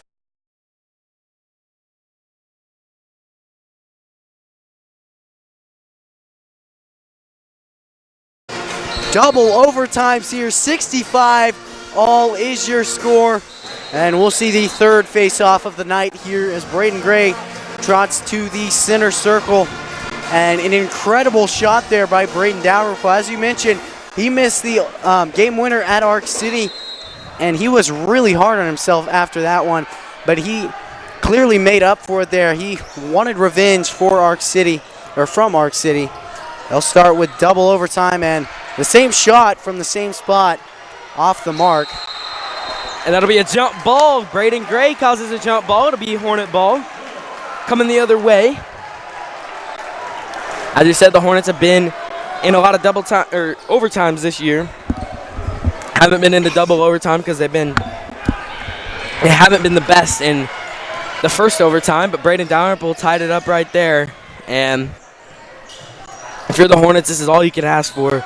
You know, you can ask for a win, of course, but just playing this team as tough as they are and as good as they are, being able to at least compete with them and show that one of these two teams, and I truly believe that this could be the championship game if they were on other sides of the bracket, because these two teams are playing outstanding right now. And no discredit to some of the other teams in the tournament, but this has been an outstanding game offensively and defensively for a lot of different players. Bain being one of them, and then Phillips being the other, and Gabe Phillips knocks that shot down. 67-65, 3 minutes left. Minute gone by here in overtime. Well, I think the Hornets regretted how they played in that first overtime. They struggled. They couldn't produce what they wanted to produce, and I don't think they took full advantage of what they could in OT1. So I think they're coming out here. They're coming out here to fix what they did in overtime 1, and that's play to the best of their ability and truly finish this game off right. Well, here's Stanley, struggles from the line. Here is his free throws. These are big. And he'll knock that one down. 2:49 left.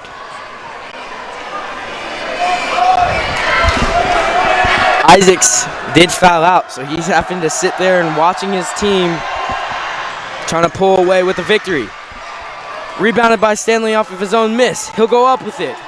Now a 1-point lead for Blue Valley West. Gabe Phillips been the hot hand all game. He'll drive in. Out to Byrne. Jacob Byrne, a 3. Good from the corner. Jacob Byrne hits it. Now a 2-point lead for the Hornets. Here's Spencer Bain trying to make a move. Almost an illegal screen right there, but he missed. Brickhouse, another 3. He missed earlier, and then he'll hit that one to make it a 1-point lead. Both teams going back and forth here in this double overtime. Well, I talked about how the Hornets want to make up for what they did in the first overtime. I know the Brickhouse sure did too after regulation missing that 3-point shot. And he made up for it there, a big 3-point shot to get them the lead. And it really, whatever team, if the Hornets can get momentum, they have the crowd to be able to keep it. But right now, silencing shots here from Brickhouse. And then Burns missed badly on the 3. Rebounded underneath, and a foul away from the basket as Byrne was trying to maybe get the ball back. That'll be a foul called on Jacob Byrne. That's his 3rd personal. Ray Flores at the scores table for the Hornets. Here's Spencer Bain. Well, that's one of those things is Jacob Byrne, you have to know your own foul count, and fortunately he did, knowing that he could afford to foul here with only 3, but if he were to foul out there, that would not only lose a lot of momentum for the Hornets, but they'd lose one of their best free throw, or one of their best shooters in general. And for Spencer Bain being the player he is, he's missed a lot of clutch free throws, but he'll make that one. So only a 2-point game. Hornets have no rush right now. They just got to play solid basketball, and most times in high school basketball, you don't take 1:30 to score, so he's got to run their offense, do what they normally do. Phillips trying to make a move. Got it to Byrne. Byrne, a long 2. Good. Jacob Byrne ties the ball game up. 1:15 left. Spencer Bain bringing it down. The Hornets got to play good, solid defense right now. If you're the Hornets, you don't want to foul. Especially don't want to foul Bain and Stanley, who have been at the line a lot. Don't want to get the ball inside either to Stanley, and he'll capitalize on that opportunity.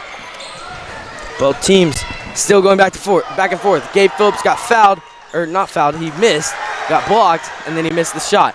45 seconds left. And then they're going to foul Brickhouse. And that'll be a foul called on Ray Flora. That's his 1st personal. Here is Brickhouse at the line.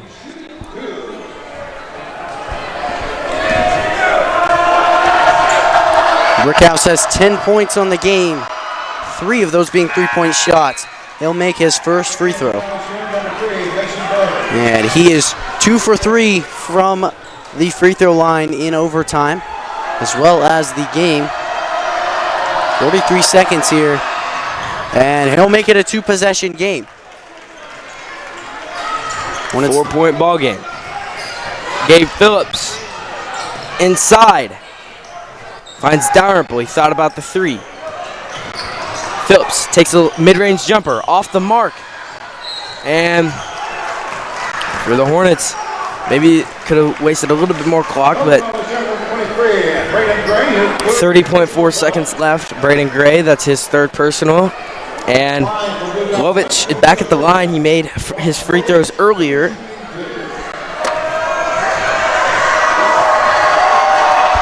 Lovich is 1 for 2, and he'll drain his first.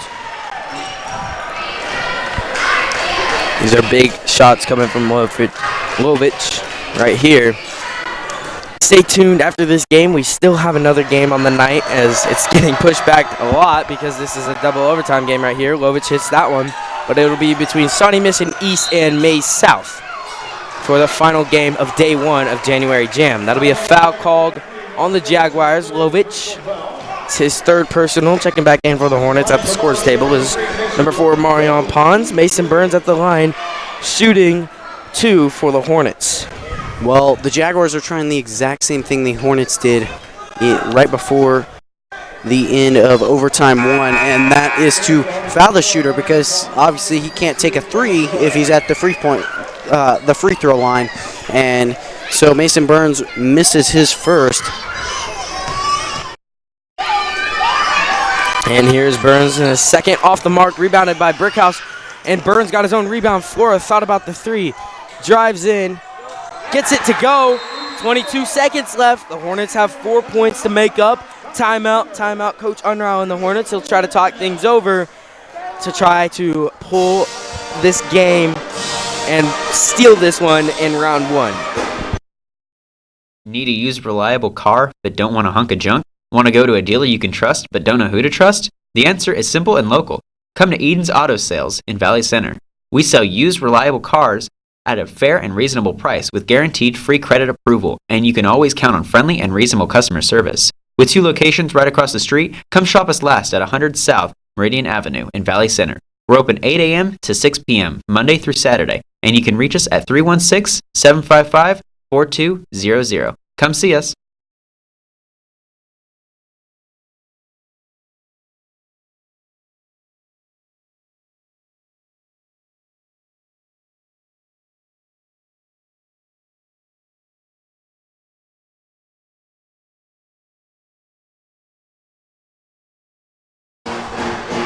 And we're back here at Hornet Studios. 4 points is the deficit for your Hornets, 2 possessions, and they need to be more than quick. I want to say quick, but you have 22 seconds to get 2 possessions off. No matter what that be, but just putting a bucket on the board to at least maybe tie the game, because you know this can't go as a tie since it is a tournament. Well, that'll be a push on Phillips, which it could have been big right there as Brickhouse went out of bounds with the ball. But he'll be back at the line. One thing to note, the Hornets do not have any timeouts left, so if they get the ball, they will have to score fast. And here's Brickhouse at the line. 2 for 2 on his last outing.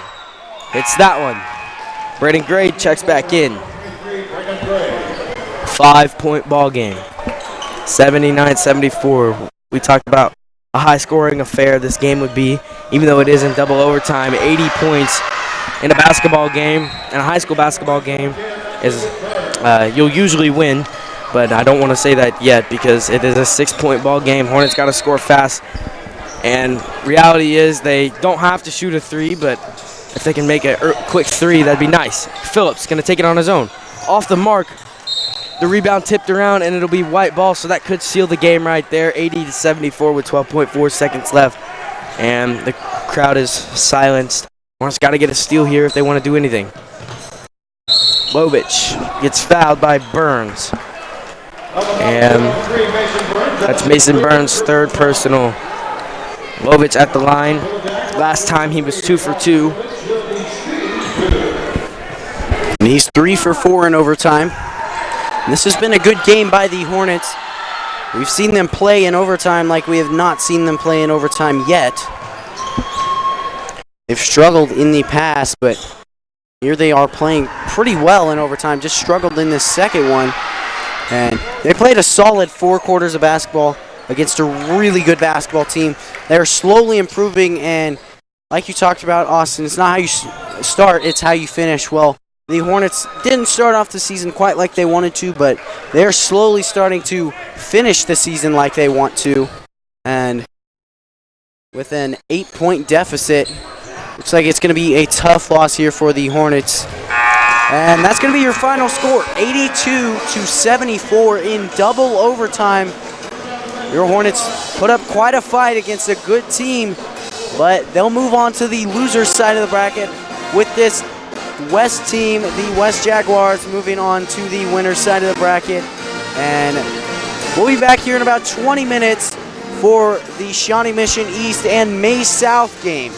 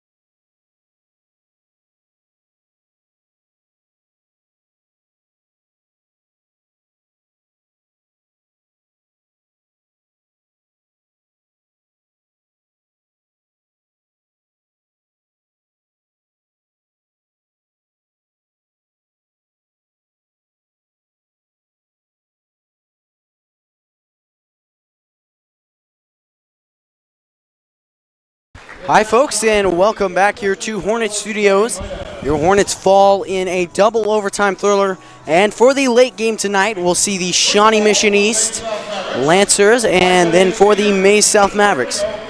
And starting off here for the May South Mavericks, Ben Crowell.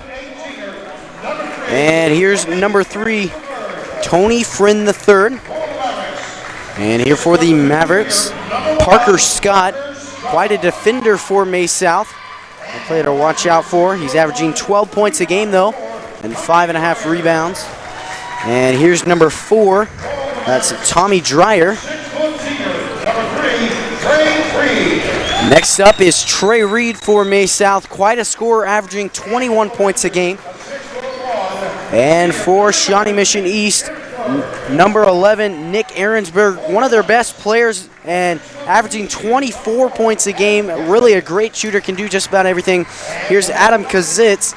He's averaging 8 points a game and a solid player for the Mavericks. And here's another player, an all-around player, Preston Reynolds, who can do just about everything. And rounding off this May South lineup, Tyzik Noland, a 3-sport athlete. And rounding off Shawnee Mission East's roster, number 32, the big man, Will Townend.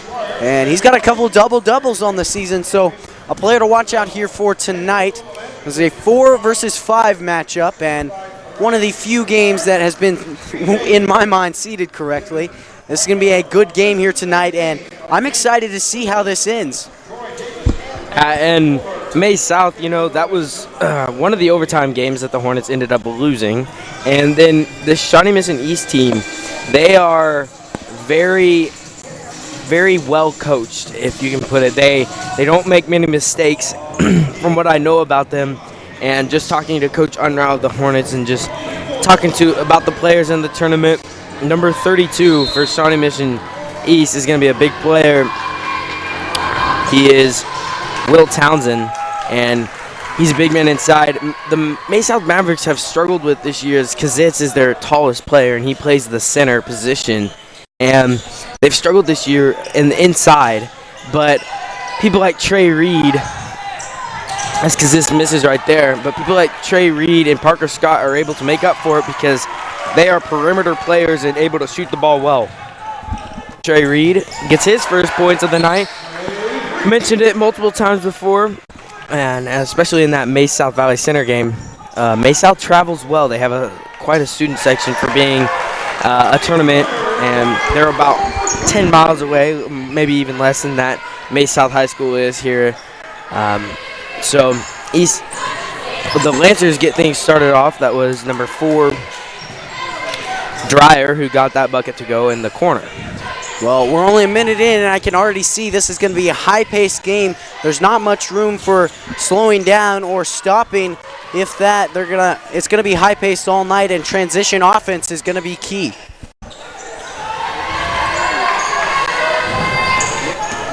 Number 3, Friends up top.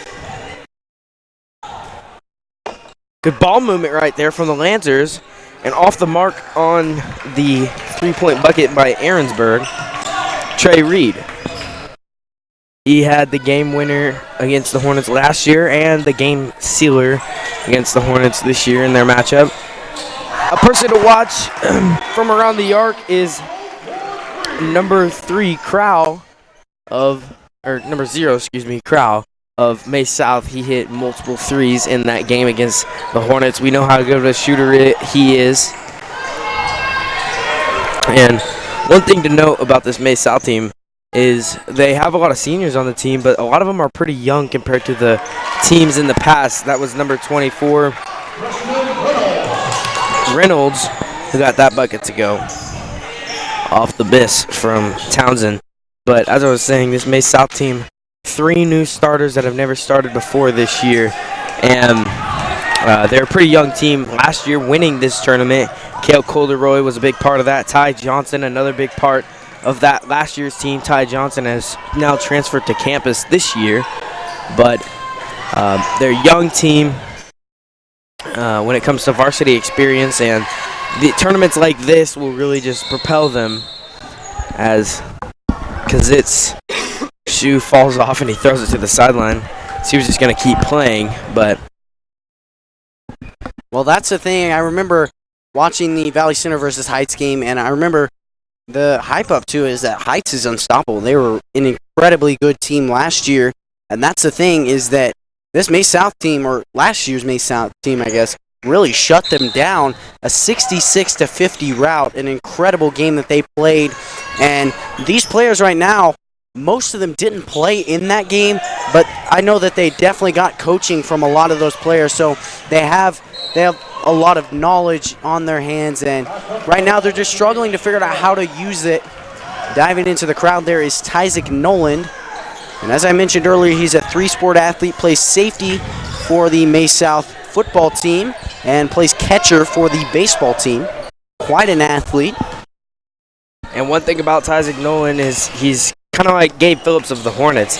He plays hard on every possession, and he's always fighting for the 50-50 balls. And I know that that's one of the reasons he gets to play. He gets to start, and I believe this is his second year starting for May South. To 3 off the mark by Aaronsburg, and Parker Scott with the rebound, pushing the floor. We're tied up at 5. Inside, Kazitz. He'll be fouled by Townsend, and that's Townsend's first foul of the game for either squad. 4:27 left here in this first quarter. Kazitz at the line for the Mavericks. First one up and through. Checking in for the Lancers will be number 23, Sablett, Charlie Sablett, and then not sure who the other number is. Can't see it from our angle, and it was number 15, Emmett Hill. Aaronsburg over to Hill, and off the hands of Sablett, comes in and makes an early turnover. It'll be back to May South with a 1-point lead early in this one. Crowell, get it to Kazitz. Well, right now, May South has the momentum. They can do whatever they want with this game. They are completely in control, and they only have a 1-point lead, but momentum's in their favor. They have all the options, and looks like they're going to slow it down. A shot off the mark there by Parker Scott. So we have turnover there. And the Lancers take over.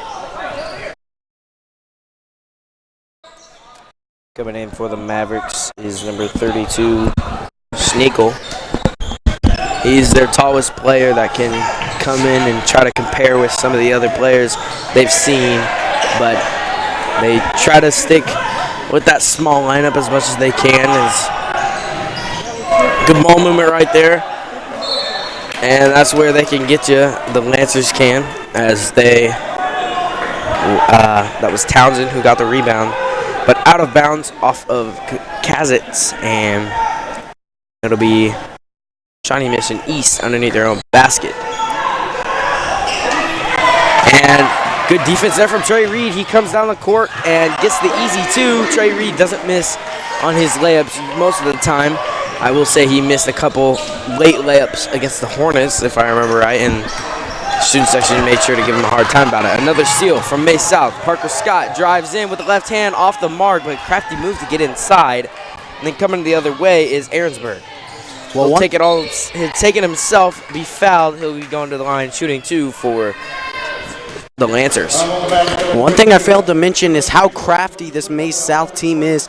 They can take anything and still manage somehow to turn it into a layup.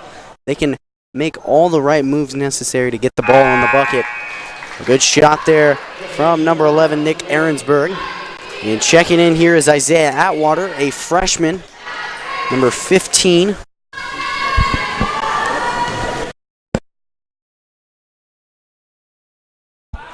Second shot is up, and it's through from Aaronsburg.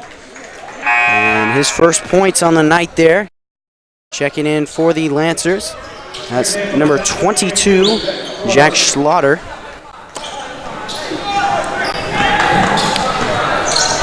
And May South holding on to a 1-point lead with 3 minutes to go in the first quarter. And what a move right there from Trey Reed. He almost capitalized on one of the dirtiest moves I've seen in this tournament. That could have been crazy if he would have made that.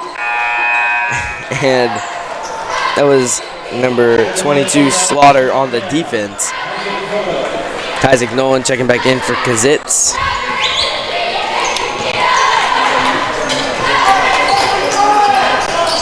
And here is Trey Reed and company.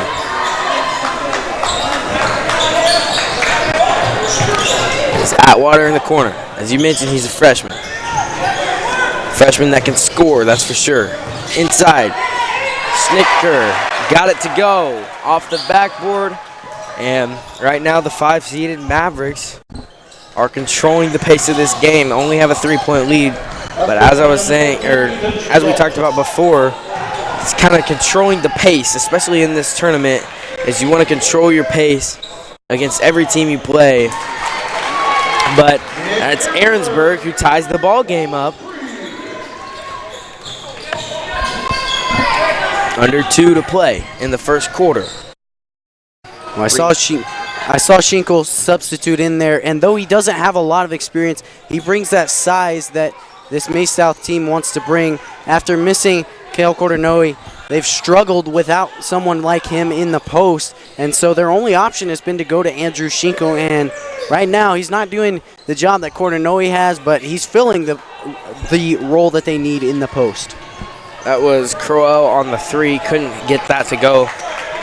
Bounced in and out. Reynolds got it to number 23, Sublette, and then Aaronsburg finished it, and Aaronsburg has 5 straight points for both teams. And then Trey Reed takes it himself. Coming down the court. We know how much of a factor he is on the offensive end. Teams are going to have to stop him in this tournament if they want to beat this May South team. And that was a foul on Reynolds. Checking in for the Shawnee Mission East is number 3, Friends, along with number 4, Dreyer. Parker Scott checking in for the Mavericks. Trey Reed heads to the bench. He'll get a breather. Under a minute to play. Here is Crowell. Running the point since Reed's on the bench. Inside, Atwater. Could have had a nice ball movement right there if Atwater wouldn't have fumbled the ball on the pass, but that was off the mark from Kazitz. And the Lancers turn it over as Reynolds tried to push it up the floor fast. Well, turnover there by East, but I like what East did on the defensive side of the ball there. They saw something, a weird formation. You got 2 guys on the wing, and you got 2 guys up top, and then you got a guy coming over the middle, bringing the ball down. And not a formation you see. You typically see 1 guy on the inside, and then you see the post and 3 guys around the outside. That's the typical formation. Something atypical that they saw from May South, and then they stopped it. They forced a turnover, and that was a good job by the defense. And there's a foul right there called on number 22, Jack Slaughter. It'll be May South ball underneath their own bucket. Tie ball game. Inside, Kazitz, left-handed, off the mark. Byron Fitzpatrick with the putback. Now 10 seconds. Lancers will have the last shot. Aaronsburg drives in, off the mark. They said they were going to have the last shot. Atwater's going to take it. Half court, off the top of the rim, and a close one here in the first quarter. We knew it was going to be a good game. It's a 4 versus 5 seeded matchup here in the January Jam tournament. 2-point lead for the May South Mavericks at the end of 1. We'll be back at the start of the second quarter. Whenever we go to a local event here in Valley, we all want good food for reasonable prices with a friendly face behind it. Well, luckily, there's an option. The food guy. Located in his signature truck, keep an eye out for him at the next public event you make an appearance at. Or if you're hosting an event yourself and want a friendly catering option. Or if you have other questions, you can call him at 316-253-8832.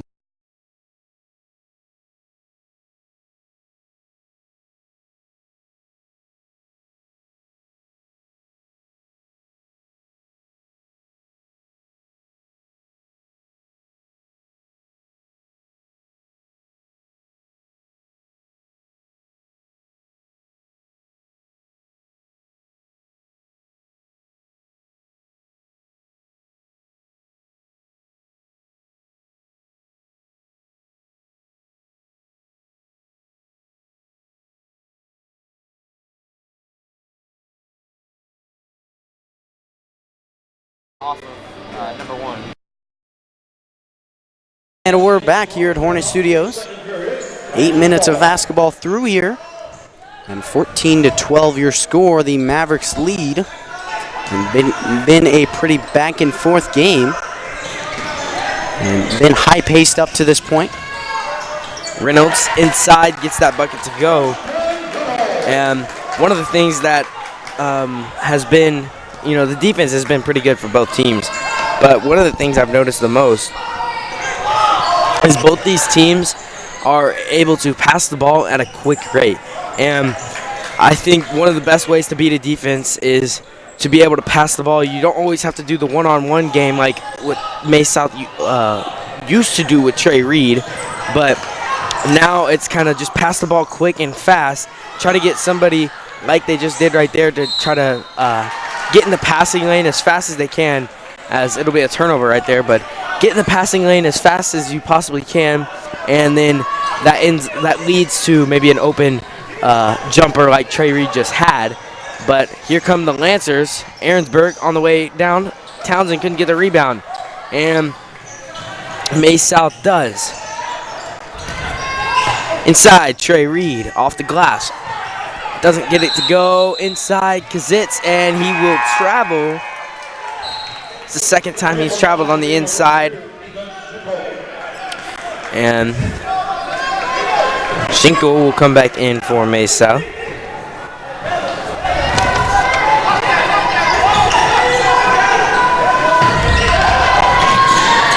Inside, Reynolds can't get it to go, and he'll be fouled. He's headed to the free throw line.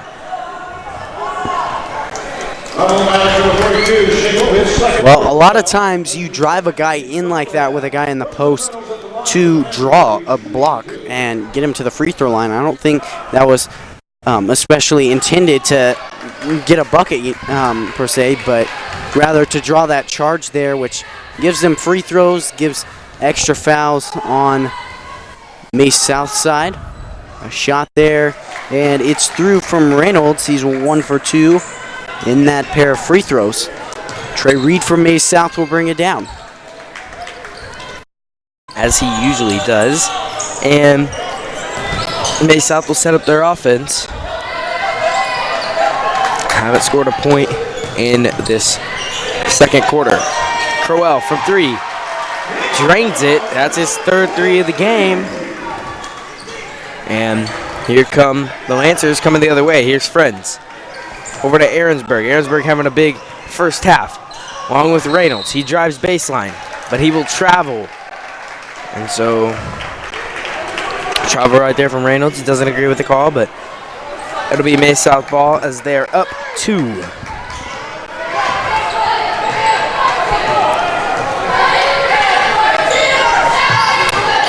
Parker Scott at the top of the key. We know how deadly his three-point shooting is.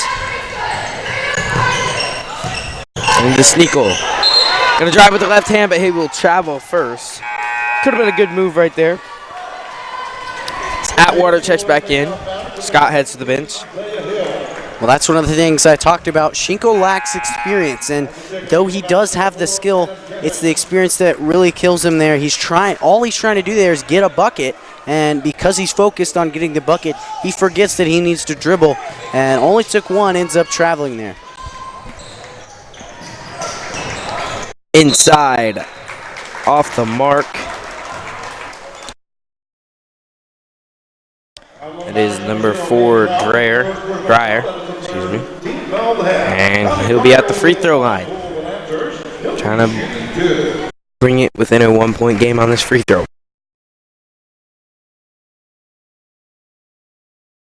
And up and off to the right. There from Dreyer. We'll take another one. Well, grabs his first foul of the night, and then the ball rolls in for Tommy Dreyer. Here comes Mace South and company. Atwater in the corner. He's trying to make a move on Aaronsburg. Like I said, Aaronsburg having a big first half on the offensive and defensive side. A couple steals, a couple lay-ins, a 3. Here is Nolan. Crowell hit a couple 3s, trying to drive in. Trey Reed with it up top. Trey Reed's ISO game is one of the best in the league. Atwater off the mark on the jumper. Pushing the floor. Here's Dreyer. 5 minutes left. Finds Townsend inside, but couldn't convert. That'll be a foul on Kazitz. And it would be Byron Fitzpatrick and Parker Scott checking back in for Mays South. And Hill checks back in for the Lancers. Here's Friends. Finds Aaronsburg. Into Hill. Townsend with it. Turnaround jumper off the mark. Rebounded by Katzitz. And here is the Mavericks. Fitzpatrick. Trey Reed. Making some good moves on Friends, and that'll be a charge call. Great defense for Friends right there. That's one of the best on-ball defenders that I've seen in this tournament. And we're only in this first half, but I can already tell he prides himself in defense. Again, not some of these teams we've never seen before, Caleb, but we're going to have a good understanding of how they play, especially after their first games. But we'll see 2 more of each team in this tournament, as it is round robin. So if you lose your first game, best you can get is to a 5th place game. If you win, worst you can get is the 4th place game, is a 3rd or 4th place game. So Friends over to Aaronsburg. Inside, off the mark, rebounded by Crowell. Fitzpatrick. And he'll bring it up the floor for Mays South. Trey Reed, another step back 3. That time, he got fouled. He's headed to the line. As Reynolds fouled him. That's Preston Reynolds' second personal. Well, as Trey Reed, you can create your own space, but you can't make the shot if you get too cocky like he just did.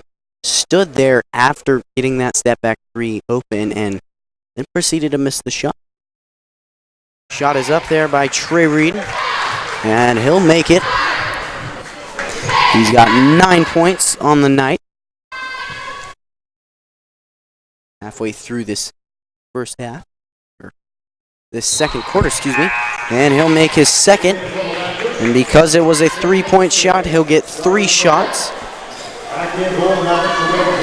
And in for the Mavericks is Byron Fitzpatrick. Here's Reed's third. Shot is up and it's through. 22-16 our score. The Lancers got to get something rolling on the offensive end. Only scoring 4 points here through the second quarter, excuse me. Off the mark from the 3. Here is Atwater, the freshman, bringing it up. He'll be trapped. Fitzpatrick drives in. Out an open 3 from Parker Scott. Missed. Gets his own rebound. Takes it up. Inside. Gets the right-handed floater to go. That'll be a timeout. Timeout called by Shawnee Mission East. 16-24 our score here in the final game of the day in January Jam Day 1. We'll be back here on Hornet Studios when play resumes. One of a parent's biggest worries is letting their teen get behind the wheel of a vehicle. That's why getting professional, personal instruction is so important. The Wichita Driving School is licensed by the state of Kansas and offers the most classes per month of any driving school. With the most students trained in Wichita last year, it's obvious students and parents like Wichita Driving School for the convenience. And professional one-on-one instruction. Wichita Driving School, where you're driven to be the best.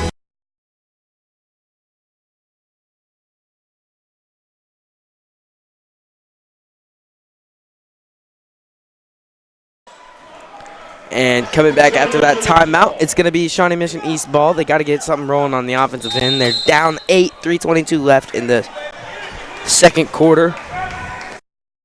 And here's Friends, guarded by Reed, full court. Not much pressure. Townsend, great pass to Aaronsburg. Can't get the layup to go. And they've gone ice cold, the Lancers have, on the offensive side of the ball. Defense is still staying strong, but here is Scott. Drives in, floater. Hit one before the timeout, can't get that one to go, bounces out, and the Lancers get a rebound. That was Hill who almost traveled with it. And then another turnover, and here is May South. Fitzpatrick off the mark, another rebound by Hill. He'll push it up again. And the and one right there, that was by number 23, Sublette. And Sublette's going to the line, shooting one. Some signs of life on the offensive end right there for the Lancers. It'll be another timeout. Timeout called by the May South Mavericks. We'll be back when play resumes. Need a used, reliable car but don't want a hunk of junk? Want to go to a dealer you can trust but don't know who to trust? The answer is simple and local. Come to Eden's Auto Sales in Valley Center. We sell used, reliable cars at a fair and reasonable price with guaranteed free credit approval, and you can always count on friendly and reasonable customer service. With 2 locations right across the street, come shop us last at 100 South Meridian Avenue in Valley Center. We're open 8 a.m. to 6 p.m. Monday through Saturday, and you can reach us at 316-755-4200. Come see us.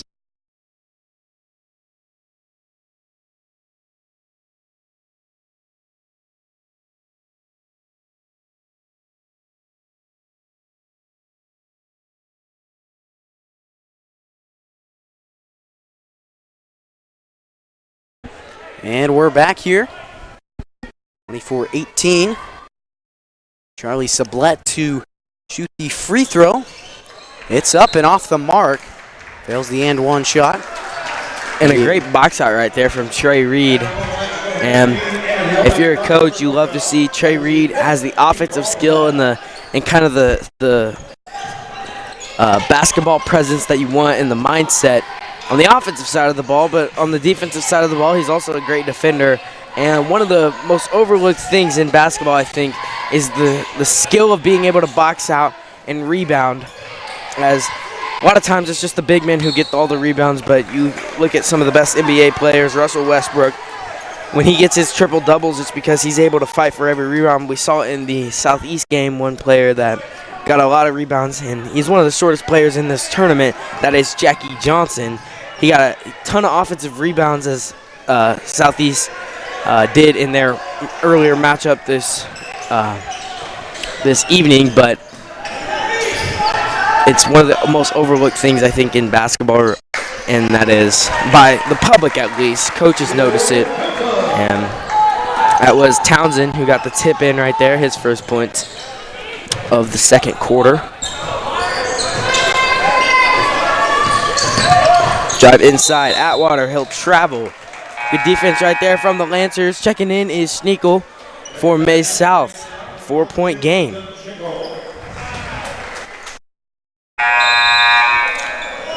Parker Scott also checking back in as Fitzpatrick goes to the bench.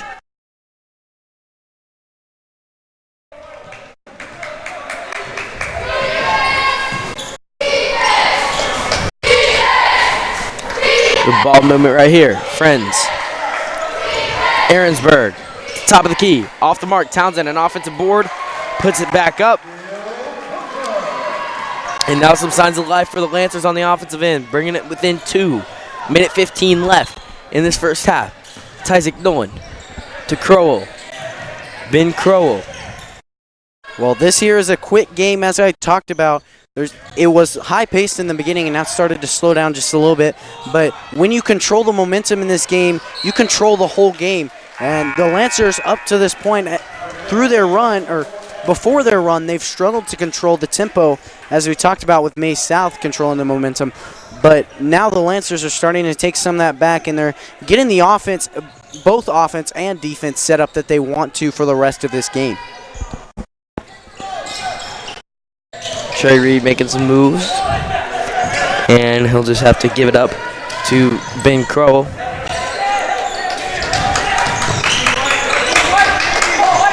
Carter Scott. Out about the 3. 37 seconds left. Good defense by the Lancers.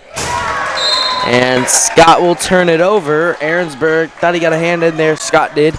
But just great defense right there from the Lancers. Reynolds and for the Lancers, Dreyer and Reynolds will check back in. So it'll be Lancers ball. They'll have the option, if they want, to get the last shot of the first half. Down 2 in this 4 versus 5 matchup.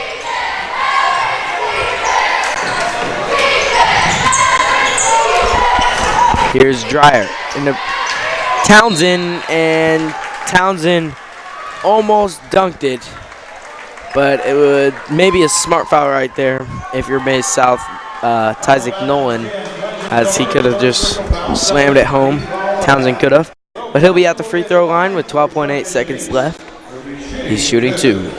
Well, I talked about momentum, and not only would that have tied up the game, but the tides would have shifted. Not only would, like I said, the game be tied, but momentum after that would have forever been in favor of Shawnee Mission East. Like you said, a smart foul. And off the mark from Townsend. And Townsend really developing as a post player. And slowly but surely developing. As I said, he's got a few double-doubles on the year. Really a key focal point for this Shawnee Mission East offense. A 3-man press here with Townsend and Aaronsburg back to defend. And Reed pushing and deflected as it was intended for Crowell. Deflected away by Slaughter. Baseline inbound here by the May South Mavericks. Trey Reed to inbound from the corner. And looking inside, Tyzik Nolan will be fouled, and he'll get an and one. A good shot there by Tyzik Nolan. All they did there was run a couple screens, and then the paint was unmanaged, and Tyzik Nolan was able to get that bucket. And fortunately get the foul, because you leave a man like that open, you're more susceptible to foul. That was Townsend who missed the full court shot, and you talked about the screens right there. May South, as long as I can remember, they always have some of the best inbound plays that I've ever seen. And that'll be the end of the first half, a 3-point lead for the May South Mavericks heading into the locker room. Stay tuned for our final matchup of day 1 right here on Hornet Studios.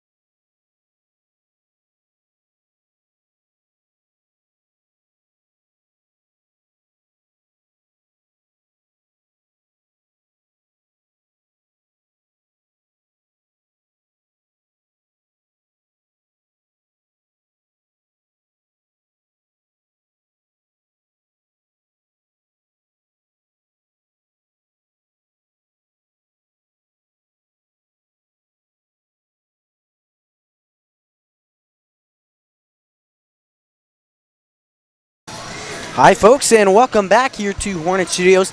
The second half of the late game about to start here between the Shawnee Mission East Lancers and the Maize South Mavericks. For Shawnee Mission East, Tommy Dreyer with 4 points, Nick Ahrensberg with 7, and Charlie Sublette with 2, Preston Reynolds with 5, and Will Townsend with 5, having a couple good games there. Then for Maize South, Ben Kroll with 6 points, Parker Scott with 2, Trey Reed with 11, leading this game in points. Adam Kazitz with 1, Tyson Noland and Byron Fitzpatrick, and then Ethan Schinkel as well, all with 2.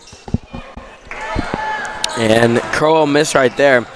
In the first half, both teams started out quick and then had to get things rolling on the offensive end, and they were slow. And no foul right there from the referees that have been letting most of these teams play a certain amount tonight. Like, they're not a lot of fouls being called, especially early in the halves. But that'll be a foul called right there, an obvious foul by the Lanther. Townsend got to tuck in his jersey, but it'll be Maize South ball. Nolan over to Scott inside Kazitz.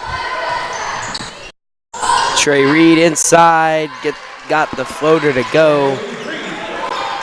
And if you're the Lancers, Trey Reed has 13 points. 11 and a half is not as much as he normally gets, but you're still gonna have to stop him if you want any chance of coming back in this game. As it's proven, we thought it was going to be a high-scoring affair, but it's starting to become a little bit more defensive, and a lot more shots aren't falling, and you're just going to have to run good, solid offense for each team. And right now, Maize South is doing it with Trey Reed, and most of the time he's making off-ball moves. Another one that's Ahrensberg right there, who missed that shot, but he had a big first half. You said he had 7 points. He led the Lancers in scoring. He had a big first quarter, really, and then was silenced later on in the second quarter. Here's Townsend. Well, one thing you mentioned is that at the beginning of this game, it was really high-paced, and for about the first 4 or 5 minutes, it was really high-paced, but it's slowed down slowly but surely. It's consistently slowed down throughout the course of the game, and right now, at the beginning, it was transition offense and transition defense. Right now, it's going to be setting up a consistent offense and a consistent defense that you can go back and forth to between the half court. You can rely on that every single time. And if the Lancers can set up that offense quicker than the Maize South team can, they can take this lead because it's only 2. There's not much of a deficit here. They can get something quick, and then this lead is nothing. Well, Ahrensberg hit a 3 right there, and now he has 10 points on the night. Here's Trey Reed, who has 13 points, making a move to get inside. Turnaround jumper off the mark. Friends over to Reynolds. And Ahrensberg going to think about the 3, going to actually shoot it off the mark, and that'll be a foul called on Townsend. And I mentioned in the first half, the thing you like to see about Trey Reed is one of the best parts of his game is not only is he the offensive scorer and he plays pretty good defense, pretty tight defense, but he's able to box out and get over the back calls. That's the second one called that he's caused this game. Parker Scott hits from downtown. That's where most of the time he hits his shots. In this gym, it's been a little quiet from downtown from him, as when the Hornets played him, he had 0 points and 4 fouls. And tonight, he hit a 3 and 2 points at halftime. He's got 5. Extends a 5-point lead for Maize South. Well, that's the thing about this Maize South offense is that everyone can score at the end of the first half. Shawnee Mission East decided to start face guarding Trey Reed as they've been doing since the start of the first half. But that's the thing is that once you start putting all your effort on one player, they can score with another player, that being Parker Scott, who made that long three. So you can stop one, but they'll hit you from another angle that you never saw coming. Well, as a coach, you don't want to see this. Townsend picked up his third foul early in this game. Trey Reed hits that bucket right there. But Townsend, being one of the biggest players on the floor and one of the most valuable for this squad, as Dreyer hits a three, and there's a timeout. But Townsend does have 3 fouls. He's at the bench. 4:56 left in this third quarter, and it is a 4-point ball game. We'll be back in 30 seconds. Whenever we go to a local event here in Valley, we all want good food for reasonable prices with a friendly face behind it. Well, luckily, there's an option, the Food Guy. Located in his signature truck, keep an eye out for him at the next public event you make an appearance at. Or if you're hosting an event yourself and want a friendly catering option. Or if you have other questions, you can call him at 316-253-8832. And coming back after that timeout, it's going to be Mays South ball. And just hit a three right there. And starting to see signs of life on the offensive end. Defense has been pretty good. Allowing only 33 points this far in the game against Mays South is not something most teams do. Really only the Hornets did it so far this season. Missed layup right there for Friends. Reynolds with a good steal, and then it'll be a foul as Reynolds had possession. They're going to get number 4, Adam Katzitz, and that's his third personal, so he's going to head to the bench. And Schinkel will come back in for Mays South. Well, that's the thing. You get a lot of players in foul trouble, and where do you resort to? You have Kazitz, who has 3 fouls, and then you got Schinkel, who replaced him, who also has 3 fouls. And so it's tough once you get a player or multiple players in foul trouble to keep going, and you have to deal with players eventually fouling out because we're only halfway through this third quarter, and it's looking more likely that players will end up fouling out. Well, Dreyer makes that first free throw. Now a 3-point ball game. Here he is. Second attempt, good. 2-point ball game, 33-31 our score.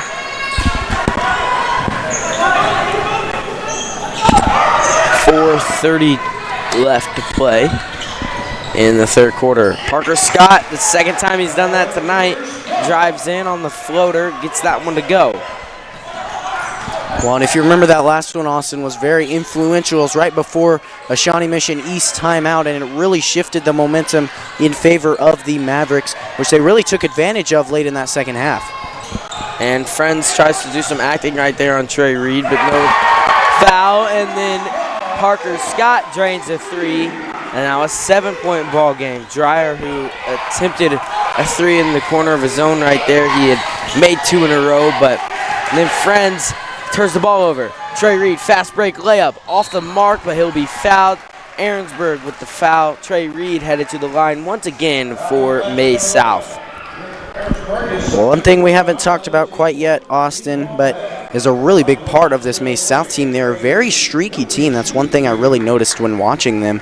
And right now it's been pretty much all runs so far in this game, as the Mavericks are on quite a run right now. Trey Reed sinks his first. Byron Fitzpatrick subs in. And Trey Reed is 4 for 4 from the free throw line here tonight.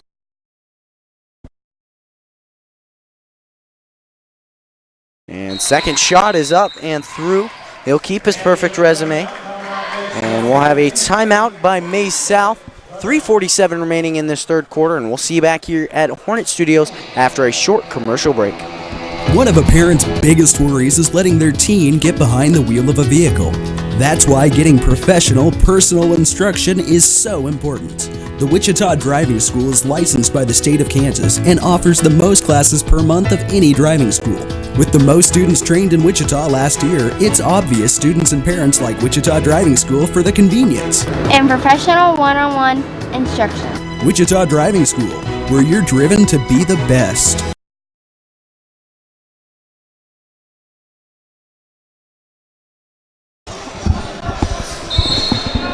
And we're back here at Hornet Studios. 40-31 is your score. 9-point deficit, and East is going to have to stop this run here before it gets too out of hand.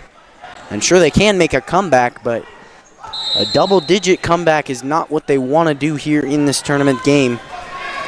They'll need to stop it right now, and it all starts with a big bucket, a momentum-shifting bucket, and then a defensive stop, and that's how most runs starts, and that's how they're going to have to start theirs as well.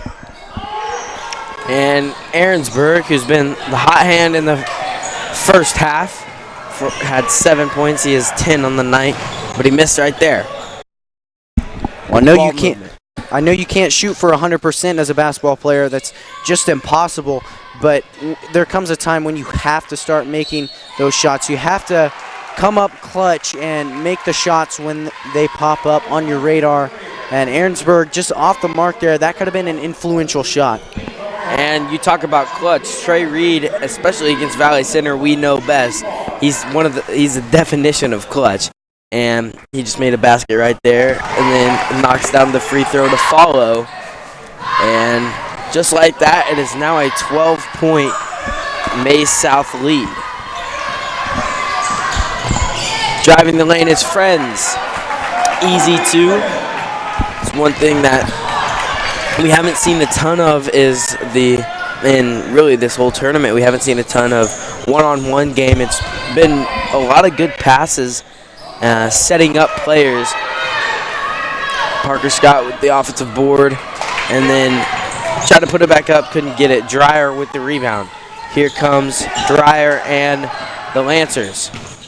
Inside, try to get it to Reynolds. Good hands right there from Trey Reed. Crowell, a three, knocks it down. Talked about the streakiness of this Maize South squad. Now a 13-point ball game. And when they go on runs, they don't miss. That's a timeout called by Shawnee Mission East. We'll be back with 2:19 left in the third quarter when play resumes. Need to use a reliable car but don't want a hunk of junk? Want to go to a dealer you can trust but don't know who to trust? The answer is simple and local. Come to Eden's Auto Sales in Valley Center.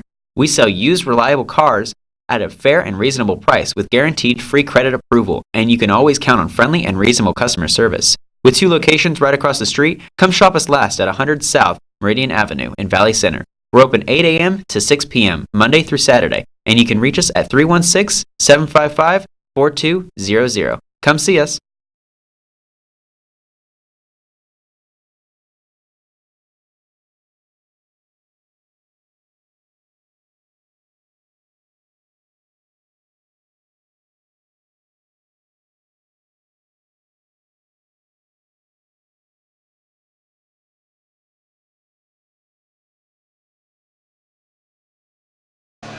And welcome back here after a timeout.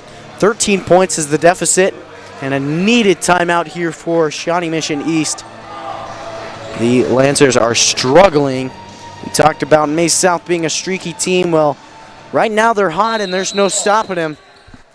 Timeout is what the Lancers needed to figure out that strategy, find some way to stop the bleeding now before it gets too late and too big of a lead. Good ball movement right there.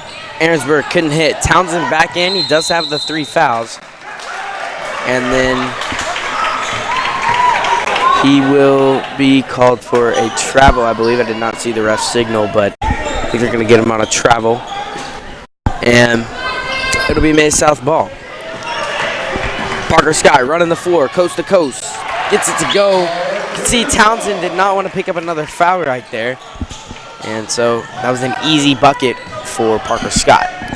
Well, I think this Maize South defense has really taken Shawnee Mission East out of their element. You talked about it at the beginning of the game, and meeting their coach, I know that this is a very disciplined basketball team. They don't make many mental errors, but so far in this game, they've made quite a few mental errors, one being that travel just now by Townsend.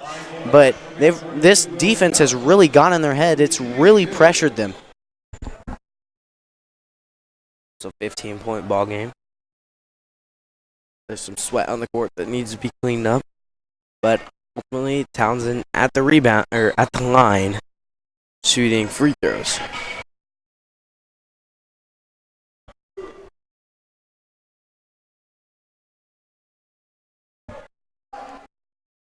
first up and through. Sublette checks back in for Shawnee Mission East. Minute 44 left to go in this third quarter. Townsend off the mark on the free throw. Rebounded by Tyzik Nolan. Here comes Fitzpatrick. Mays South trying to extend a 14-point lead. Trey Reed been the offensive production for this Mays South team most of the year. Got it to Fitzpatrick, and here we are. Parker Scott inside again, and he'll be fouled. One thing to note is Parker Scott last year as a sophomore didn't get a lot of playing time, but when he did, he was really just in for catch and shooting. And this year, really expanding his game. Even since the Hornets saw him, he had 0 points in that game, 4 fouls. And in this game, he's really starting to drive the ball in. And when he has the open shots, he's able to take them and hit them. But he makes his first free throw. And as we get to see teams multiple times in a year, Caleb, it's even though the Hornets are growing, and every time we see them play, it's kind of fun to watch some other players from other schools, especially when they're not playing the Hornets, ball out and grow in the season. Reynolds missed, but Townsend gets the putback. 14-point ball game again. Well, you mentioned Parker Scott's growth. He's got 14 points in this game compared to none against Valley Center, and that right there is improvement. As a basketball player, all you can really do is improve and continually get better. An attempted layup there from Scott, but off the mark. As I was saying, that's something this Hornets program, not only basketball-wise, but sports in general, always does a good job of, is continually improving, and they may not be at the top of the league, but they're going to improve throughout the course of the season. And inside, Aaronsburg been ice cold since his early 7 points, and then Reynolds will go up with it. He'll be fouled. He's headed to the line to try to complete a 3-point play.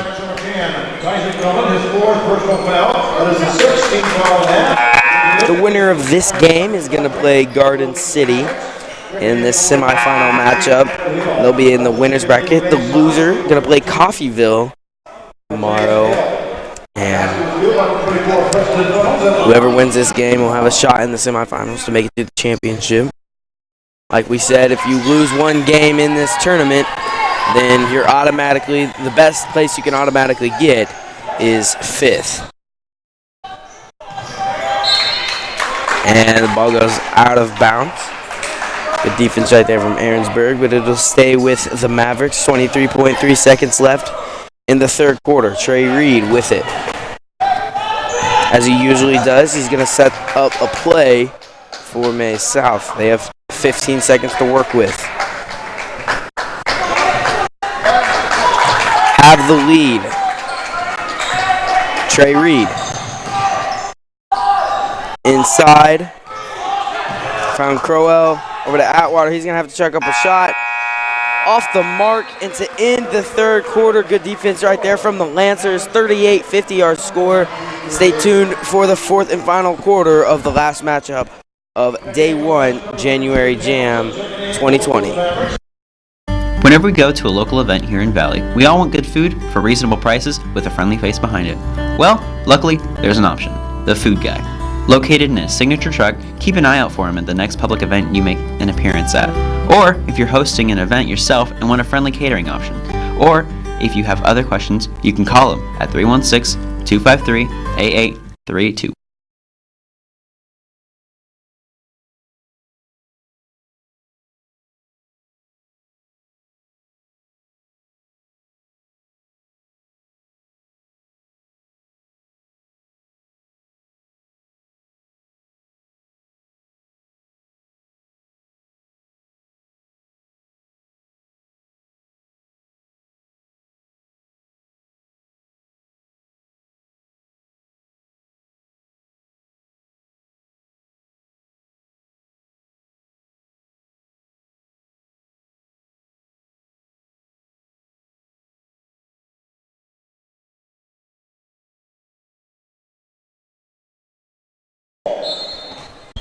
And to start off this fourth and final 8 minutes, it'll be Lancer's ball. They have a 12-point deficit if they want to come back. Aaronsburg thought about the three. He's been ice cold. Still can't get anything to go. Townsend with the rebound. Reynolds underneath. Got it to go. And now some pressure right here from Shawnee Mission East. Crowell into Katzitz. And Katzitz will finish with the left hand. Inside, Reynolds coming alive on the offensive end. Back to Aaronsburg. Back to Reynolds. And he'll get that to go. He's going to the line to try to complete another 3-point play. There'll be a foul called on Parker Scott. That's his second personal. Tyzik Nolan coming back in for Maize South.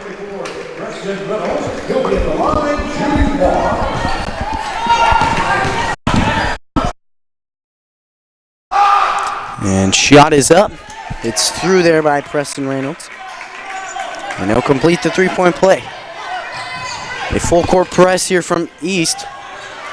And a trap. They're pressuring Byron Fitzpatrick quite a bit. But a timeout Maize South. And Kip Schultz, the coach of Maize South, is angry about that one. They know that they're expected better from their coach. 7:10 remaining here in this contest, and we'll see you back here at Hornet Studios after a short commercial break. One of a parent's biggest worries is letting their teen get behind the wheel of a vehicle. That's why getting professional, personal instruction is so important. The Wichita Driving School is licensed by the state of Kansas and offers the most classes per month of any driving school. With the most students trained in Wichita last year, it's obvious students and parents like Wichita Driving School for the convenience and professional one-on-one instruction. Wichita Driving School, where you're driven to be the best.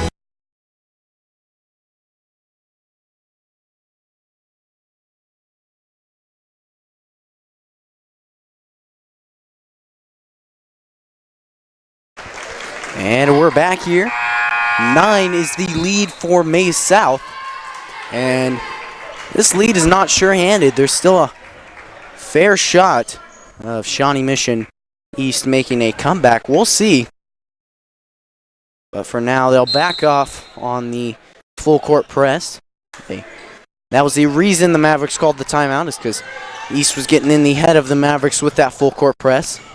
They made a quick change on the defensive side of the ball. And then a steal right there. Aaronsburg coming up the floor. A layup, and he'll be fouled. And that was a pretty hard fall right there from Aaronsburg. I know Shawnee Mission East coaches wanted a technical right there as Isaac Nolan fouled him hard. That's his 5th personal, so he's out. Tyzik Nolan with 5 fouls, 6:55 left in the 4th quarter. So he's a big player. We talked about him earlier being a kind of an all-around athlete and just a hard-working player for Maize South. And he's out now with 5 fouls.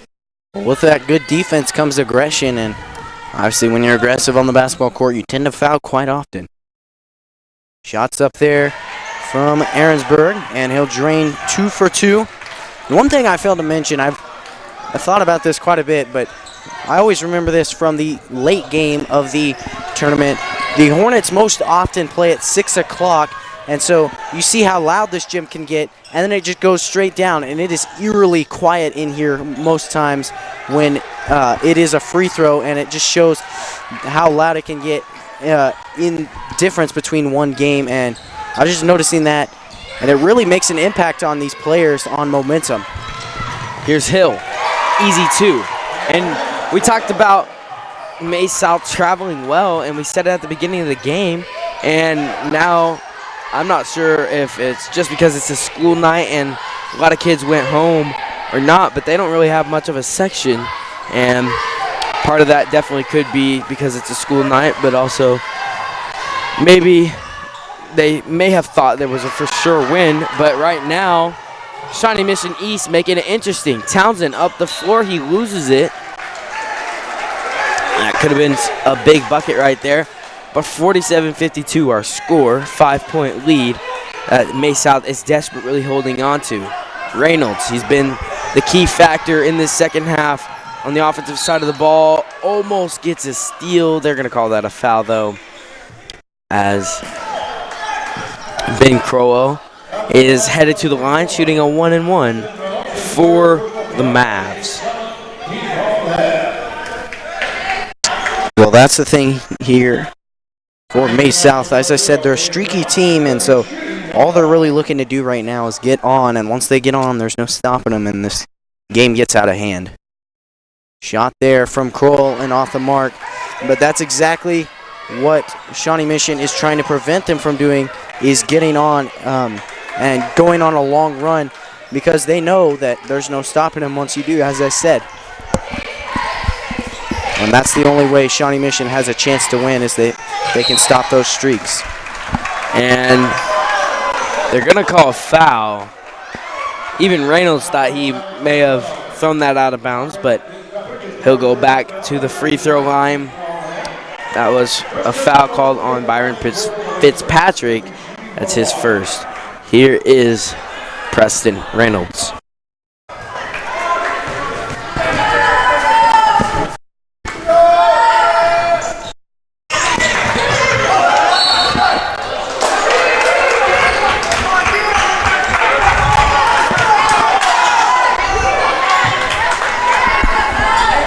And Shawnee Mission East continuing to pressure here.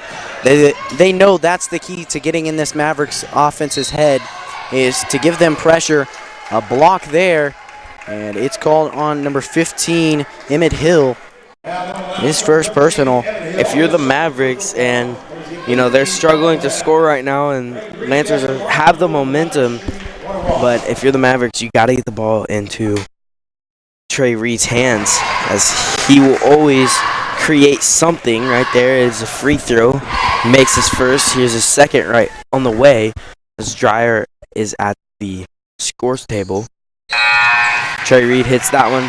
But as I was saying, if you're the Mavericks and want to get something going, even with a gym that's quiet, they have to get the ball into Trey Reed's hands and let him create something on the offensive end, whether that's scoring or giving the ball up to his open teammate and drawing the defense in.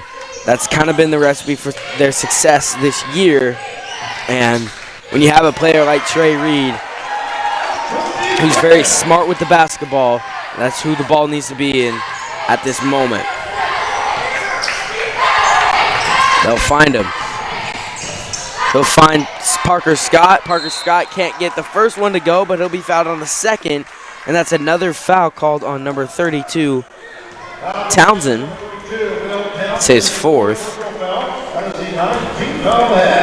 19 fouls for each squad here in this fourth quarter, or second half, excuse me. But 4:54 left in the fourth quarter. Parker Scott hits his first. And drains his second. Timeout by May South. We will be back when play resumes here in this 4-seed versus 5-seed matchup. Need a used reliable car but don't want a hunk of junk? Want to go to a dealer you can trust but don't know who to trust? The answer is simple and local. Come to Eden's Auto Sales in Valley Center. We sell used reliable cars at a fair and reasonable price with guaranteed free credit approval, and you can always count on friendly and reasonable customer service. With 2 locations right across the street, come shop us last at 100 South Meridian Avenue in Valley Center. We're open 8 a.m. to 6 p.m. Monday through Saturday, and you can reach us at 316-755-4200. Come see us.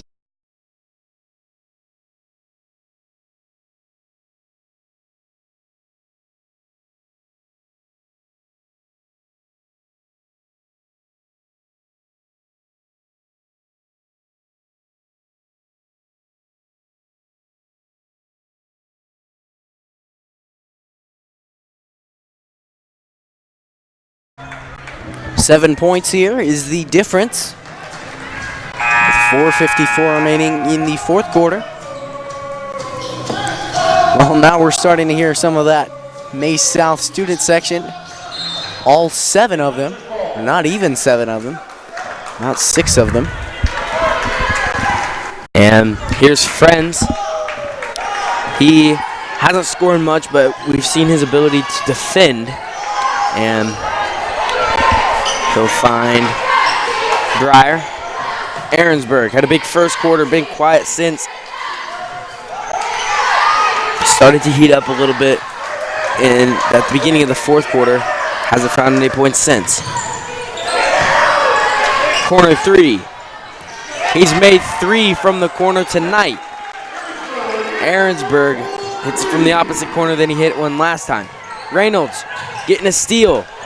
And Friends and Reynolds, great hustle right there, but ball go out of bounds. Looks like Friends shaking up a little bit, along with Parker Scott of Mays South. Number 15, Atwater, the freshman, checking back in as Byron Fitzpatrick heads to the bench. 4-point ball game. And Aaron have to clean up some sweat on the floor right there. Aaronsburg, you were talking about how he's made 3 from the corner, got 15 total on the night, and been a lot of the offensive production here for Shawnee Mission East. He's not only made shots, but he's created opportunities. As you talked about, Trey Reed doing the same thing. That's the key sign of a good player, when he can not only make shots, but also create opportunities for his teammate. He's doing everything he can to help his team win. Inside, Kazitz lost it. Preston Reynolds up to Friends. He'll go up with the left hand, get it to go. Now a 2-point ball game. Parker Scott and Trey Reed pushing the floor. He'll make a move with the left hand off the mark, but he'll head to the free throw line. That is Parker Scott of Mays South. It'll be a foul called on number 11, Aaronsburg. It's his 3rd personal. Scott at the free throw line. Missed that one. A rare miss from him at the free throw line. We talked about how good of a shooter he is. He hasn't had the production behind the arc tonight, but he's been able to create his own shots, drive in, and draw fouls and make layups. So the momentum slowly shifting to the Lancers, and that's a foul right there, and 1 for Friends. He's going to the line. He's going to try to tie things up right here. It's a 1-point ball game. That'll be the 3rd personal foul called on Parker Scott. He'll head to the bench. Fitzpatrick coming in. Well, I think at halftime, the Mavericks had a solid lead, and so they started to relax a little bit, but you get in that mindset, there's no getting out of it, and that's why East has been so dominant here in the second half, or not dominant per se, but played much better than they did in the first half, and so that's one of those things I talked about with Southeast as well. You get in the mindset, and it's hard to get out of it. And you know who has been pretty dominant in this fourth quarter and really the second half, and that is Preston Reynolds of Shawnee Mission East. That is his 4th personal foul. He only has 9 points, Reynolds does, but if we took stats up here for steals, I bet he had at least 4. So, from what off the top of my head.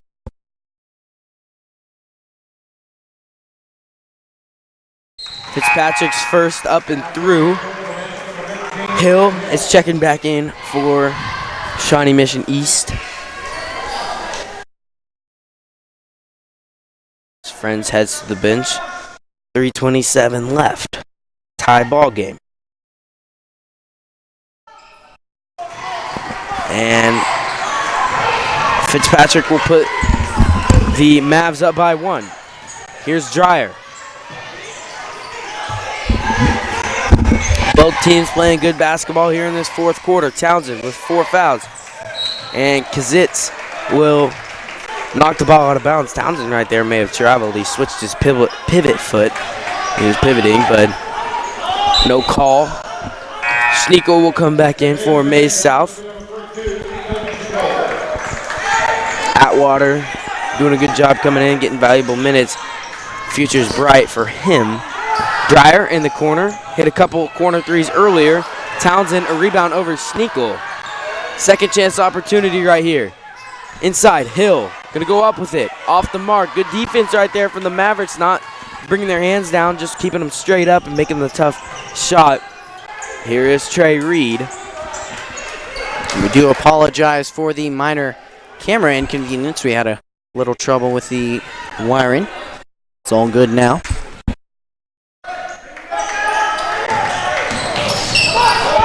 And it's a 1-point game.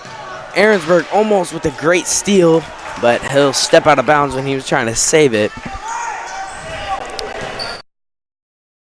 Well, seeing from that possession from Mace South, they almost look content with this lead. It's 1 point and there's 2.5 minutes left, and if they play with contention rather than aggression, then they're going to end up losing this game and going to the loser side of the bracket. They're going to have to find some mindset change right about now.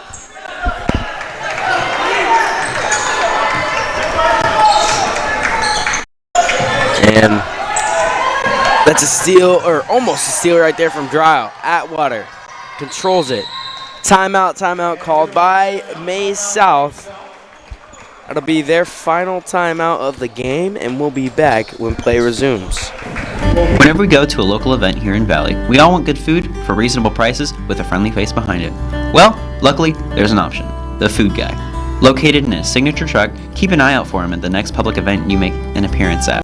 Or if you're hosting an event yourself and want a friendly catering option. Or if you have other questions, you can call him at 316-253-8832.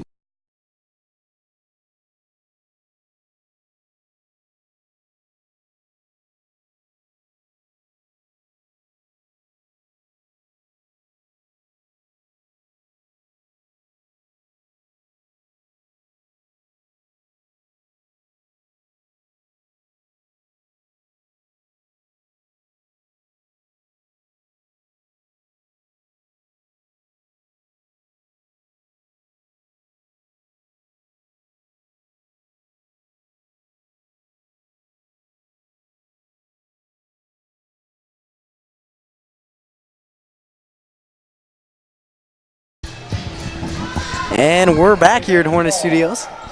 1 point lead here for the Mavericks. And I think that timeout was solely to get that mindset change I was talking about. You got two minutes to waste, and that's too much time to just waste. You have to create offensive production and extend this lead. But they turned it over right there, so if you're Mays South, not what they wanted. And then we'll have another timeout called by Shawnee Mission East as they are down 1 with 2:07 left to play. One of a parent's biggest worries is letting their teen get behind the wheel of a vehicle. That's why getting professional, personal instruction is so important. The Wichita Driving School is licensed by the state of Kansas and offers the most classes per month of any driving school. With the most students trained in Wichita last year, it's obvious students and parents like Wichita Driving School for the convenience. And professional one-on-one instruction. Wichita Driving School, where you're driven to be the best.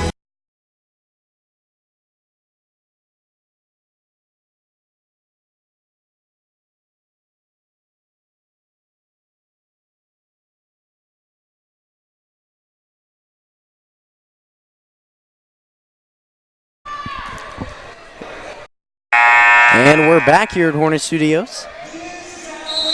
And 1 point lead here for the Mavericks still after a turnover.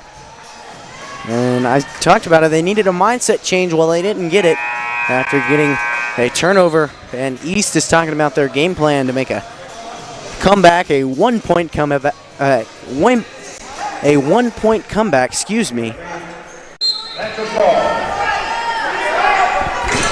Here comes East. They'll bring it around the arc, taking their time and just trying to set up that late game offense, trying to get those 3-point shots, which late in the game can be so valuable. And that's going to be an offensive foul called on Townsend. That's his 5th personal. And he'll exit the game tonight. Townsend what a presence he was on the inside, especially in that first half, doing good things. He had 8 points, along with multiple rebounds and second chance opportunities.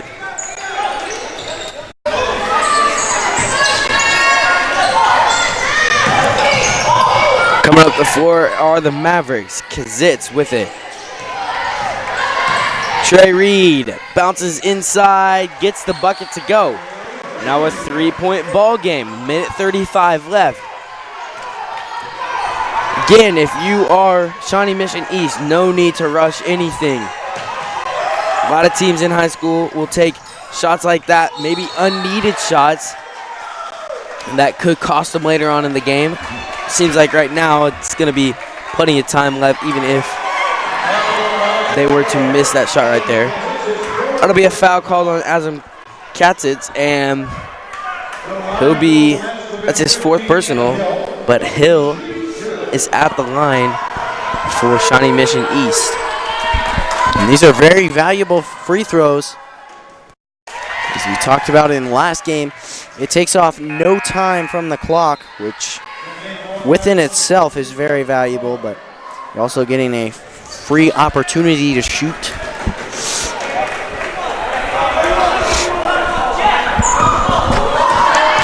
Here's Emmett Hill with his second.